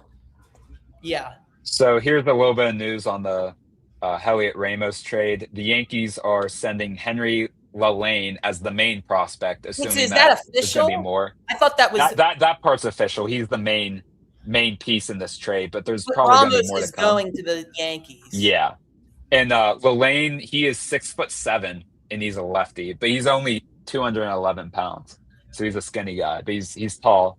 I assume he throws pretty hard, so not a bad guy. He's like 21, 22 to get it for the Giants. So okay, they are getting Henry LaLane. Henry LaLane. He's probably, let me see if he's the top 100 prospect now. He's probably close. He's been good in the minors, and he's tall. He probably throws hard. Are we going to make another move? Is the question. They better make another move. As much as I love Weaver, that's not the only thing you can do. Yeah, they have to. Wait, I missed this. Joey Barker traded again? Yeah, he did. He got traded to the White Sox. You bum. Yeah. So LaLane is the Yankees' what do you want to fifth see prospect. the Pirates do here? Anything but freaking lose. What? Anything but lose. I'm sick and tired of watching this. Brian Hayes hit a home run off of us yesterday. I almost threw my TV through the window. Brian Hayes did help the Pirates because the Pirates got Sammy Stafura from Hayes, and now we use Stafura to get Luke Weaver. So I mean, go sign Shaggy at this point. I love Shaggy. He wouldn't give up home runs every day of the freaking bullpen. All right, we got another guest here coming on. I don't know if I'm worried if Nate comes on. I don't know if I'm going to have to be able to fit 5 people. I can go. Don't worry about it. Here is Tyler A. Gates. Look at that studio. There we go. That's a professional right there. And here's Nathan Givens. So Tyler Beck, but can I add 5? Oh, I can add 5. Wow. Oh, wait, no. It just had 5. Wait, did he leave? I think he may have had connection issues because he didn't say anything. Who is that? What's going on, everybody? He's a guy we met in Pittsburgh. He's in Atlanta. Hold on. Can I add? Are you there? Shane, who else will we get? Hopefully a right-handed bat and a starter. Yeah, you're here. Okay. Can you hear us? Yep, I can hear you guys. Can you see us? I cannot see you guys. Okay, where did you log in? Did you do it from Safari? Yeah. Okay, that's the issue. You got to go in from Google Chrome. Okay. We figured this out a couple earlier. Okay. Yeah. Yep. Yeah, so we can fit 5 people.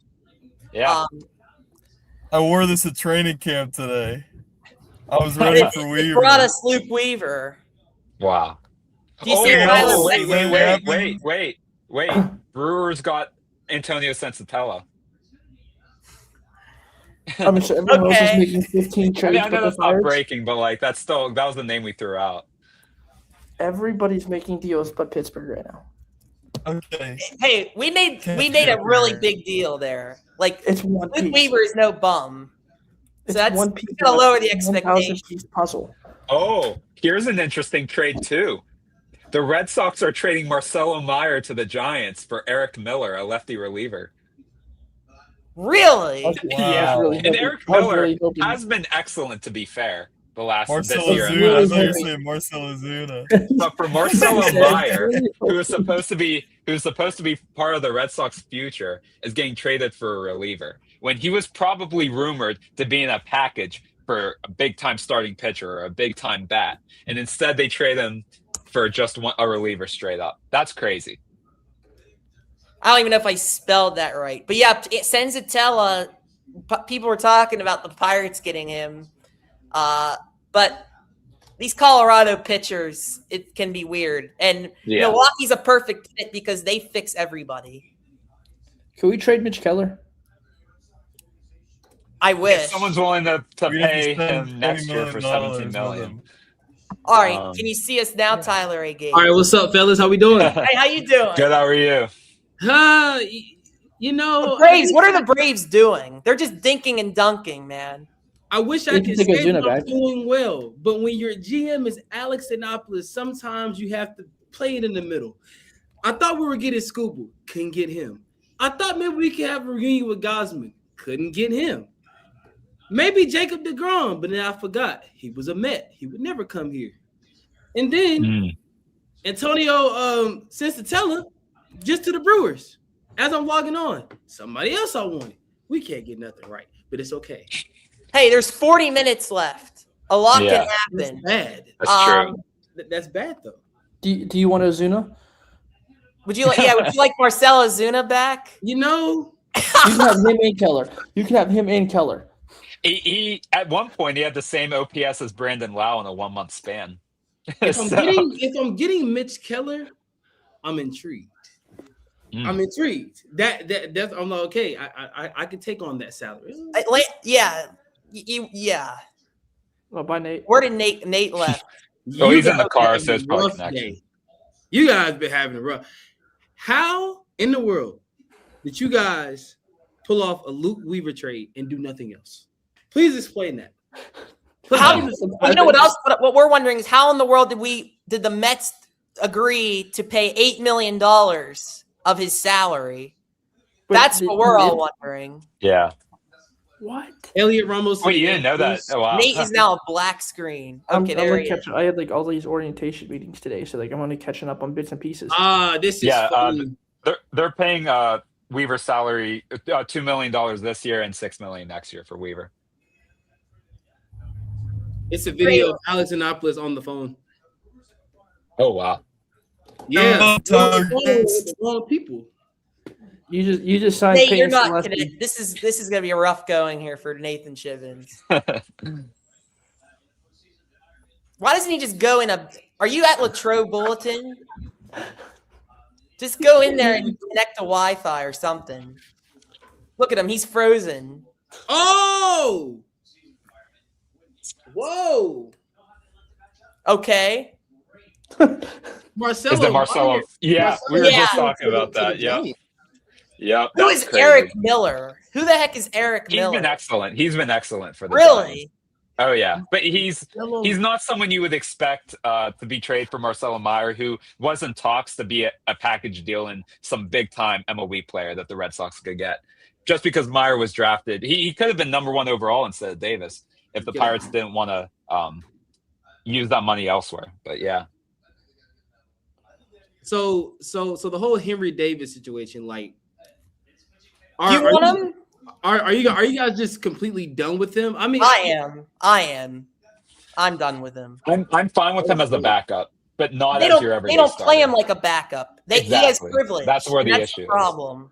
Yeah. Well, I mean, if you're the number 1 pick and they consider you one of the franchise changers, I mean, they're going to give you a certain leeway, you know. Yeah, but enough's enough because he's refused to change his swing. He backspins topspins every ball or back whatever. The backspin I think is good. Topspin is bad, or vice versa. But his swing is just terrible. It just and he thinks he's a big shot. Like that's what I take. That's my takeaway. And the fact that he's Paul Skeens' personal catcher and Paul Skeens isn't good right now, that also irritates me. Yeah, Paul Skeens has been, he's been iffy. So they traded Marcelo Meyer to the Giants for Eric Miller. I like that for the Giants. Yeah, I do too. Why not? That's absolutely like, what are you going to get for Eric Miller? Like 3 18-year-olds? Like, might as well get someone who has the potential to be an everyday starter. And maybe this means that Matt Chapman could be traded, or, you know, maybe they don't believe in Willie Adames as a good defensive shortstop because he hasn't been good defensively at all. So Tyler Gates, can you tell the audience a little bit about yourself? Because we've never had you on the podcast before. You're a man of many, many traits here. We'd love to hear a little more about you. I know about you. I know what you're about. But tell the audience. Yeah, so I'm a sports journalist, sports media personality, whatever you want to call it. My expertise goes across pretty much every sport. You know, it's hard to keep up with, but that's what I've done to myself. Yeah, I'm very passionate about what I do. I have a very, very, very unapologetic take on certain things, and when it comes to debate, sometimes I lose, I win. I'm in the middle. I don't know, but I love sports and I love talking about sports. So that's a little bit about me. So do we, man. So do we. Yeah, we met Nate and I met Tyler Gates at the Steelers Summit, and Tyler flew in from Atlanta to go to this. And he was the main connection I met there that I still stay in touch with. So you'd love to see it. Are you coming to Pittsburgh for the home opener to see your Atlanta Falcons? Is that in the works? It's in the works. We're trying to figure some stuff out, but it's in the works. I'm trying to get there. I understand that Pittsburgh fans this year, from the ones I've heard, almost have no hope at quarterback. Like they're just like we got Aaron. We're good. You're good for this season, right? Yeah, I'm a little worried about Will Howard. A little worried. He's not. They're gonna have to go into free agency again, or they're gonna have to draft. But if they finish, they're gonna have to trade up for a quarterback if potentially. There you go. But it's interesting to say the least. Nate, are you with us right? Nathan Shivens, are you with us? You hear me? I'm here. Yeah, I hear you. Oh yeah. Oh, also, Tyler Gates, what's going on?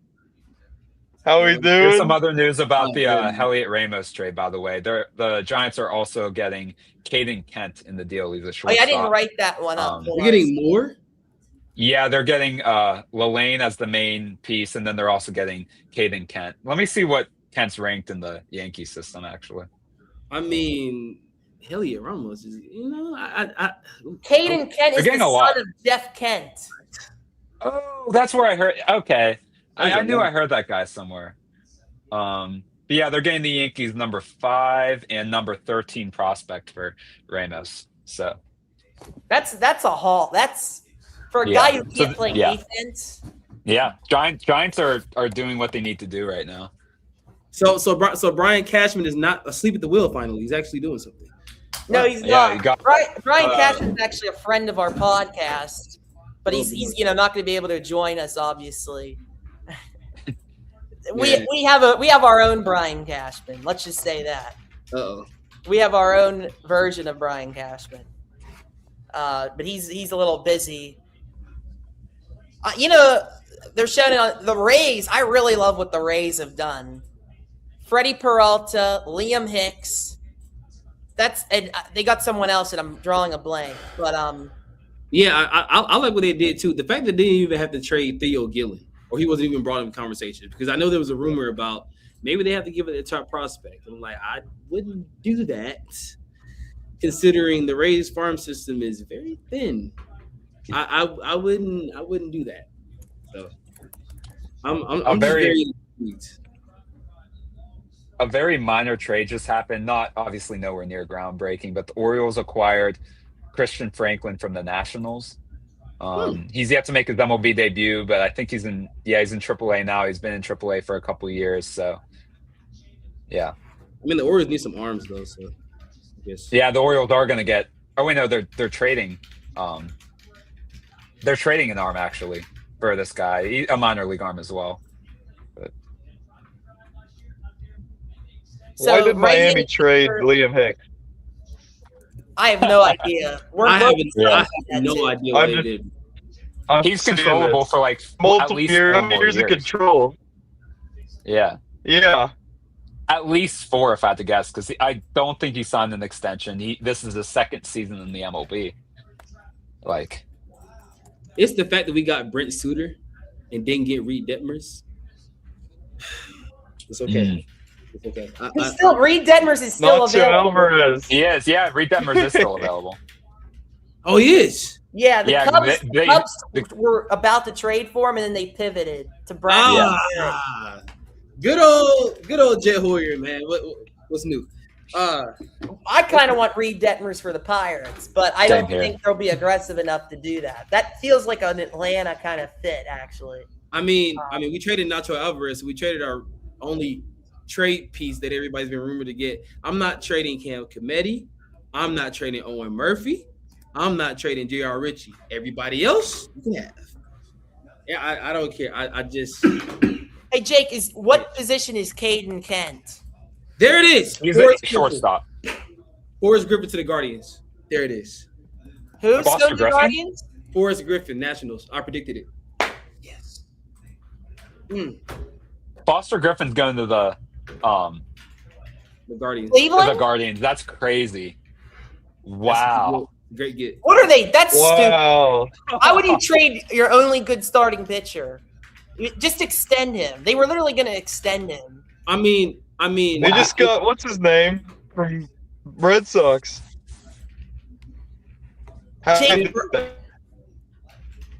Oh, Connolly early. Yeah, but you need pitching. You need as much pitching as possible. But if they got something, I'm assuming they got something good back for him to just trade him, because I don't think they were going to trade him.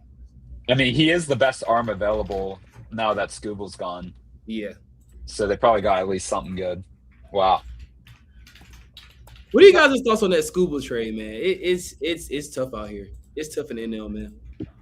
It's just mind blowing that like the Brewers weren't willing to outbid the Dodgers. Like they didn't even try to. Like apparently them and whoever else was interested didn't even try.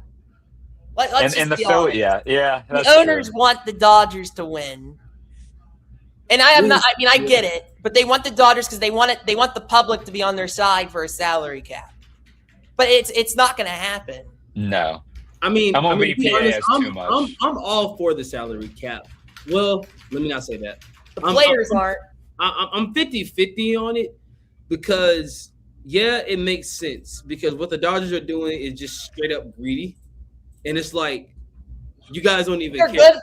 They're good at business. I mean, they know how to develop players. I mean, you can't blame them for harboring the system. I mean, they know what they're doing. Well, some players, because Dalton Rushing is Dalton Rushing, but yeah, but they didn't pitch right. I mean, he's one of their guys that they developed. Go ahead, continue.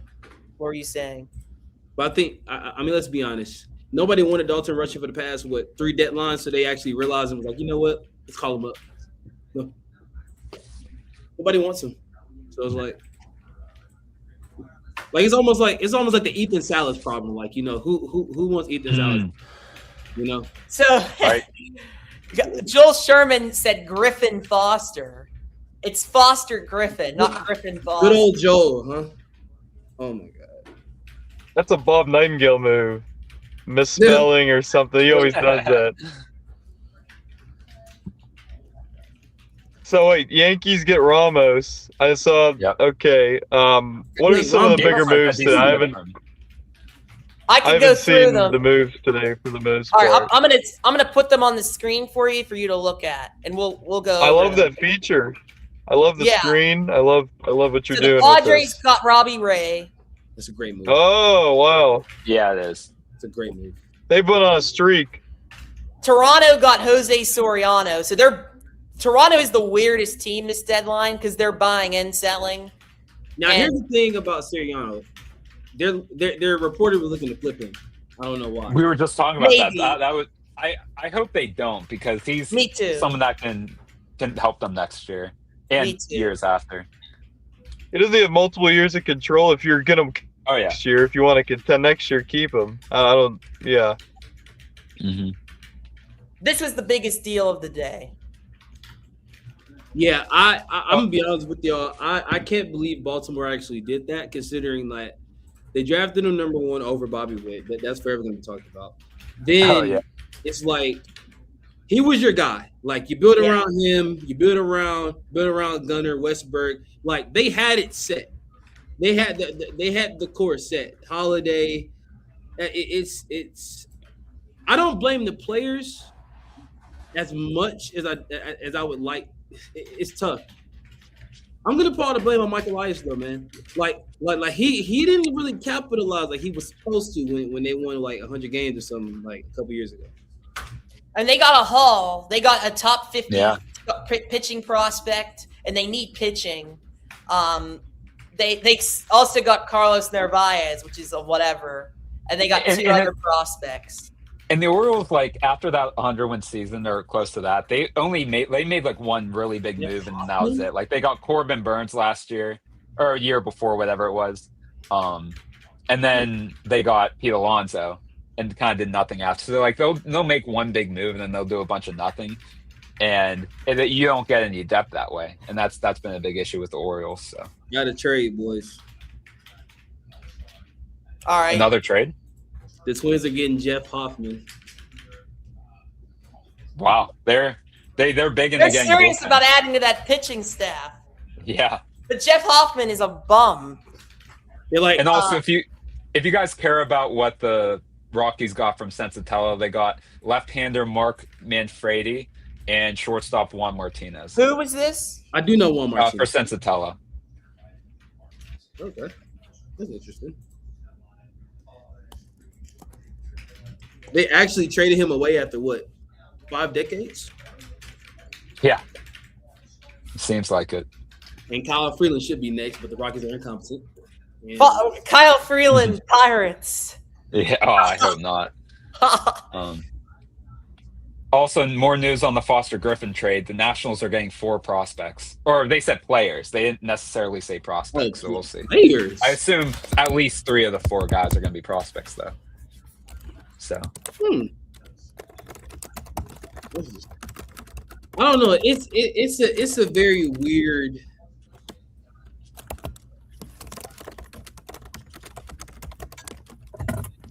Aren't the Blue Jays playing the Astros tonight or something? Yes, actually. Oh, that's funny. My God, Darton Varsho didn't have to go far. He just went. Yep. Wow. And Eric Getty too. That they just switched clubhouses. I do like the Aaron Getty pickup for Toronto because once again, I do too. They got to stop depending on Trey Savage so much. But Eric Getty is just not that good. But at the same time, Varsho's a rental. At least you're getting someone with control and you can work with. But Toronto could fix him. Could. No, I like it for the Blue Jays because what good is them? They might get an 18-year-old raw prospect, kind of like the Pirates with trading Santana for Johnny Severino. It has worked out for the Pirates, but the Blue Jays are going to want someone more MLB ready. So that's what I'm thinking. I just don't get what the Blue Jays are really doing. It's not buying, it's not selling. It's just a little bit of dibble dabble. I guess you would say I like that approach for the most part because you just made the World Series last year. Why full on sell? Try and make your team better for next year. And I think that's what they're doing. Yeah, they're really only adding controllable guys, and that's what you do. Like the Blue Jays shouldn't grab a rental; they should be trading their rentals, but adding guys with years of control. So I think Tyler Beck left. I kind of feel bad, but he's busy and there's a lot going on. But yeah, so Washington. What was the other trade that just happened? Wasn't there another one that I'm Jeff Hoffman to the Twins, Griffin to the Guardians. Yeah, I have Foster Griffin. I can't wait to see the return for Griffin because getting 4 guys, like I hope one of them for the Nationals' sake. Is and he's a rental. And Cleveland's not known for signing players. Griffin, I think, has control next year. Oh, does he? Okay. I think so. I'll look it up though. But I don't love this for Washington. I mean, I just feel like they have something there, and they don't need to sell. But at the same time, they need pitching depth though. Yeah, maybe he only signed a 1-year deal. I think he might be a rental actually. Why trade? Now, if you're getting 4 players for a rental, that's kind of worth it though. Because I know they were trying to extend him, and they couldn't. Clearly. So if I get a Zach Neto trade tweet, I'll be shocked. What's that? Braves. What'd you say? If Zach Neto gets traded, I'll be shocked, and I hope it's to the Braves. We need a shortstop. It could happen, but I would be shocked too. But at the same time, it's not impossible because they just got Arjan Namalia for Who they traded today? I forgot, but they got Arjan, who was the number 2 prospect in the Blue Jays system, and he plays shortstop. He's like 19, and he's super good. I'll tell you what. But I wouldn't trade Neto. I think Zach Neto and Nolan Shoyuwa are like your core pieces. Like you got to build around those two. I've like they came up together. The fans love them. I just don't think you do that. Also, here's some news about the Jeff Hoffman trade. The Twins are sending the Blue Jays 3 minor leaguers: Dason Hill, John Klein, and Demuri Pena. 2 I'm sure pitchers none and of them are infielder. top 20 in the organization. There's Probably no way not. you're getting a lot for Jeff Hoffman. I mean, I'll look it up here. I'm actually curious now. I'll see if any are in the top 30. Ryan Jeffers most likely won't be traded today. Yeah, with them adding. The Twins have been in buy mode, so why trade? Why trade him? Oh, wow. Actually, the Twins are giving up their number 7 prospect as the headliner for Jeff Hoffman. Who's the number 7 prospect? Dason Hill. They gave up Dason Hill for Jeff Hoffman? And not only him, 2 other guys. I'm going to see if any of them are in their top 30. Hill's kind of sick. Hey, hello. Yeah. What? They're giving up their number 17 prospect too, John Klein. And then let me see this Pena guy. I don't see Demuri Pena, so he must be unranked. But still, to give up your number 7 prospect, your number 17, and then another prospect, that's pretty good for Jeff Hoffman. So Blue Jays. Dason Hill. Well, I mean, that's interesting. Yeah. Hey, Toronto is it's like they're buying, but they're also selling, getting back some things in their product. I think Toronto's done really well. Honestly. Yeah, Blue Jays, as long if they're only trading rentals, that's fine. Like they don't need to win this year. The Mariners, man, like what are we doing? Are we trading George Kirby or are we not? Like, you know. They got Taylor Ward, and they traded Castillo for Dominguez. I don't know what they're doing. Yeah, and they're saying a Rosarena might get traded, which doesn't make sense at all to me. They're not a great. Let's be honest. They're not a great organization. Like they've been blessed with a lot of pitching talent and have wasted it. And I mean, their offense has always been the issue, except for last year. They just can't seem to develop hitters. They should still win that division, but you got to win games.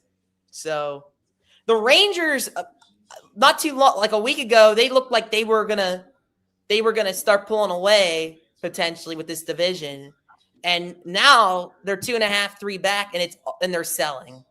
It looks like they're trying to sell anyway. They haven't made any trades yet, but I would not be surprised if we saw the Rangers make some big selling moves here. Yeah. I need the Braves to make one big trade. That's all we need. I don't care who it is. I mean, if it's Zach Neto, that's an A. If it's, I mean, there was a rumor on MLB Network at 2:00 today that the Braves were trying to somehow get George Kirby. I like George Kirby from the Mariners. And then they were trying to get who else were they trying to We need a major league bat in return, right? Maybe. Or a reliever. I don't know. If we get George Kirby, I just know for a fact we're giving up our number 1 prospect, Cam Committee. And honestly, for George Kirby, I would do it. I don't know. I don't know enough about those prospects. Prospects are just so hard to. That's why I disagree with the Mets philosophy of let's get the best prospect we can. No, get a bunch of them. Build up the depth of your farm system. Ooh, Hunter Brown hug watch. Hunter Brown? No, what? Who said that? Imagine. That's fake. That is fake. No. There's a video. I'm watching the video right now. I'm gonna send it to you. Wow. I mean, I'd be for it. We've been saying the Astros need to sell, but they're literally in first place. Nate, even though it's 100% not going to happen. But if the Pirates somehow had Hunter Brown, I would lose my mind. But I mean, there was a, I think John Heyman was like 2 weeks ago, he was like, the Astros should try to blow it up. And I was like, I agree. That's not a bad at the time, idea. Though. Yeah. It's not a bad, like Pena. You're probably keeping Altuve and Correa just because of the history. Everybody else, I would trade. Like if I can get Hunter Brown on the Braves, who do you want? Well, okay, no. So this was they were hugging Spencer Arrighetti. Hunter Brown was hugging Spencer Arrighetti. I was about to say Astros. Yeah. But we were talking on our podcast, like, and especially now, like the winning streak the Astros have been on is the worst thing that could happen to them. Because Yordan Alvarez with a full healthy season, this is the time you could get so much for him in a trade. And they're going to hold on to him. They're not like the Astros. They're trying to wait till the winter meetings. Yeah. Like this is not Kyle Tucker. Okay. You're not going to try to finesse anybody again. If you want to strike while the iron's hot, strike while teams are desperate. That's where I'm like, you can get so much for Pena. You can get so much for Alvarez. You could probably even see what your closer, I forgot his name. Josh Hader. Yep. Hader. You could probably get something for Hader too. I don't know. We're not thinking. I'll just say that. It's a tough spot right now because obviously they are first place, but they're one of the more flawed teams in the race right now.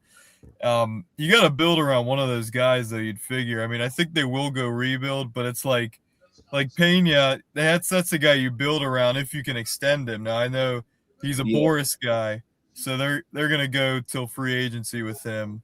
But you got to build around somebody if you're Houston. I think that's why we're saying them being in contention is like the worst thing for their franchise because they're going to be like, oh, we're going to buy. They're going to leverage some of their future, and then they're going to be in a rebuild for 3 years longer than they need to be. Oh, there we go. Lars Nootbaar to the Diamondbacks. Wow. You know, they have been so quiet. Yeah, they have been Arizona. Quiet.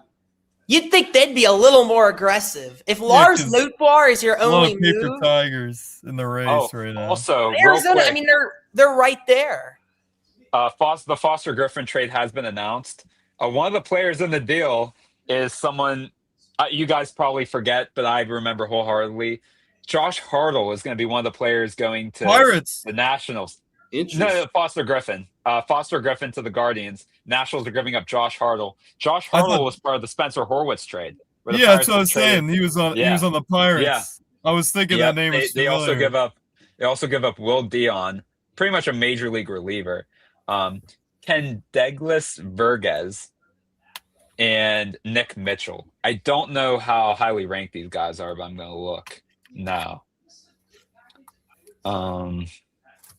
I honestly feel like Washington could have got so much more from another team in terms of like value from prospects. But I guess the Guardians were the only team really pushing. That's what it seems like. Right. Man, that would be like if the Pirates, like that would be a perfect kind of starter for the Pirates as a lefty. I know they weren't going to go all in on a Foster Griffin, but for Cleveland to be a starting pitcher, bro. I mean, it looks like the Guardians didn't really give up much in terms of their top 30. I think Josh Hartle is the only top 30 prospect they gave up, and he's number like 25 in their system, not overall. So if that's the case, that's a great trade for the Guardians.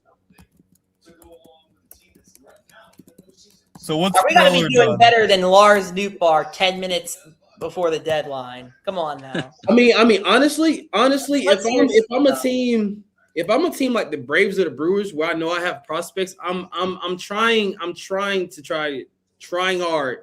to see if I can get Brandon Pfaadt, because I'm not confident that they like Brandon Pfaadt. I mean, they did send him down, and then now he's back up and pitching pretty decent.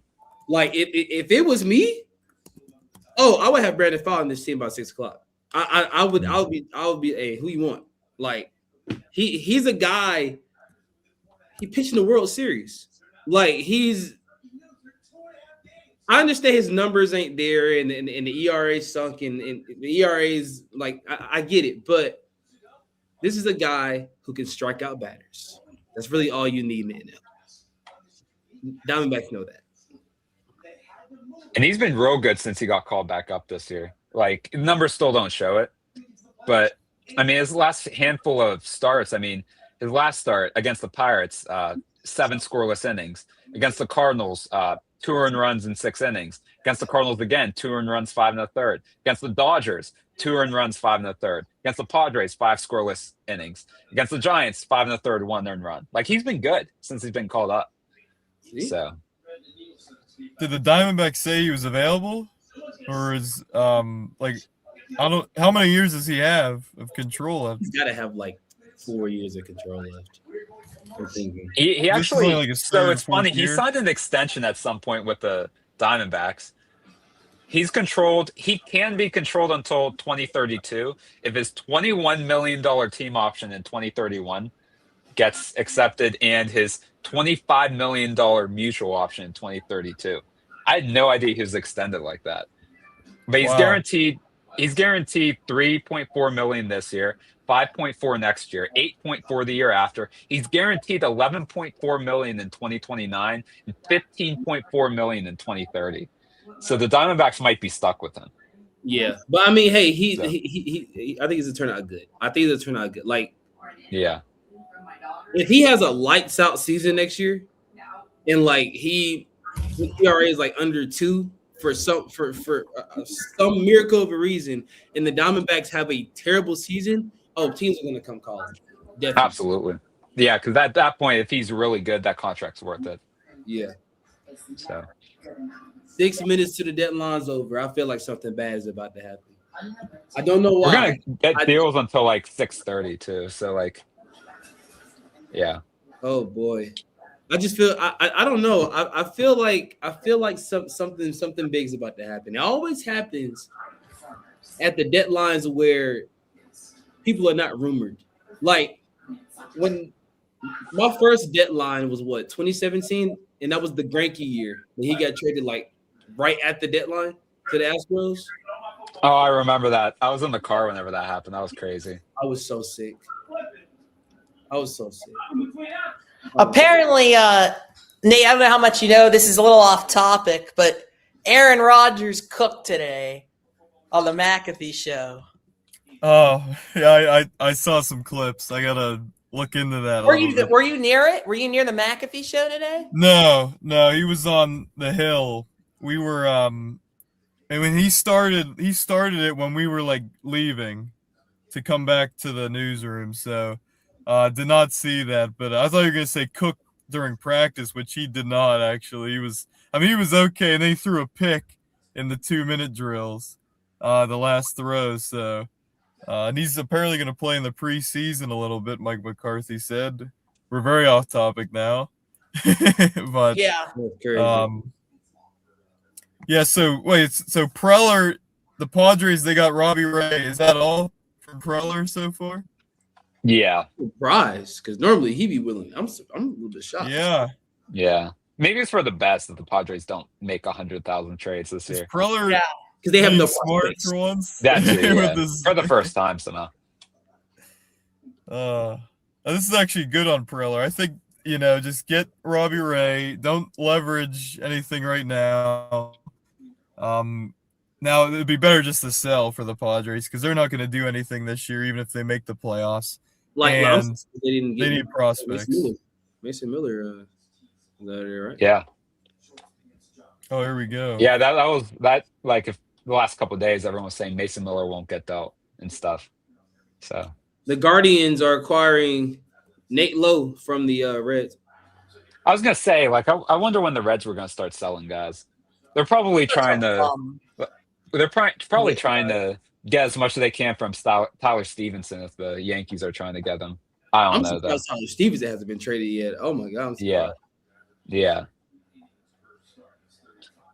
But we'll be seeing deals within the next half an hour too, because like there's going to be these deals that aren't reported until like 10 minutes after the deadline's done. Like he was crying yesterday. I'm like, oh, he must know he's gone. Mm-hmm. Like,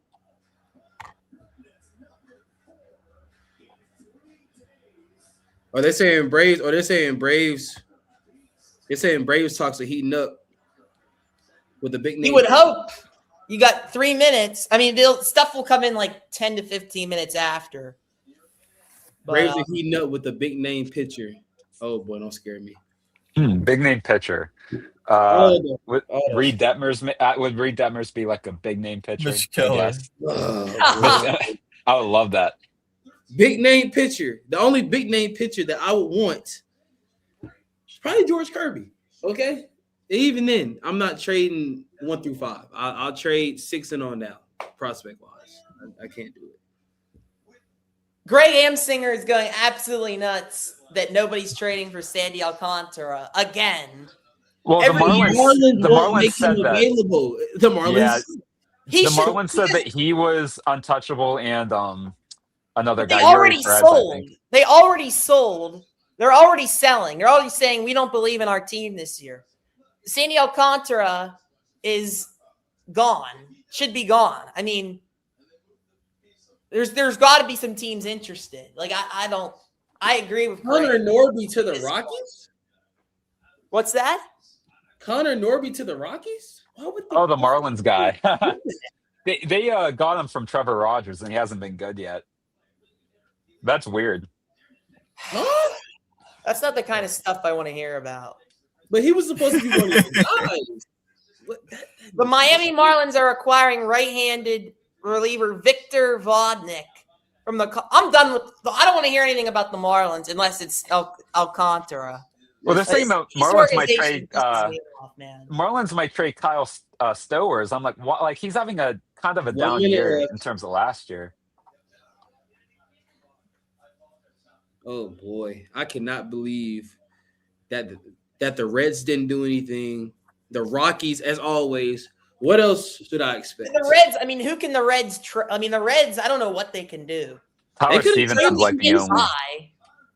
They had some relievers. They got to trade their Reynolds. I don't know why they.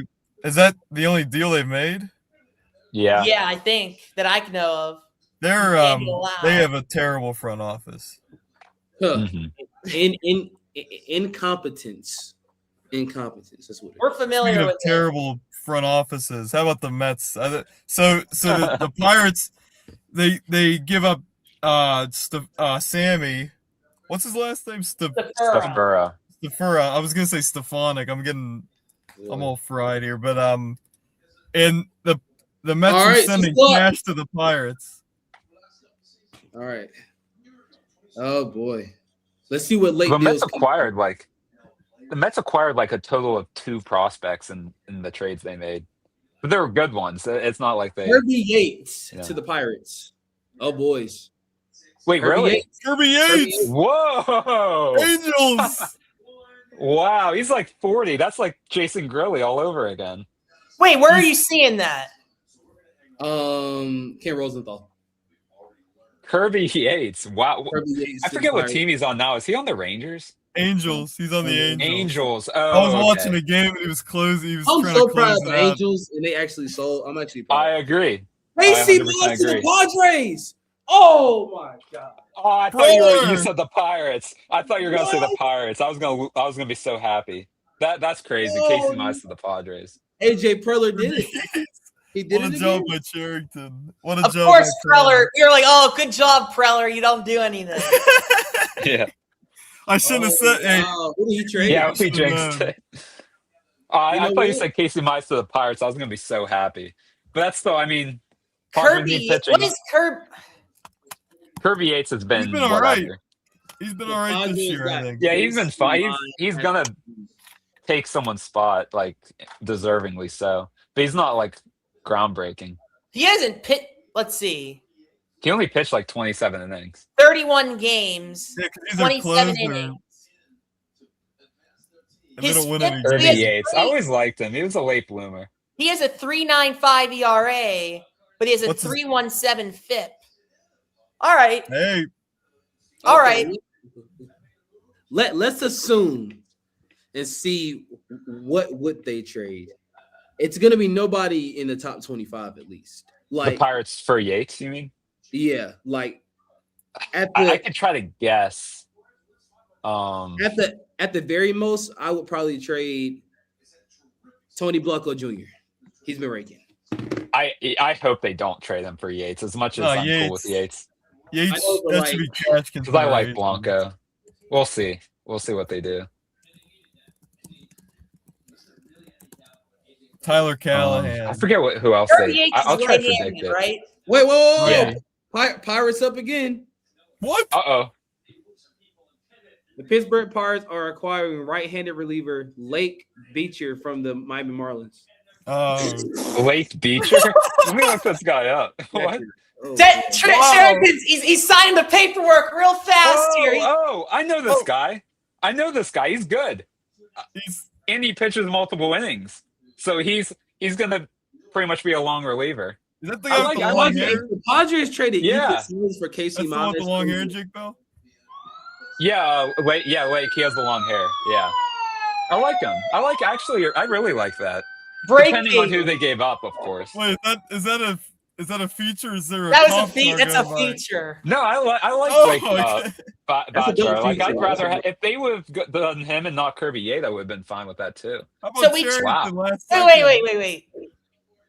Bro, our bullpen we're gonna be dropping so many guys at AAA, which is fine. So who are they gonna here? Let me look up the Pirates roster. Noah Murdoch is definitely gone. Ron Marinaccio might get DFA'd. But he hasn't been bad. Like, yeah, but like you're adding Brandon Iser. Goodbye, DFA. Well, he's in AAA, so that doesn't matter. Luke Weaver's been launched into the sun to the Pittsburgh Pirates. Wow. Oh, that's such a honestly. I wish I had that video. I agree with Carter Williams. I think they might send down Wilbur Dotel because they just grabbed a long reliever, Botchar. So they get Botcher, so it's going to be him. It's going to be Yates. It's going to be Weaver. Okay. Montgomery. Okay. This is interesting news. I don't like that. I mean, it's not. It's related to trade talk, but it's actually about the Pirates. The Pirates were all in on Jackson Jobe, and were close to getting, but Detroit backed out last minute. That would have been crazy. Jackson Jobe? Detroit? You said Detroit backed out? Jackson Jobe's a starting pitcher, right? Yeah, but he's been hurt. But he was drafted 2 spots after Davis. Offering had to be good, though. Had to be good. Detroit back. If it was good, why would Detroit back out? It clearly wasn't good. No. If y'all were almost close to acquiring Jackson Jobe, who they love over there, that means wow. Imagine that. They need a starting pitcher. All these relievers. And he's a really good one when healthy. They need a starting pitcher. Jackson Jobe's a really good starting pitcher when healthy. So that would be crazy. Casey Mize. If they traded Ethan Salas, I'm gonna laugh. Oh my god, you'll laugh. It might have happened. I don't know. That's crazy. Tyler Gates, you're on it. You're on it with this news. Thank you, because I'm terrible at keeping up with all this crap. I just hope that they didn't trade Cash Mayfield. Padres, if you traded Cash Mayfield for Casey Mize, we're gonna have an issue. Bro, the Pirates are trading 3 prospects for this Lake Bakar. That makes sense though. He's good and controllable. I don't know anything about him, but you know what? If a guy is from Miami's bullpen, that's usually a good thing because they have a good bullpen. They're so inconsistent. I mean, here I can look at it. I can't see his salary, but I imagine he's controllable for at least 3 more seasons after this one. He's a righty. Is he also a righty, or is he a lefty? Yeah, he's a righty. Yeah, he strikes guys out. His ERA has been consistently in the 3.8, 3.9 range. So you know what you're going to get from him. You're going to get a decent reliever who could also start games when needed, unless he's been an opener. I'm so disappointed in the Braves. I'm sorry. They have not done enough. Alex Anopoulos should be fired at the end. He should be gone. Wow. He should be gone. Dodgers make another random move. They reacquire Hunter Fiducia from the Rays. So the Padres have acquired Casey Mize and Gage Workman from the Tigers. And Gage Workman. For Cash Mayfield and Jackson Wolf. Oh, Jackson Wolf! Is he a Pirate? Who? He was in the Rich Hill trade. Jackson Wolf is a former Pirate for us. No, he was a Padre first. Yeah, and then the Padres got him back. They traded Cash Wolf. What is he thinking? He'll give up anybody. He doesn't care. Wait, who is Cash Mayfield? Who is Cash Mayfield? Cash Mayfield is one of the most underrated fireball pitchers in minor league baseball. Like Cash Mayfield is going to be a star. He's going to be a star. Yeah, he's been good. He was picked. Padres love to trade away star prospects. God, Detroit just got Cash Mayfield with Jackson. Oh, was this the guy that Scuba was talking about being like really good? Or is that probably the way Gates? Who's Gage Workman? I know that name. That name sounds. And it sounds familiar. I think I saw him at. I think I saw him at a Seawolves game or something. They traded Cash Mayfield, bro. Playing. Yeah, he was definitely on the Seawolves at one point. Yeah, Cash Mayfield. He has some really good Braves. We could have traded Cash Mayfield. Oh my god. Lefty pitcher. So this tells me that the Padres are still in love with Ethan Salas. Okay. Wow. Yeah. Untouchable. Everybody else except Orioles to hold on to Trevor Rogers. Okay. Sad. Zach Neto and Reed Detmer stay with the Angels. You know what? The Angels did okay. I don't hate that. I think that's fine. I think they've done well. Mm-hmm. Cash Mayfield and Jackson Blake Bakar. He is out of his mind. This has been his best year, Bakar. He's been a little bit unlucky. He has a 1.09 WHIP this year. That's good. His ERA is like 3.8, but I think it was like I don't know, like let's look at the baseball reference if we can. Hey guys, an old friend, Jack Sawinski got traded.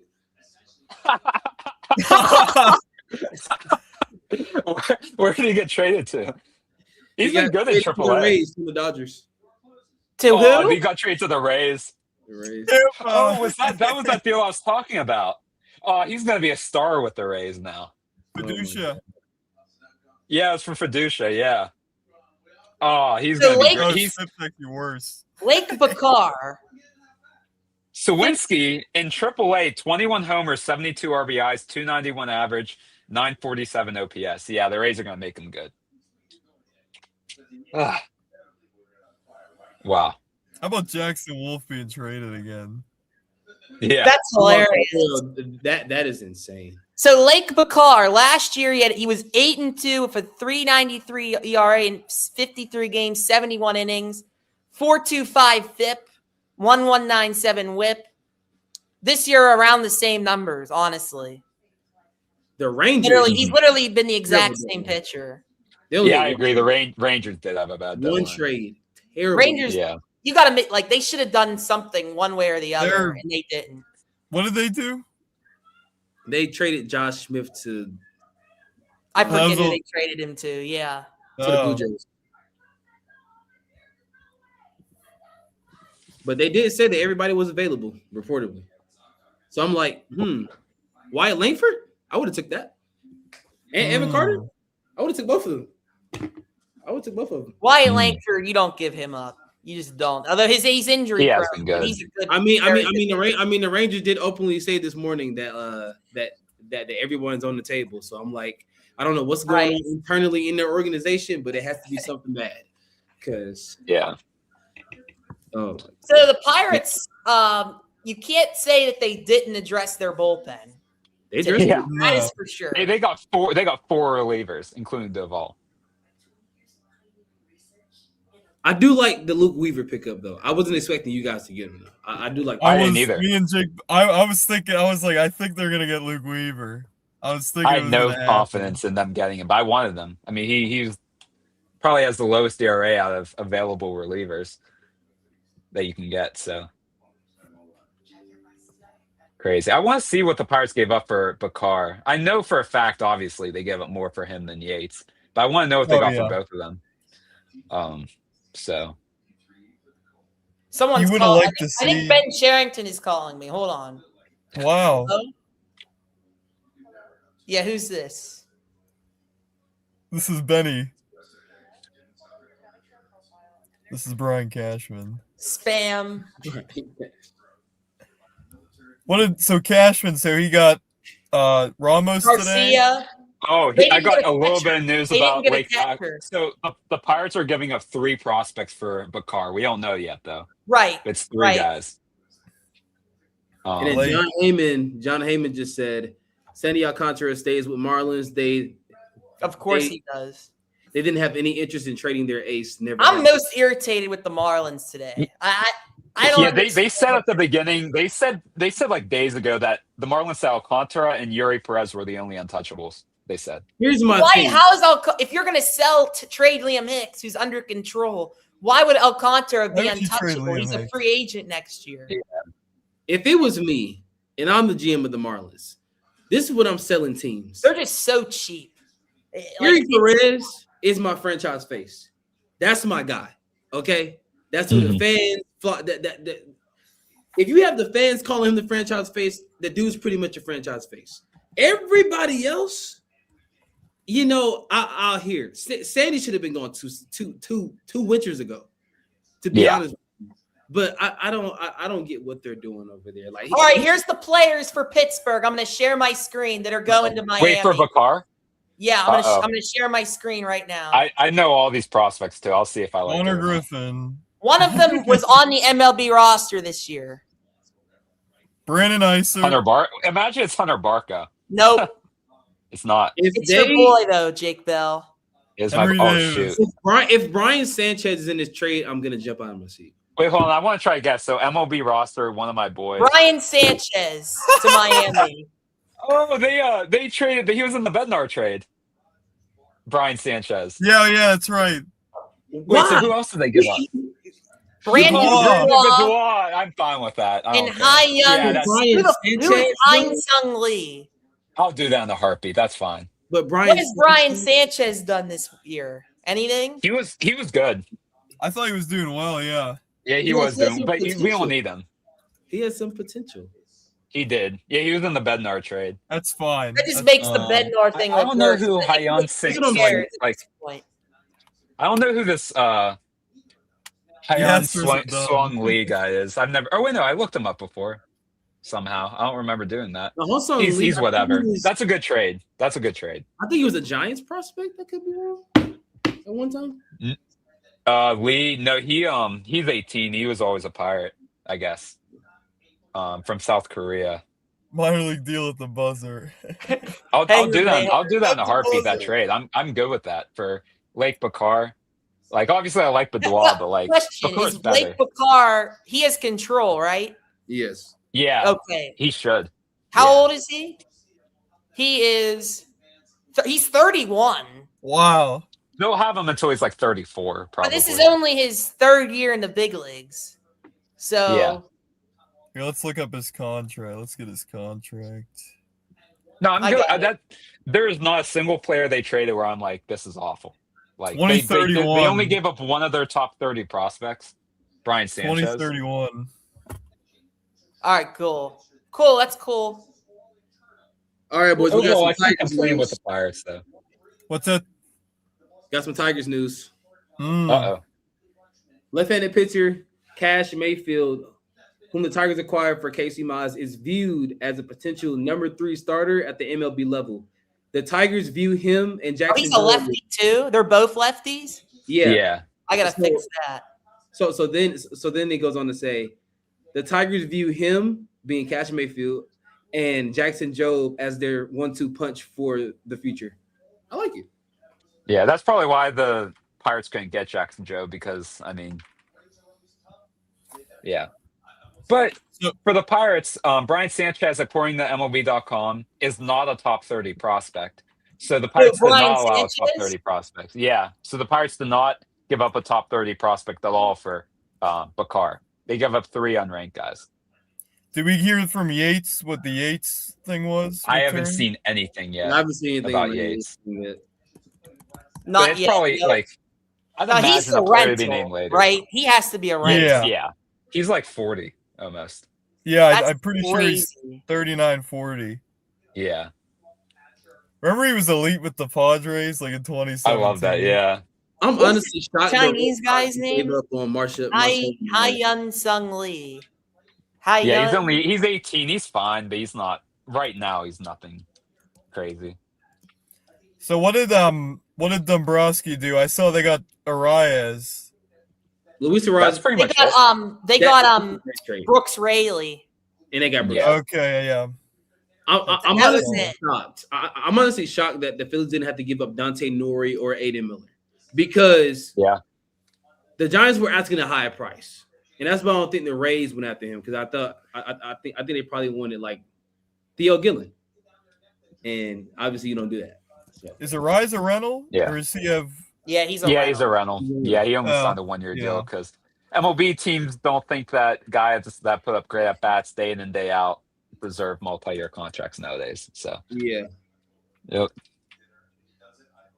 Dang, Marcelo Myers on the Giants. Oh, that is hilarious. Yeah. For Charrington, he didn't even trade like any prospects of note. Like No. Stafura, like he's been really good recently, like hitting. But he hasn't been in Double A yet. That'll be a learning curve. Caleb Ferguson. That's what I was wondering about him. As part of, Wow, Caleb Ferguson to the Cardinals. What are the Cardinals doing? That's what are they doing? Yeah, you know what that are is. You selling or? Okay, they only gave up $250,000 in international bonus money for Caleb. Maybe they're thinking, well, if we somehow make the playoffs, we gave up nothing for a. But aren't they going for it? What are the Reds? Well, the Cardinals, they traded Lars Nootbaar. Yeah, so the Cardinals and the Reds made a trade earlier for Nathaniel Lowe. Or no. That was Cleveland. That was the Reds. Never mind. But they trade the Cardinals and the Brewers made a trade. Dustin May and JoJo Romero to Milwaukee. That's right. So we've seen some interdivisional trades this deadline, which isn't. All right, well, I'm curious. We're gonna find out what we got for Kirby Yates. 39 years old. I don't care because it's not gonna be anything crazy. Hopefully Ben Cherington, but apparently why do we hate Kirby Yates? No, I like Kirby Yates. That's what I'm saying.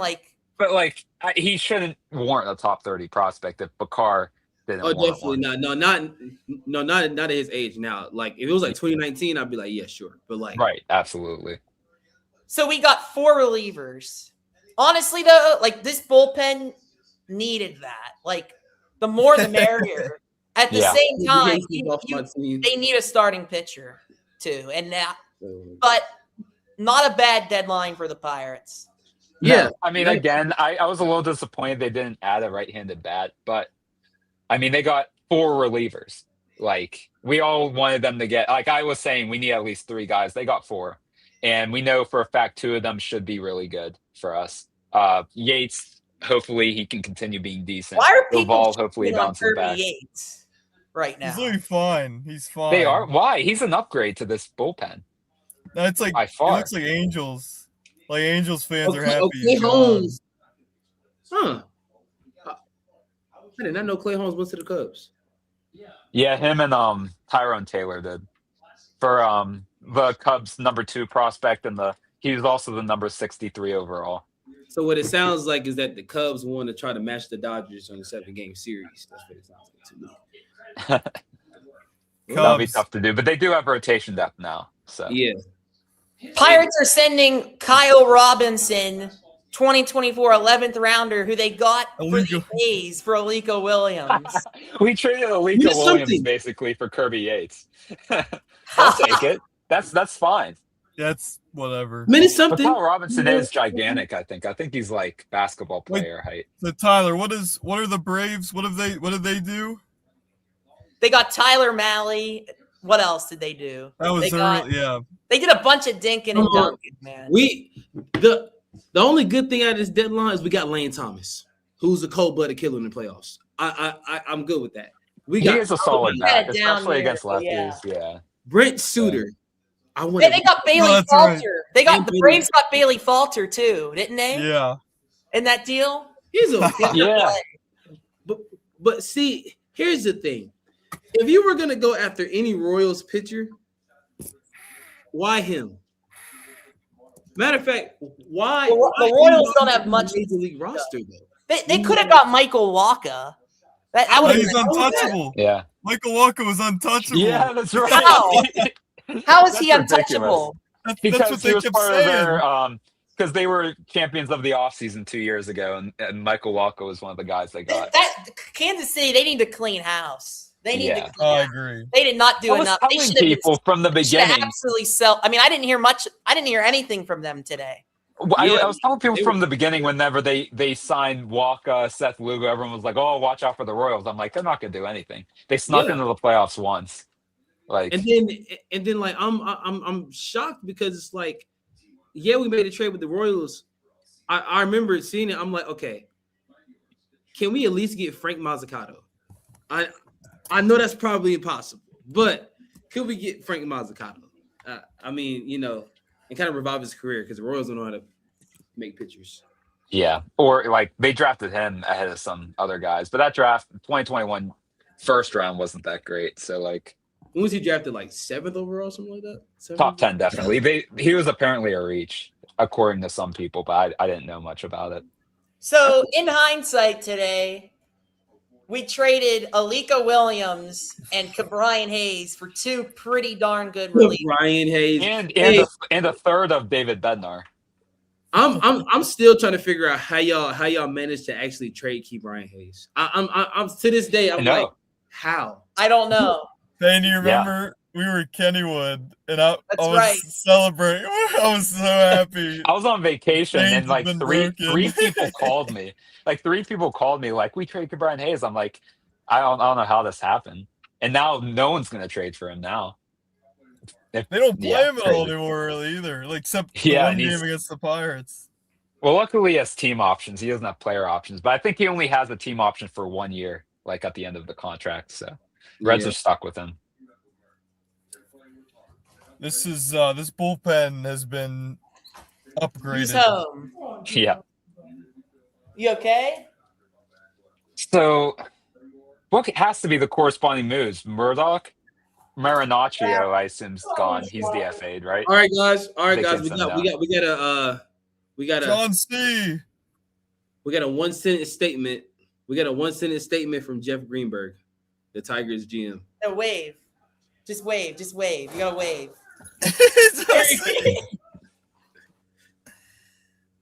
Are you guys ready to hear this? Yes. Jeff Greenberg statement. From the deals that we made up to the deadline, I firmly believe that the Tigers' future is in good hands.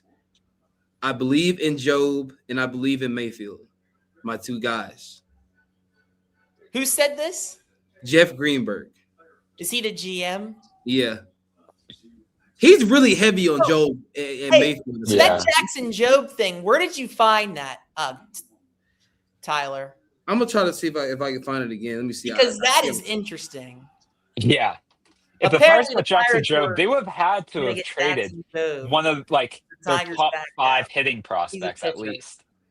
Because it would have taken a lot to get rid of Job for the Tigers, especially the way his GM's talking about. I'm actually surprised the Yankees didn't do more. I'm like, Brian Cashman, what are we doing here? Brian Mr. Jones. Trade Dominguez. I don't know. It's very well. No, not. I mean, they have. I think Garcia is a really good addition. I know me and Jake, we were talking. He can't defend, but he's a really good hitter. Connor Williams said something interesting. Giancarlo Stanton is only guaranteed next year in terms of money for the Yankees, so maybe they're going to try to move on from him somehow. Oh, boys, more Pirates news. Y'all on today. The Pirates placed Mitch Keller on 60-day IL. What? And they didn't have that. You know what's going to happen? The reason why they got Balcar. The reason why they got Balcar is because they're going to move Majinski back to the rotation. Oh, that's the reason why they got. What? I'm sorry. I was talking to my dad. Can you repeat what just happened? Mitch Keller will in the IL for 60 days. Carmen Majinski's going to be back in the rotation. That's why they got Balcar. Balcar is now their high leverage bulk reliever. Balcar is now their high leverage bulk reliever. IL. Yep. That's why they got Balcar. Okay. Back in the rotation. Balcar is their bulk reliever. We got this guy from Miami. He's a long relief pitcher. Congrats, okay, we got to put that in the chat here. Carmen, congratulations. Wow.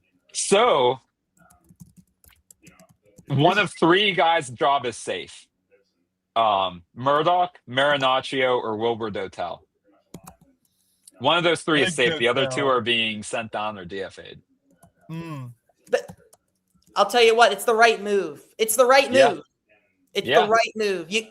And as much as I love Majinski in the bullpen, like you can't have Mitch Keller out there every day. You just can't. And now with the upgrades the Pirates made at the bullpen, you're fine with Majinski as the starting pitcher. Before you needed him in the bullpen because the bullpen was awful.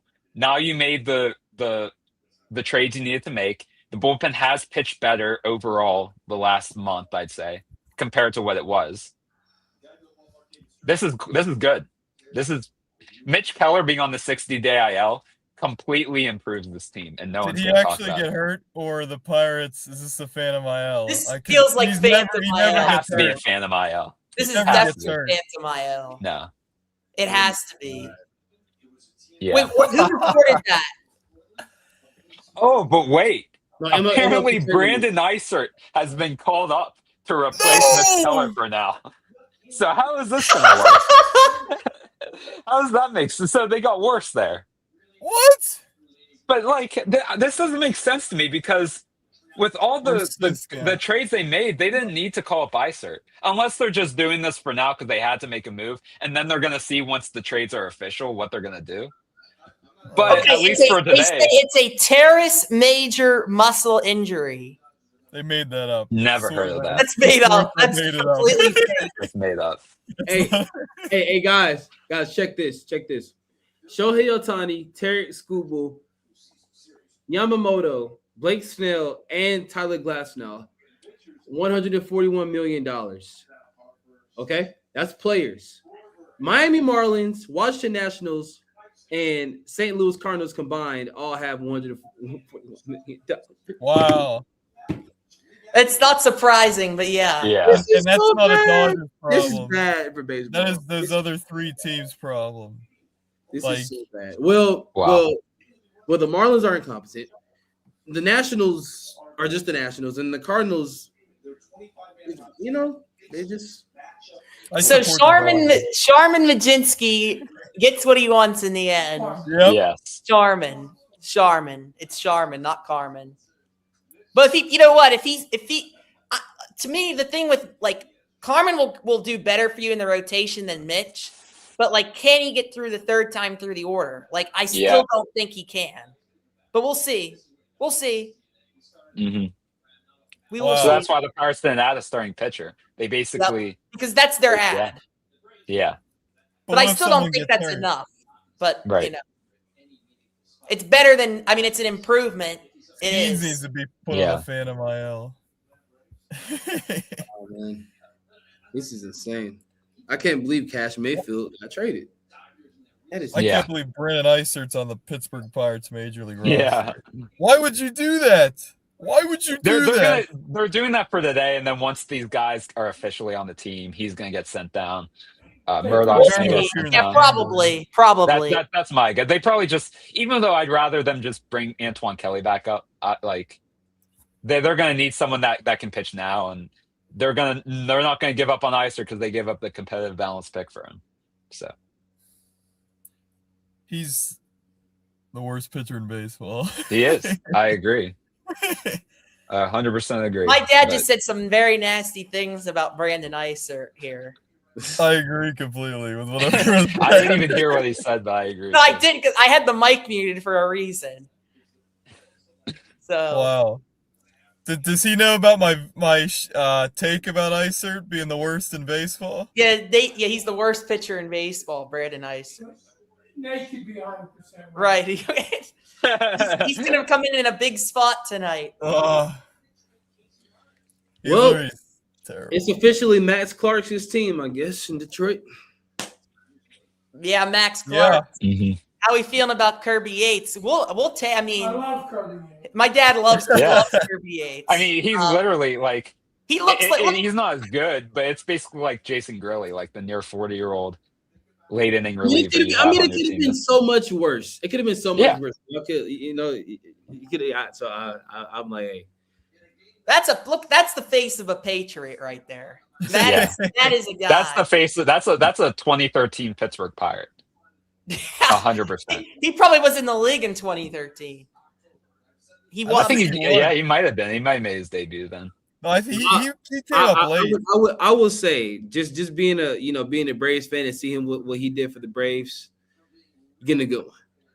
Yeah. Yeah, he was good. That's right. He was a Brave. Yeah. Yep. He was a good one. What are we? Braves they've been playing well recently. They disappointed today. I'm just mad that we didn't do anything. Wait, Seth Johnson got traded? Padres? Is that the Padres guy? That's the Phillies. What the hell? Yeah, they made a minor league deal at the. Yeah, for Colby Thomas. Phillies, they love him up. All right, Phillies. Really? I mean, they got Arias. They didn't do much of anything else. Did they get a big power here? I'm just surprised that the Phillies think that this is gonna get them past the Dodgers. Let's go get a Luis Arias. That's gonna combat. I don't know why this came on my feed. Okay, I'm just trying to find Ken Rose. Oh man. Man, the famous Max Scherzer Padres tweet. Oh, what a job by the Reds! What a job getting Caleb Ferguson, sending Caleb Ferguson for $250,000 in international bonus. You knew they were going to be pretty quiet. Like they just have some rentals, but they're such just incompetent friend. Like they don't know what to do. Like, why were you even entertaining calls for Ellie De La Cruz? That's when I knew they were too far. Well, he didn't want to be extended.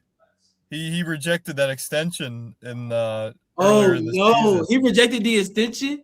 Yeah, they offered De La him Cruz, yeah. They offered him a lot of money actually. Man, we might be looking at another Ohtani-ish situation happening soon. They paid $8 million. Dude, that was a steal. Yeah, I mean, if I'm the Pirates and he reaches free agency in like 3 years, why not? Oh, there's no way. There's no chance.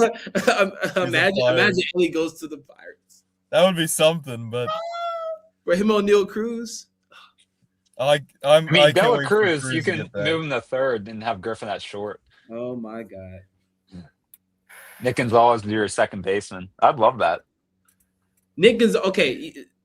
That was one of my targets too. If y'all were going to give him up, Nick Gonzalez would have fit right in. Put him at shortstop. Well, that's something we talked about. But the Pirates have so many injuries offensively that now they just can't give him up. I mean, if it was me, I would have given y'all Bryce Elder. I would have been like, yeah, you take him. You take him for Nick Gonzalez. You take him for Nick Gonzalez. Hey, Nicky G. He's fourth in the league in batting. I mean, he's been so good offensively, but he cannot play third. I don't know why they keep putting him at third base. Yeah, so that's one of the downsides. Nick Gonzalez is still going to be playing third. Marcell Ozuna apparently is still going to be on this team. Yeah. Good boy. No. And yeah, we didn't really add a starting pitcher, but look, it's okay. I'm glad Keller's on the IL. It had to happen. Yeah, it's okay. It's hilarious to me. They literally put Pirates him on much better with Keller on the IL. I hate to say it. The Pirates got much better, assuming Isert doesn't pitch today. But he might because the Pirates have been pitching everybody. Well, if they lose today, the season is over. I'm proclaiming it.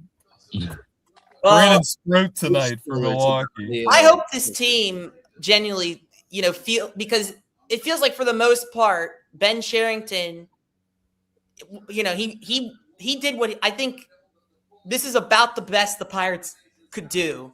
Yeah, I agree. Today, honestly.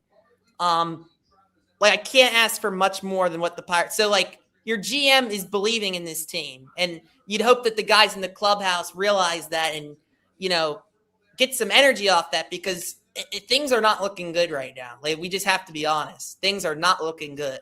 So you get some boost to this bullpen and see what happens. But I just again for me it comes down to if Paul Skeens isn't close to what he was last year, I just don't see this team advancing further. I just don't. Yeah. No, you're right. You're right, and he's been striking out a lot more guys recently. But it's come at the cost of giving up runs. It's like weird. I don't know. I didn't watch his last start against Cincinnati, but it's crazy to see. But now Bubba Chandler, he's got to be more consistent here down the stretch. He's been a lot better recently.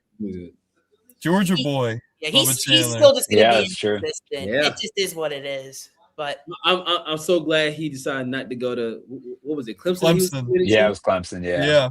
I'm like, yes, just go straight to baseball because if football, I don't think he was going to win the job over Klubnik anyway. So he was a 3-star recruit going to Clemson. He would have to transfer, and that would have been a mess. He did the right thing.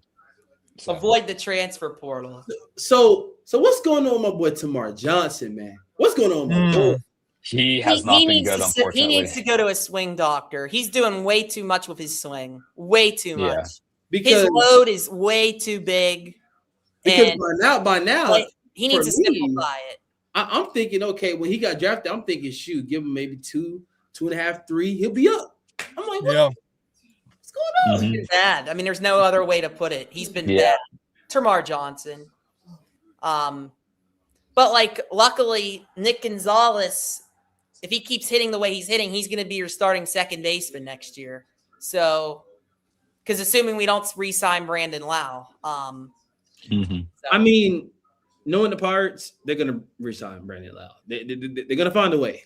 So I'm just. That's not the Pirates I know. That's not the Pirates I know. Well, they're gonna resign him because it's like, all right, we don't really have any prospects that we think could replace him right now. You have Nick Gonzalez, who's their second base. He's literally a second baseman, though. Yeah, but like.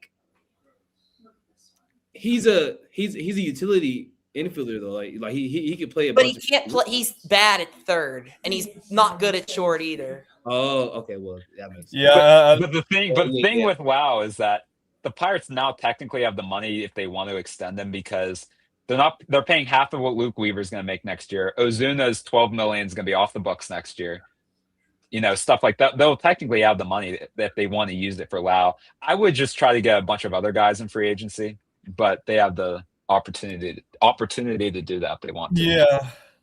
So. Well, guys. Brian Reynolds still locked up, right? Yeah. He'll be locked up for a while. Tyler Gates, we're going to have you on a podcast episode sometime soon. Yes, maybe if you come into town, we could find time to do it in person. That would be really cool. Definitely. But we appreciate you. We appreciate Connor Williams. Tyler Beck for joining us. Nate made it work in his car. I drove away because I was bad Wi-Fi. I drove to the park here, which is somehow better Wi-Fi, and we made it work. So we love the park. All right. Well, Buccos are on in an hour. Well, we have to all kind of refuel and reflect on what happened today, and we'll discuss it on the next podcast episode. So thank you, Tyler Gates. Thank you, guys. Appreciate it. Thank you to all the listeners. I don't know how many listeners we had. I think we had at least 25 to 30. I don't know. I saw the live chat. There was a lot of comments. There were a lot of comments. From a lot of the same people. But hey, at least we had action. But this is fun. All right. We got some subscribers. I believe we got some subscribers. So all right. I hope. Yeah. All right, we'll look at the numbers after this. We gotta crunch some numbers. All right. Thank you, everybody. Have a good night. Guys. All right, guys. Oh, he just left. Okay, we're all leaving. All right. These Nate and Jake, and then this other kid from Atlanta that we know. What has a southern accent? Well, yes, he's a little southern, yeah. We met him at the Steelers Summit. This was our stream setup. See Nate there? John C. Nate, you never look so good.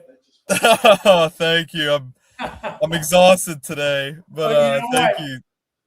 You better take that hat off, or the chicks are going to be climbing all over you. You're done. I wore this at training camp today, John C. I wore it, and all the media loved it. Perfect hat. Nice weather, too. All right, buddy. Maybe I'll see you tomorrow. Maybe. Oh, that's right. That's right. Yeah. Yeah. We're going up to training camp tomorrow. With me and Manny and Luke. And maybe other people, but we're not sure yet. All right. All right, buddy. I gotta drive home. I gotta get. Yeah, and I gotta stand up. I've been sitting for so long. Yeah, good. I did have like a 10-minute shit break before you got on. I love around 3 o'clock. The bar here moving across the screen. I was looking at this here. Yeah. I miss so much. I don't like. I probably know a third of the trades that happened. So I gotta reflect and regroup.